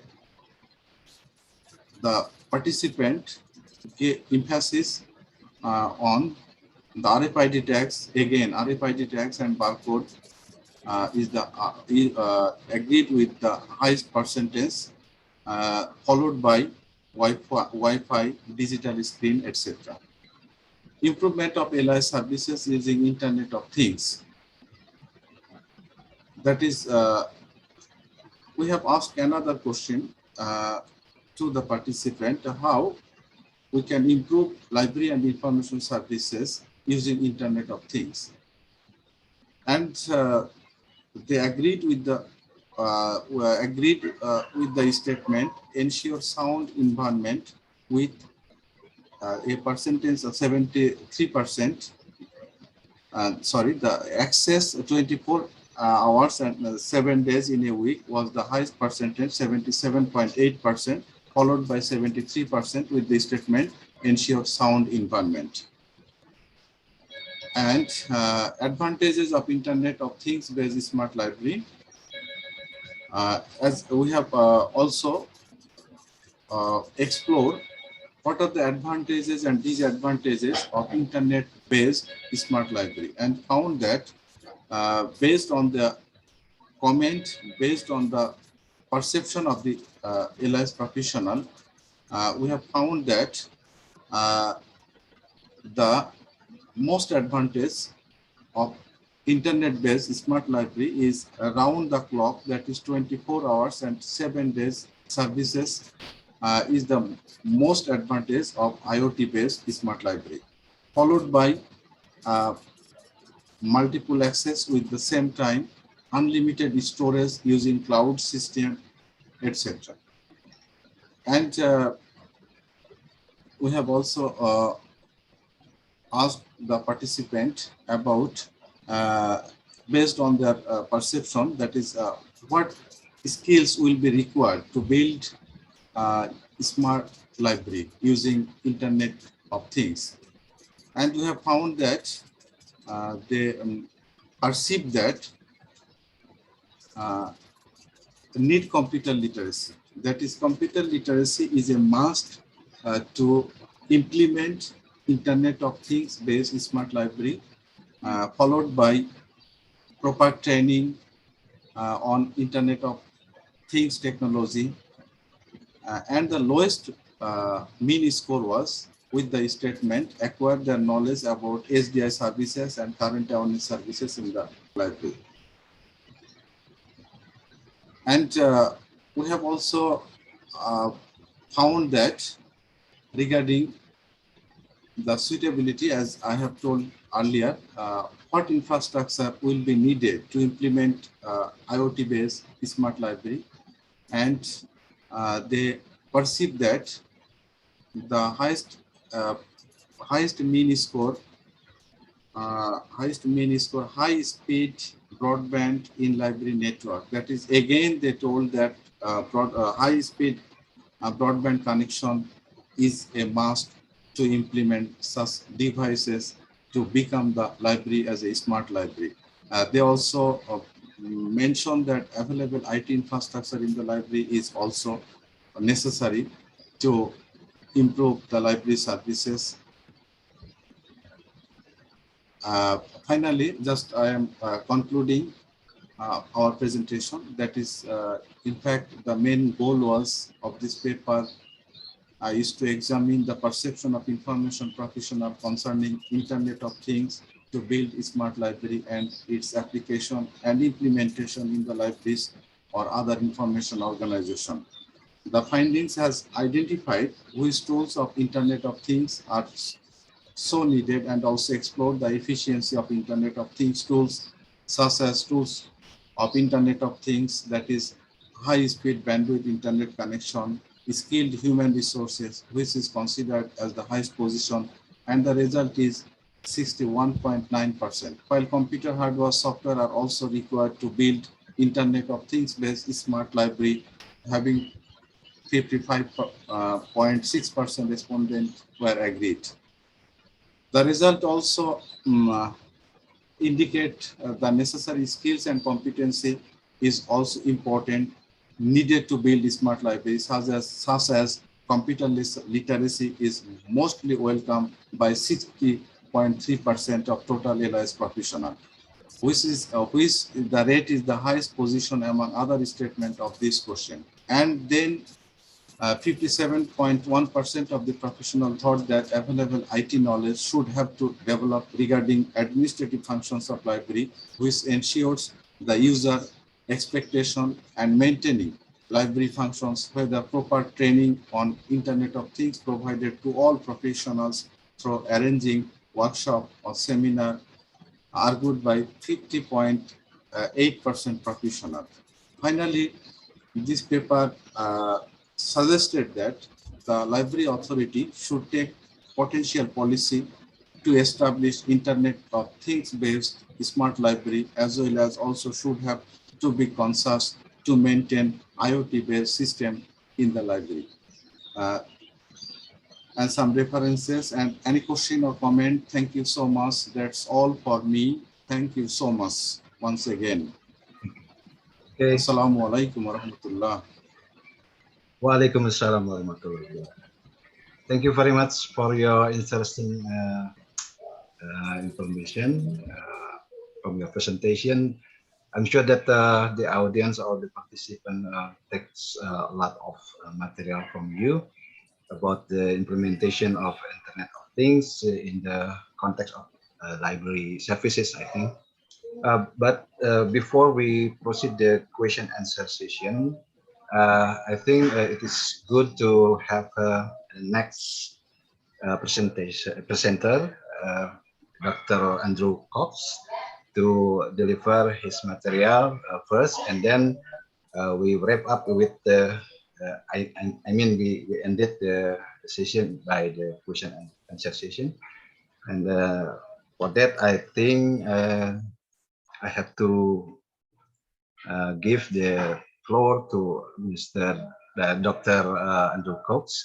First of all, I would like to give highly appreciation for Dr. Cox, because I believe that we have 6 hours differences with England, and then you must be have a hard time to prepare this presentation. We really appreciate your effort. Thank you. Please, Dr. Andrew Cox, to give your material for us. Thank you. Thank you very much. Yeah, my name is Andrew Cox from the University of Sheffield, the I School of the University of Sheffield in the UK. It is rather early in the morning, so but I did manage to catch some of the earlier talks, and I thought this material about Indigenous knowledge is very, very interesting. And I wish my talk was as on interesting a topic as that. My topic is somewhat more kind of futuristic, I suppose. So what I'm going to talk about really is the relationship between librarians and data. So drawing partly on the work I've done about research data management, which tells us something about how librarians have responded to the need to support the management of data, but also more recent work on artificial intelligence, where I think data again is going to be a big issue for us. So it's really thinking, the whole talk is thinking about how librarians relate to data. And let me share my slides.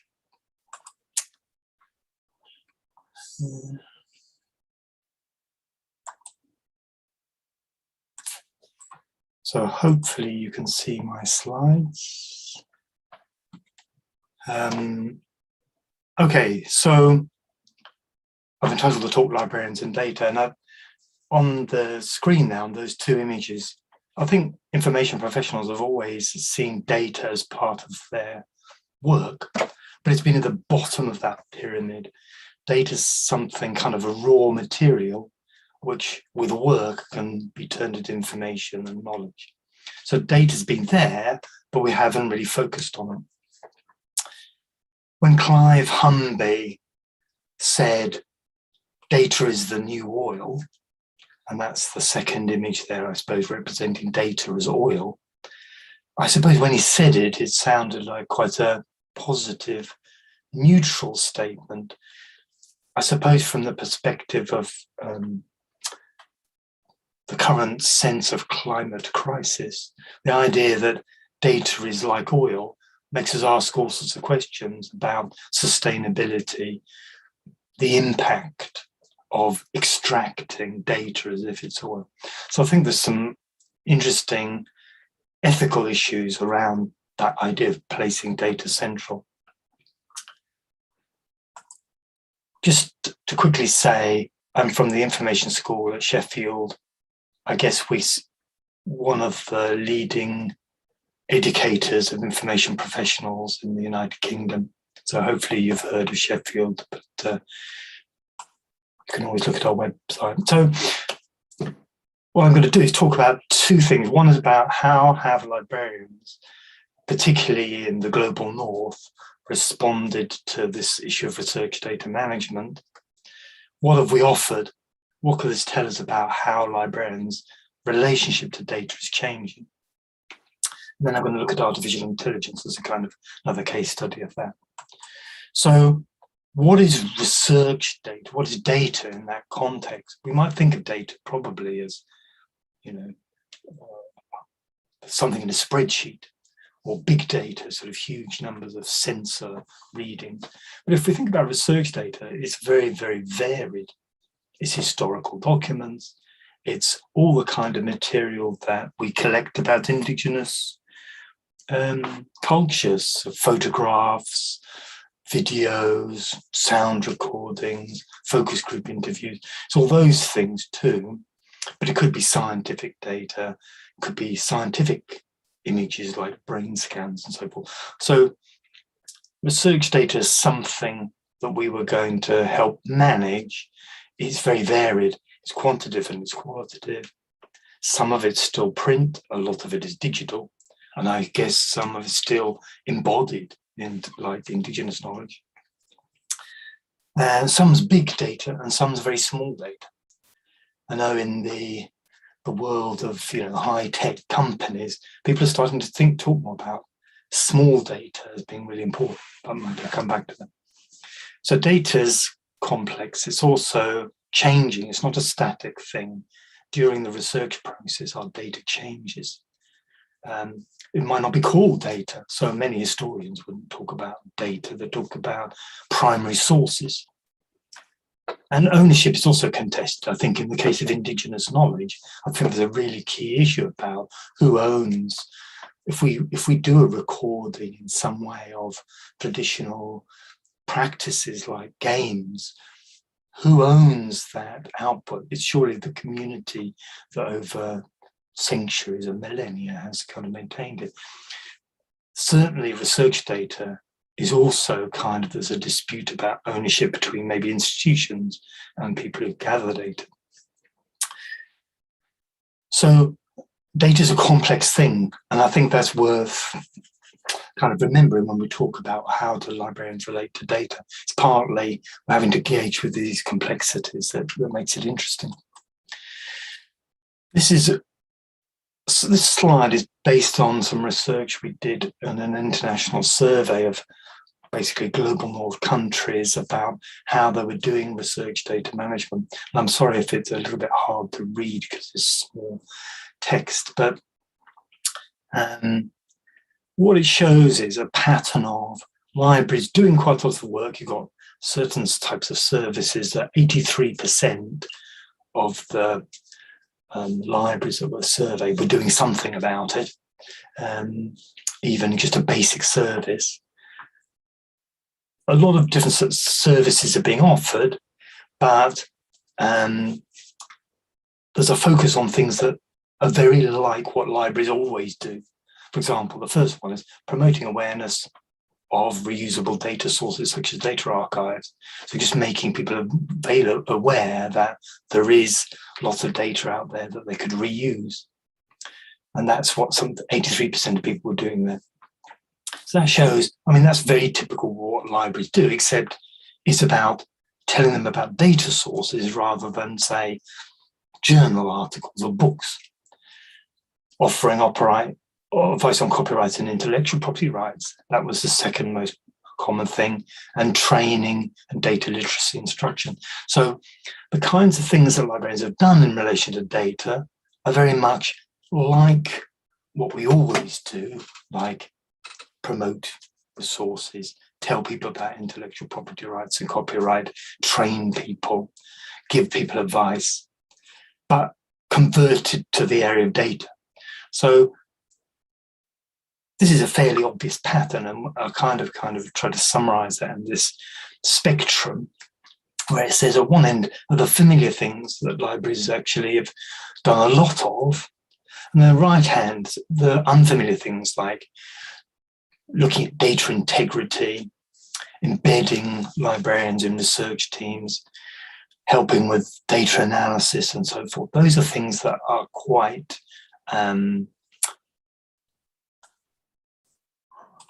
unfamiliar to us as librarians, and actually the evidence is that not many libraries were doing those things. So what I'm trying to get at, I suppose, is when we look at data, libraries have been pretty enterprising in picking up this idea that data management is an issue that they should support. But they do the easy things first, the easy things or the things that require least resources. They focus on things that are very like existing roles. Another thing that I think emerges from the research data management experience is the importance of collaboration. It's like working with other people, other professionals in the institution. It could be IT specialists, it could be research managers, it could be researchers themselves. Collaboration has become much more important. It's one of the effects, I suppose, of taking on this data management role is to expand the range of collaborations. Well, a couple of other points. Development's been quite slow. Actually, over the 10 years, I suppose I've been looking at this area, things have moved forward quite slowly. People were doing things 10 years ago that many institutions still aren't doing. And I think there are multiple models of maturity. There's a popular theme, I think, in the area of data and archives to think about, how do we benchmark ourselves against our similar institutions? How well are we doing? But I think, and particularly for institutions in the global south, we should be thinking a bit more critically about, well, what is maturity? What should that look like?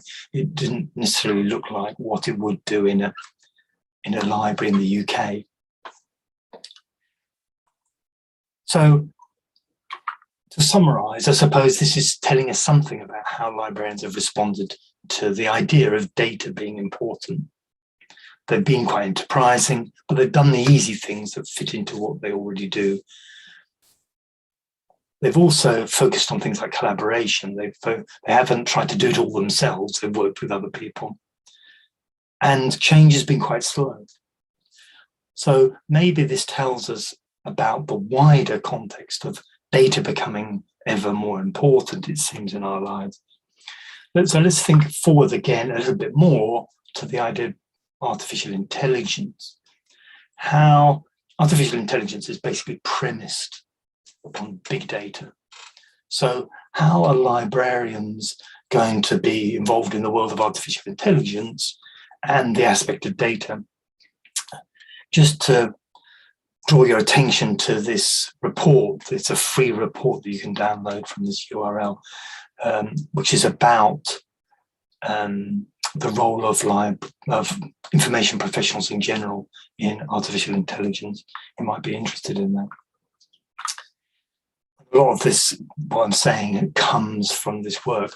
So what is artificial intelligence, you might ask in the first place?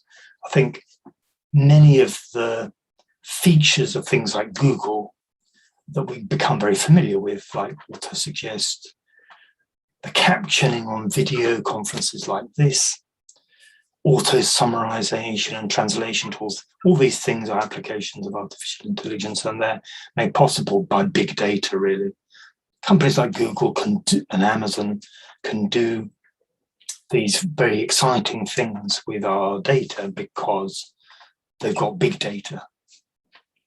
I think another way of looking at AI is the second bullet is about the different types of technologies that actually allow more material, such as our speech. We can speak to a computer and it can understand, it can speak back to us.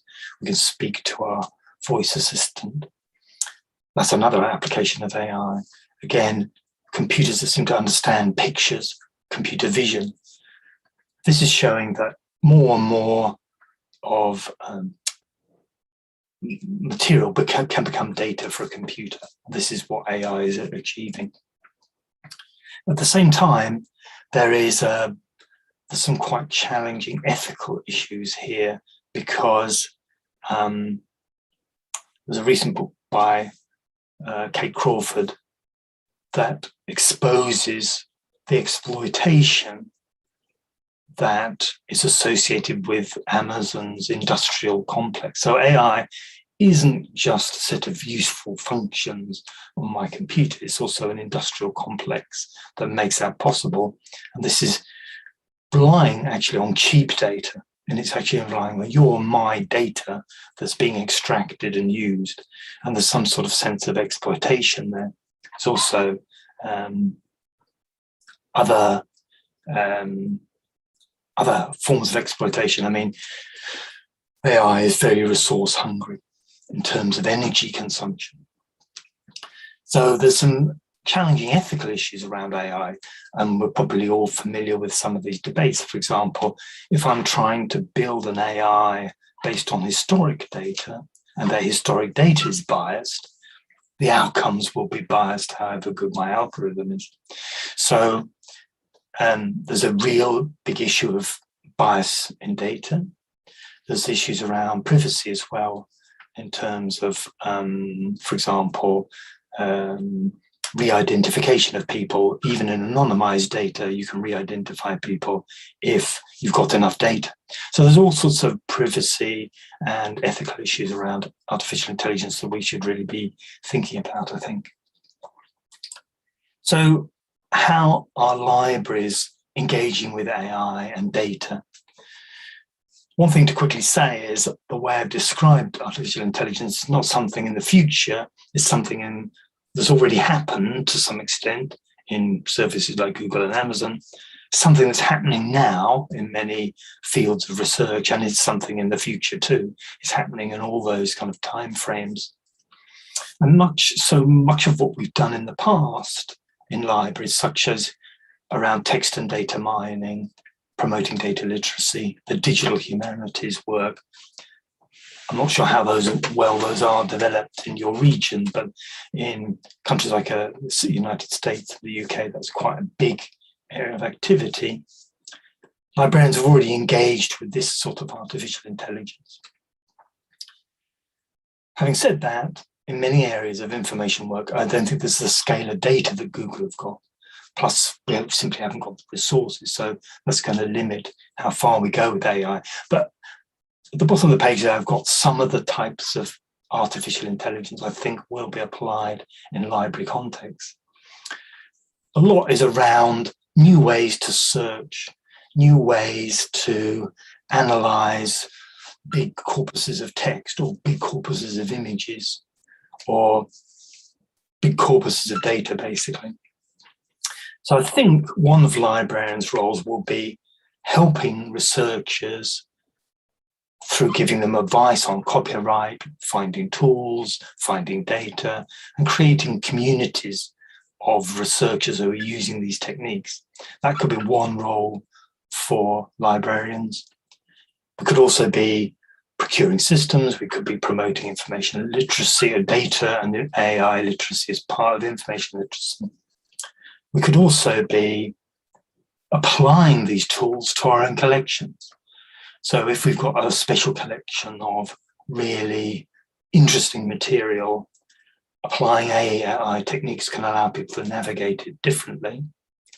Also, increasingly, the amount of published work is so vast, no one can read everything that's been written about, say, a particular medical condition.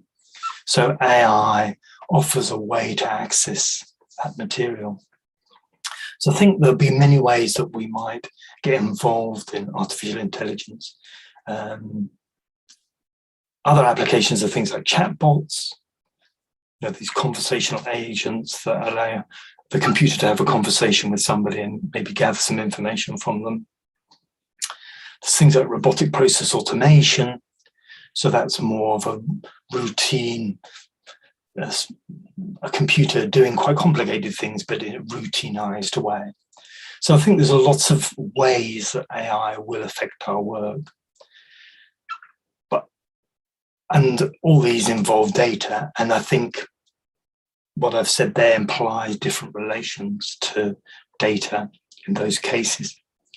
But number 4, I should turn over the pages. This is a really challenging area of understanding or managing users. So I think increasingly libraries have got a huge amount of data about their users. We've got what books they took out, how often they came to the library. And people have done a lot of work to try and see, is there a correlation between that library engagement and the actual performance of students.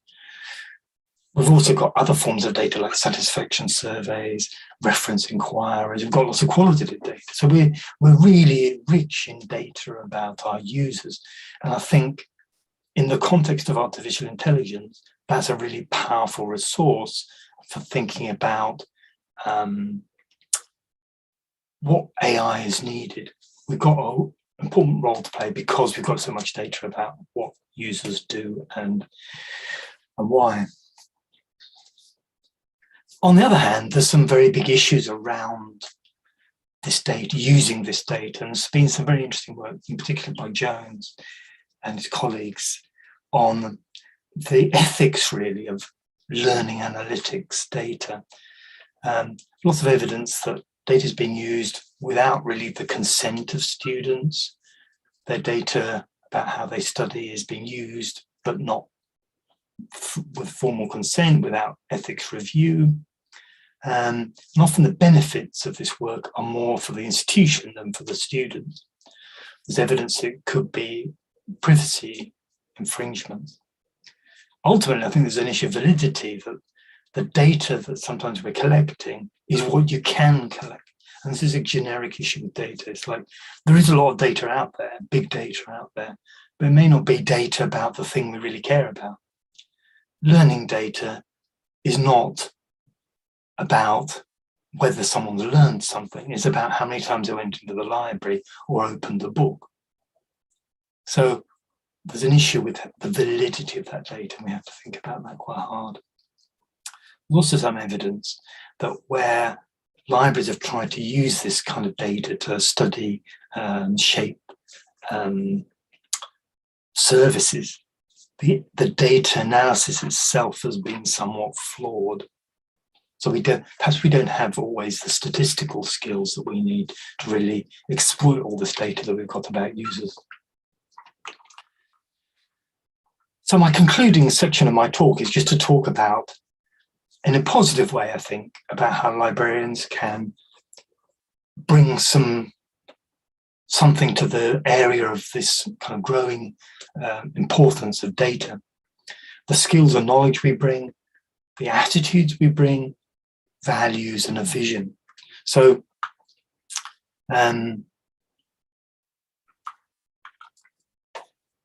this slide, obviously we're also always thinking about, will AI have an impact on our jobs? Will we be replaced or come to be dominated by artificial intelligence? Or will our jobs be improved? There's an interesting report by McKinsey from a few years ago. It's probably hard to read here, but what it shows is the black lines are skills that are in growth, technological skills across the board that are more important.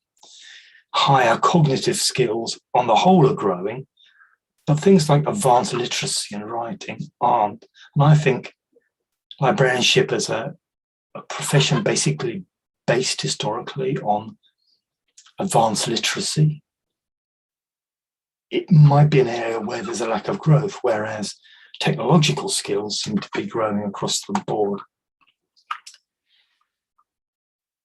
But my overall message, I think, in response to that is to be very positive about what librarians can do.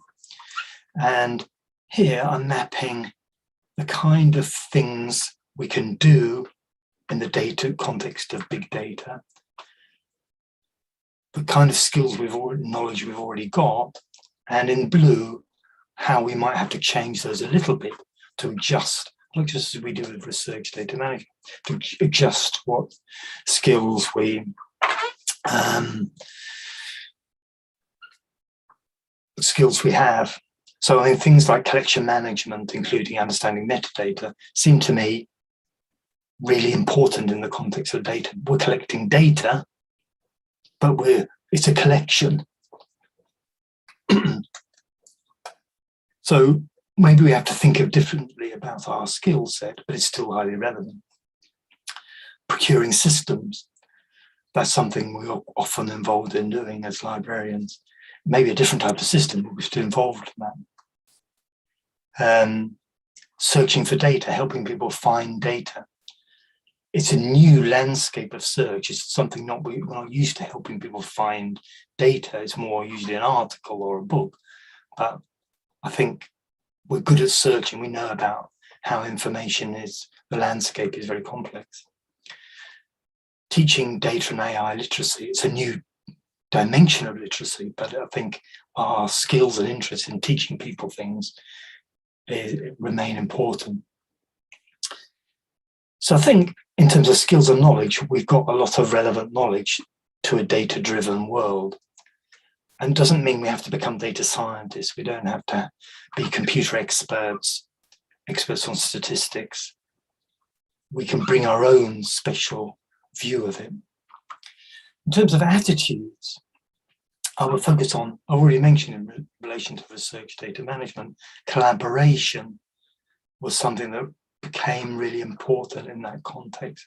Our influencing skills, our kind of political ability within institutions, that's really important in a data-driven world. So is our commitment to learning new things and to sharing knowledge in communities like this. And if you look at something like the World Economic Forum's 10 skills you need to thrive in this new fourth industrial revolution, they're not technical skills, actually. They're more like soft skills. Things like the ability to negotiate, the ability to, the emotional intelligence to understand other people and how they're responding to change, coordinating with that. They're actually skills that we're probably really good at. So, or attitudes that we already have. So in terms of attitudes, I think there's some very positive things about librarians can offer in a data-driven world.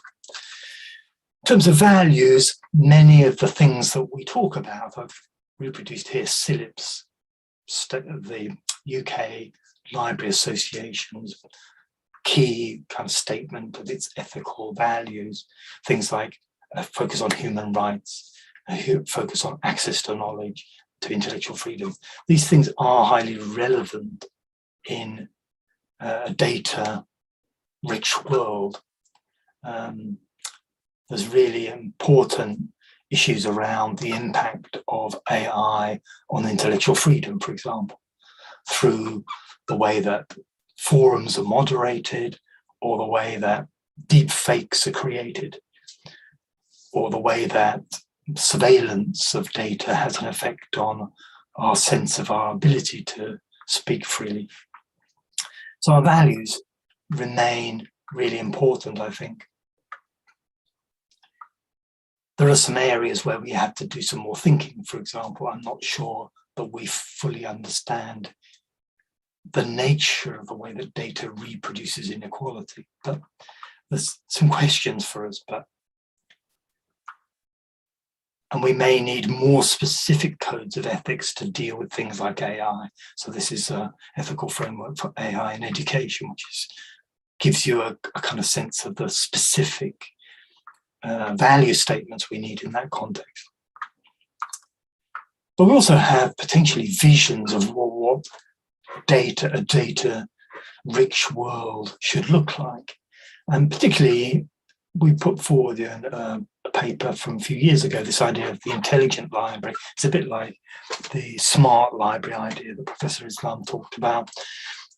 And it's really moving from a world where people are searching to find a text to read, to interacting with the full text of the whole library collection by some sort of algorithm. Maybe that's our vision of what AI can do. And if we've got a vision of what AI can do, I think we're in a strong position to contribute to the world of data. So that's my presentation. I hope it was interesting, and I think we're going to go back now. I'll stop sharing.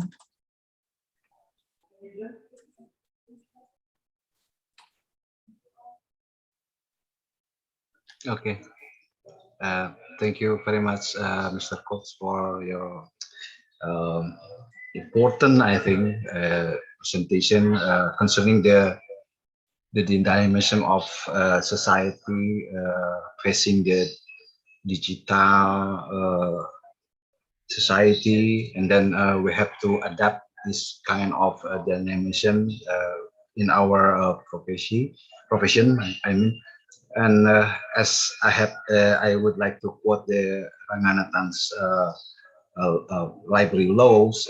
It's said that the library is a growing organism. So this time we have to facing it in actual action, and then I believe that our participants here have already their question or interested thing to ask to Mr. Cox. But first of all, I would like to inform you all that the committee have information from Dr. Saiful that he cannot join us until the end of the session because he had to do something important also in his university. So he delivered his apologize to us, and then so he just we have, but we're lucky enough to still have Mr. Cox here. Okay, without further ado, so I would like to see the question. This is for Professor Sipul. Okay, this is for Dr. Cox. Dr. Andrew Cox, could you please? I will read the question, Dr. Cox. Could you please tell us more concerning the possible application of AI, especially in the context of knowledge discovery application? What kind of community can be built by researchers and librarians to optimize knowledge? What is carried on by the libraries? I think you got the question. Please. Yeah, that's a very good question. I wasn't. So I think there could be two dimensions of how AI is relevant in knowledge discovery. The first, and perhaps the most important, is many researchers are now starting to use these techniques. So they might be they might be scientists, they might be social scientists, they can also be humanities scholars. They're starting to use these techniques to do their own research. So we're not really concerned with how exactly they're using it or which tools they're using. Our role is maybe to create a community that can support those people, find data, learn new skills in programming and things like that. So that seems to be a very strong trend. It's like the opportunity is that data science is becoming part of many disciplines. It's becoming a research method like doing interviews or questionnaires. So our role is just to support many, many different forms of application. On the other hand, we could also apply these tools to our own content. It might be, so some of the big publishers already have platforms that allow researchers to do sophisticated AI-based searching of huge quantities of published texts. But we could also make our own collections available for use in that way. So there's many different types of application, I suppose. I don't know if that's a good answer, but. Okay, thank you, Mr. Cox. Mr. Nurmaya, would you like to elaborate more, or you had enough answer from Dr. Cox? Yeah, thank you, Pak Kusnandar. Thank you, Dr. Andre Cox. What such a nice and comprehensive answer. In Indonesia, we have so many community who are also concerned in the preservation, especially in the indigenous knowledge. So maybe in the context of your country, UK, we learn about the whole library can propose to preserve indigenous. But in Indonesia, we have so many, especially in the local community. So thank you for your explanation. I guess there is so many homework for Indonesian to build a good integrative effort to preserve the digital communities. Thank you, Pak Andre. Okay, thank you, Pak Nurmaya. And next question, we have next question, Mr. Cox. I will read for you. This is from Lukman Budiman. He asks about, according to the statement from your presentation, it is stated that AI as a big technology and as associated industrial complex. Power, FAANG, Crawford, reliance on cheap data, cheap labor, etc. He asks, what is that means? The meaning of that statement? Do you get the? Yes. So one way of looking at AI is to see it as a set of technologies. Another way of looking at it is to look at companies like Amazon or Google and look at the way that they exploit our data, exploit click workers, the amount of energy that these big tech companies use is vast.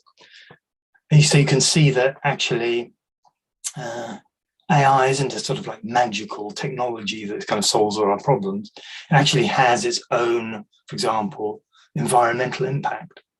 So there's increasing interest in kind of sustainability audit for artificial intelligence. The best source for this is Kate Crawford's book, where she exposes the extent of exploitation that lies behind a technology that appears to be just a good thing. So I think that's I'm not saying that, there's applications of AI in health, for example, to help people identify, say, in a set of images, who has got cancer. There's so many very good, positive applications of AI, but there's also a side of it that it's really making some very big companies very, very powerful. They're making lots of money, and they're exploiting people particularly in the global south, and also data from everybody, because using it as like a free resource, and they're not respecting our privacy. Okay. I hope, thank you, Dr. Cox, for your nice explanation. I hope the Lukman Budiman satisfies, or you want to extend your question? Okay, I think it's enough. Anyone else would like to discuss with Dr. Cox? I think still we have one more question to raise. Just feel free to ask Dr. Cox. Okay, if anybody. Yes. Yes, Oh, Pak. Yeah. okay, Ibu Wina, please feel free to ask. Thank you for this opportunity. Thank you, Dr. Kok, for your explanation. I just wondering if the library are working already with the data, or what should we improve with our? It's mean that librarian has to study a data science, or is there any difference learning data in data science and learning data in library and information science? Thank you. Thank you. Yeah, that is a very good question. And I think what I was trying to say was, no, we don't have to become data scientists, but we do have a very specific set of useful skills that fit into a world where data science is growing, particularly around, obviously, the management of data. But we've got particular insights. For example, I think a very important thing is thinking about the provenance of data. Where does it come from, and what is its limits, as well as what can it be used for? So I think data science tends to just see data as something that can be manipulated and by some magical process, some insights gained from it. But we know a collection has a history. It was deposited for a particular reason. It was created in a particular context. And for that reason, the data has its limits. It's not unbiased, if you like. And that's a key message that data science needs to hear. The librarians are in a good position to talk about. So, yeah. That's a very good question, yeah. Thank you. So my line when you explain about the literacy, data literacy, that is our task as a librarian to give our user about the data literacy. I think when I read some data. Yeah, I think that's a really important point, because one of the aspects of data literacy, there are many aspects of data literacy, but one important aspect is how do you find it? And librarians are really good at knowing how to navigate around complex landscapes of information. It may not be books or journal articles, it may be data, but we're good at that kind of thing. So that's an aspect of data literacy that can be really strong on. We might not be so good at, say, statistics. Let someone else do that, but it's all about collaborating anyway with other professionals. So I don't think data science is an interdisciplinary area anyway. And we're one of the disciplines that should participate. Thank you so much. Thank you, Pak Kusnandar. Thank you, Ibu Mina. Thank you, Dr. Cox, for the answer. I think unfortunately we reached the limit of time. Our discussion, our nice discussion, probably have to be ended. And then once again, I would like to express really gratitude to Dr. Cox for your effort to be here with us, to share your knowledge, and we will be looking forward for the next collaboration with Universitas Padjadjaran, especially. We welcome with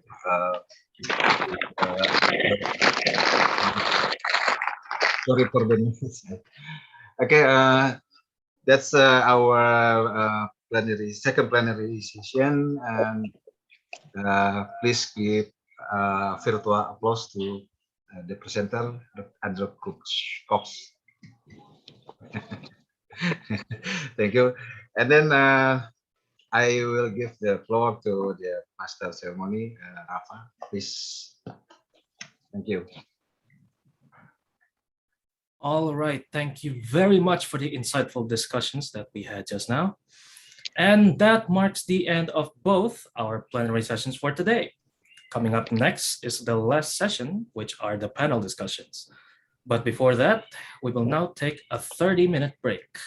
The conference will recommence at around 2:15 p.m. Western Indonesian time, which is Greenwich Mean Time +7.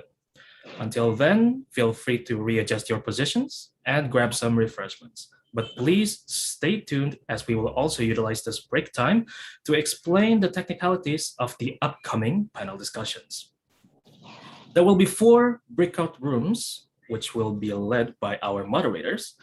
Room 1 will be moderated by Mr. Nurmaya Prahatmaja with the topic of Indigenous Knowledge, Preservation, GLAM, and ICT in Library. Room 2 will be moderated by Mrs. Nuning Kurniasi with the topic of Media and Information Literacy. Room 3 will be moderated by Mr. Cahyo Trianggoro with the topic of Cultural Heritage. And room 4 will be moderated by Ms. Evelyn with the topic of Media and Culture. The allocated time for panel discussions will be around 80 minutes. As for the honorable presenters and honorable audience, you may also check your emails for information regarding your breakout room allocations. Since these panel discussions are also our last agenda for today's conference, the honorable audience may leave the meeting after.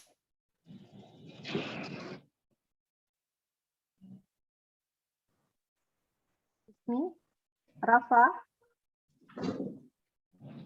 I think, yes, Rafa. My apologies, connection problems. Yeah.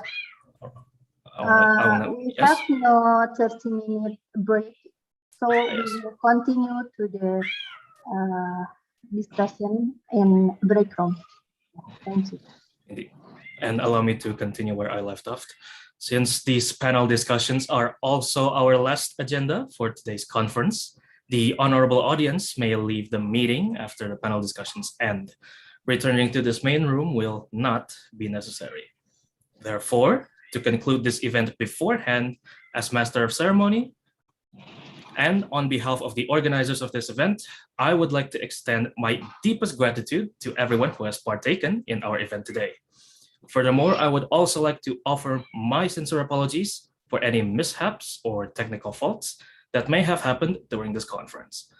My name is Muhammad Rafazain Alfarel Jauhari, and I hereby sign off from Master of Ceremony. Until we meet again in the next Knowledge, Information, and Librarianship International Conference. Stay safe and stay healthy, especially in these troubled times. Wassalamualaikum warahmatullahi wabarakatuh. The breakout rooms are now open, and honorable participants may now enter their respective breakout rooms. Thank you, Rafa. Thank you very much. Now we will prepare for Pakistan for enter the break room.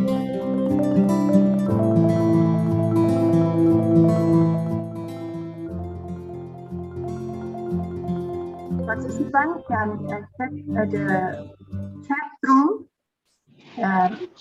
rundown for parallel session.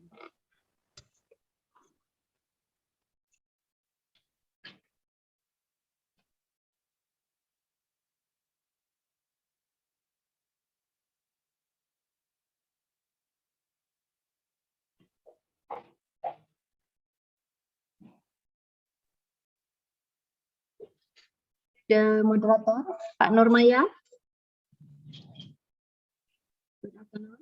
Yeah, halo Ibu. Yeah, ready Yeah, to I'm lead waiting the for the discussion in the break breakout room? Okay, thank you. And Bu Nuning? Yeah, hello. Good afternoon. Hi, Bu Nuning. Hello. Are you ready for parallel session, Bu Nuning? Yes, of course. Thank you. Ibu Evelyn. Ibu Evelyn, are you here? Pak Nurmaya, do you have contact to Bu Evelyn? Okay, Bu Nova, I have contacted Ibu Evelyn, but I didn't receive the confirmation yet. So maybe the committee can help me to reach Ibu Evelyn.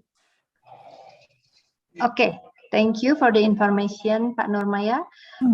Pak Cahyo?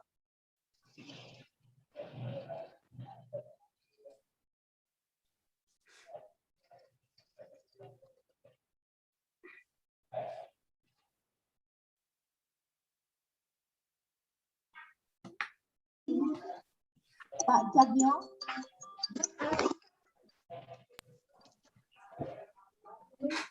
Okay, maybe we still have to contact Bu Evelyn and Pak Cahyo replace them. Thank you for the information. Bu Samila also will enter one of the parallel session and will come and join us again in parallel session. So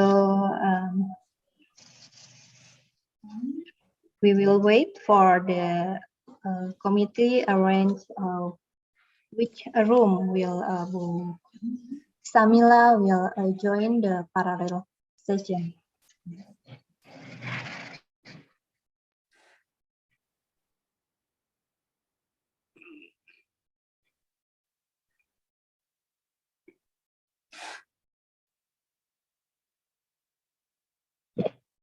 Miss, I have question before I join the break room.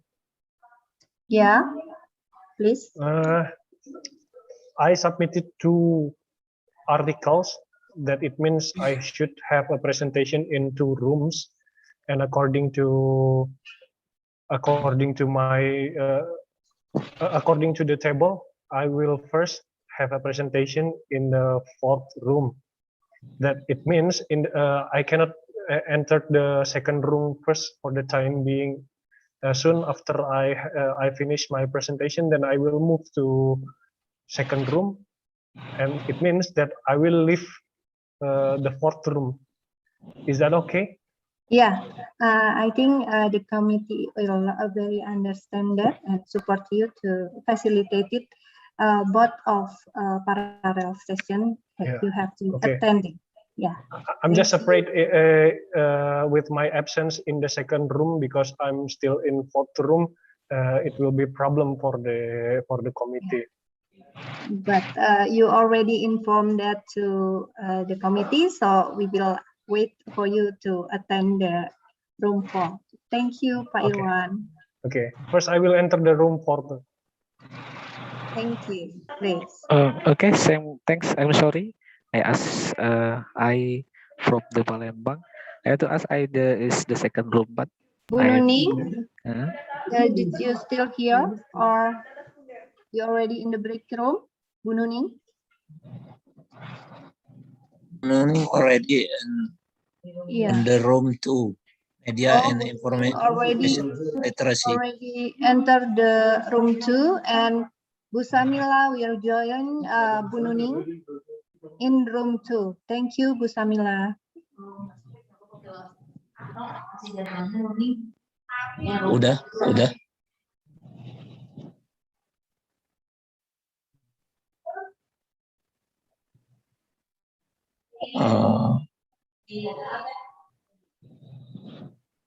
Okay, Mr. Cahyo already on the room 3. Okay. And Evelyn, Pak Andrianto, please check for Evelyn. Evelyn, hello? Evelyn? Evelyn still not here. Yes.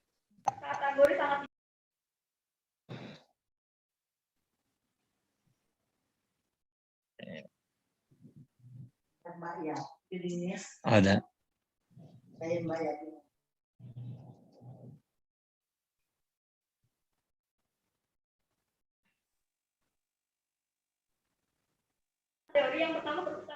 Wait a minute, Bu Nova. Mrs. Effie.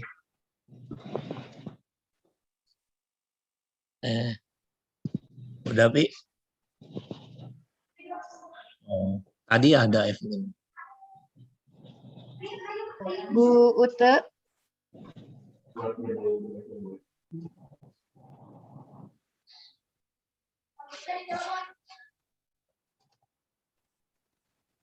Bu Evelyn is preparing to enter the parallel session. We will wait Bu Evelyn for a minute.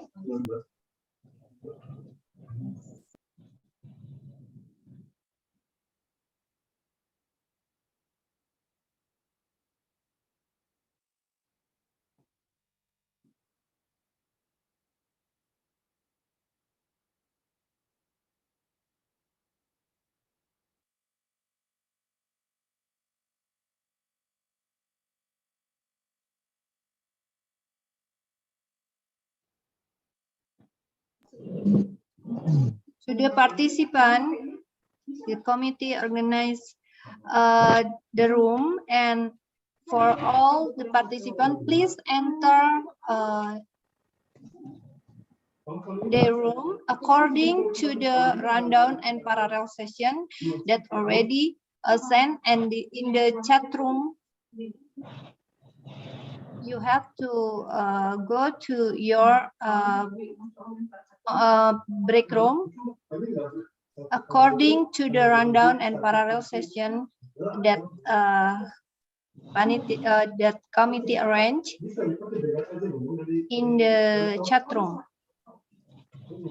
Please check the rundown and parallel session, and you have to enter the break room according to the list. Thank you.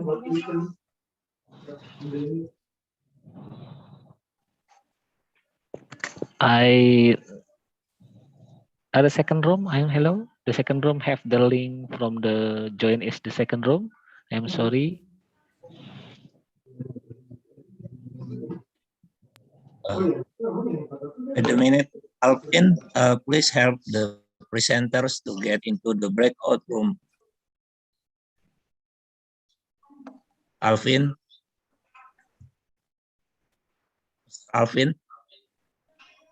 Check, Alvin. Please help the presenters to get into the breakout room.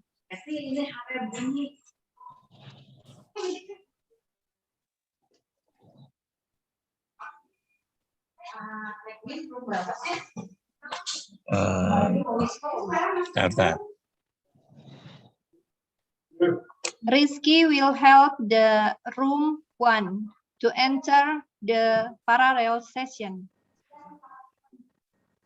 And Mr. Edwin on the room 3. Room 3. The second room, I have the info as committee. I'm sorry. I'm from the Palembang. Yeah. Yes, I give the information about the second room. I join in the second room, but I don't have link the second room. Okay, you can choose the breakout room menu on the screen. On the And screen. Okay, this second room. And select the second room, media and information literacy. Okay. And just click join. Okay, silakan Mr. Kurniawan. I think you can follow me in the second room. Thank you. For information, the room 2 under Cahyo Triangono as a moderator will begin the session. Room 2, Cahyo Triangono as a moderator will start the session. Thank you.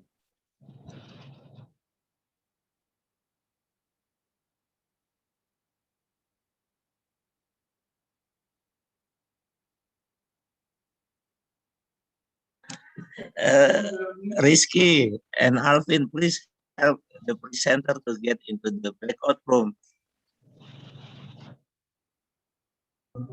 Yeah, Rizky. I already assigned the participant to the current room. Can they wait? Not participant, just presenter.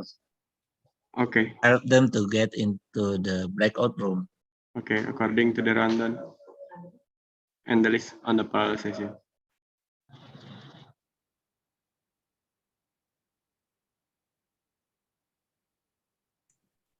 Pak Ato. Yeah, Bu Napa. Wait a minute. I prepared. I couldn't find the name of Pancang. I will, yeah, in the list of the breakout room. No Pancang. Please help me. I will present the paper on behalf of Pancang. Okay, wait a minute, Bu Neneng.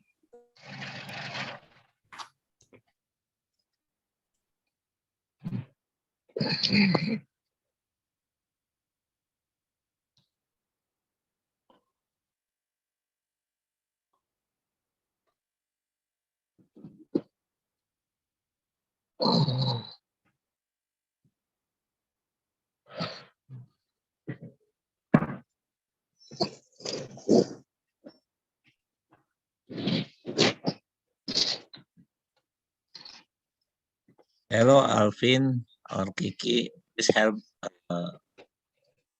Bu Neneng enter to join the room 3.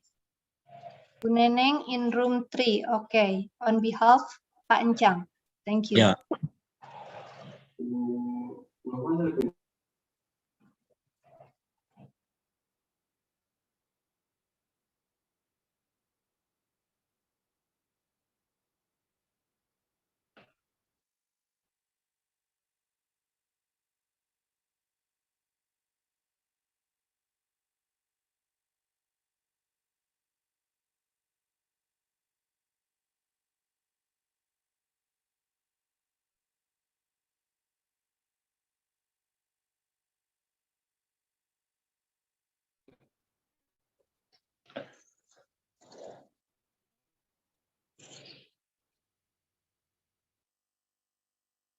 Okay. Dear participant, please you can enter the parallel session also. You can choose which room according to your interest topic. So please Click choose breakout room menu. please join the break room according to your interest topic. Thank you. This is for Mrs. Harklisiati Kamil, Iki or Alvin. Please help Mrs. Harklisiati Kamil. She want to join breakout room 1, please.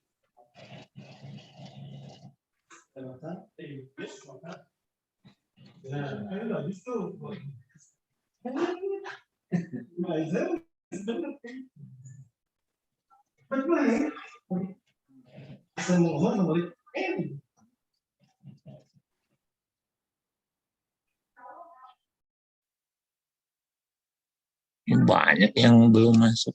Aduh. Pak Andrianto, Yes, Bu Nova. please show us the name of Ibu Harkristianti Kamil because we cannot find. Harkris, H-A-R. H-A-R. Kriyanti. Room 1. Room 1. Oh. Bu Kamil already in the room 1. Kamil salah di. Aduh. Okay. Okay, thank you. We still have 73 participants in this main room. For all the participants, we inform that you can join the break room. You can choose according to your interest topic, and you can read the parallel session information in the chat room.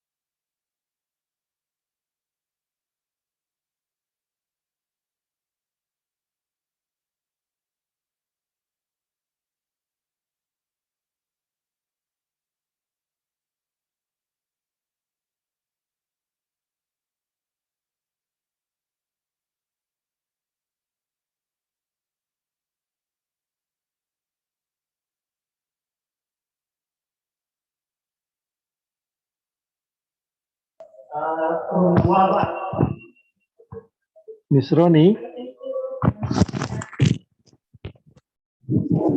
Miss Roni, please move to the room 2.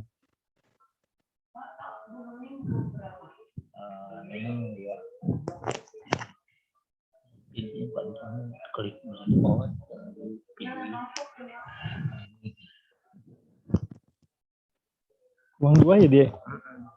Mungkin dipandu aja pilih breakout. Mana lu heran aja?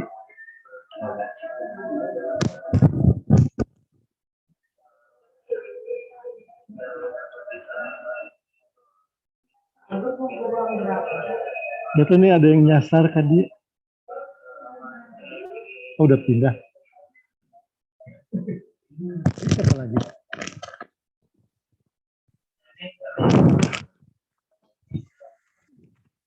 Bruni pindah ke move to room 2, media and information. Click the breakout room and find room 2 and click join.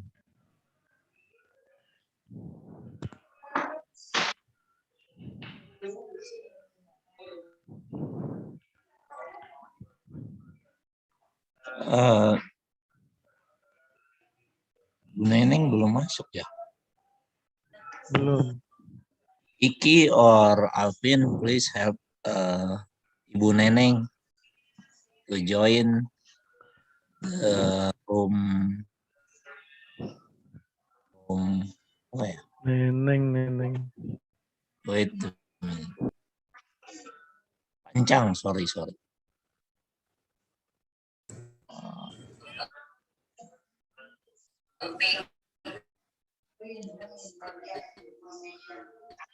Neneng.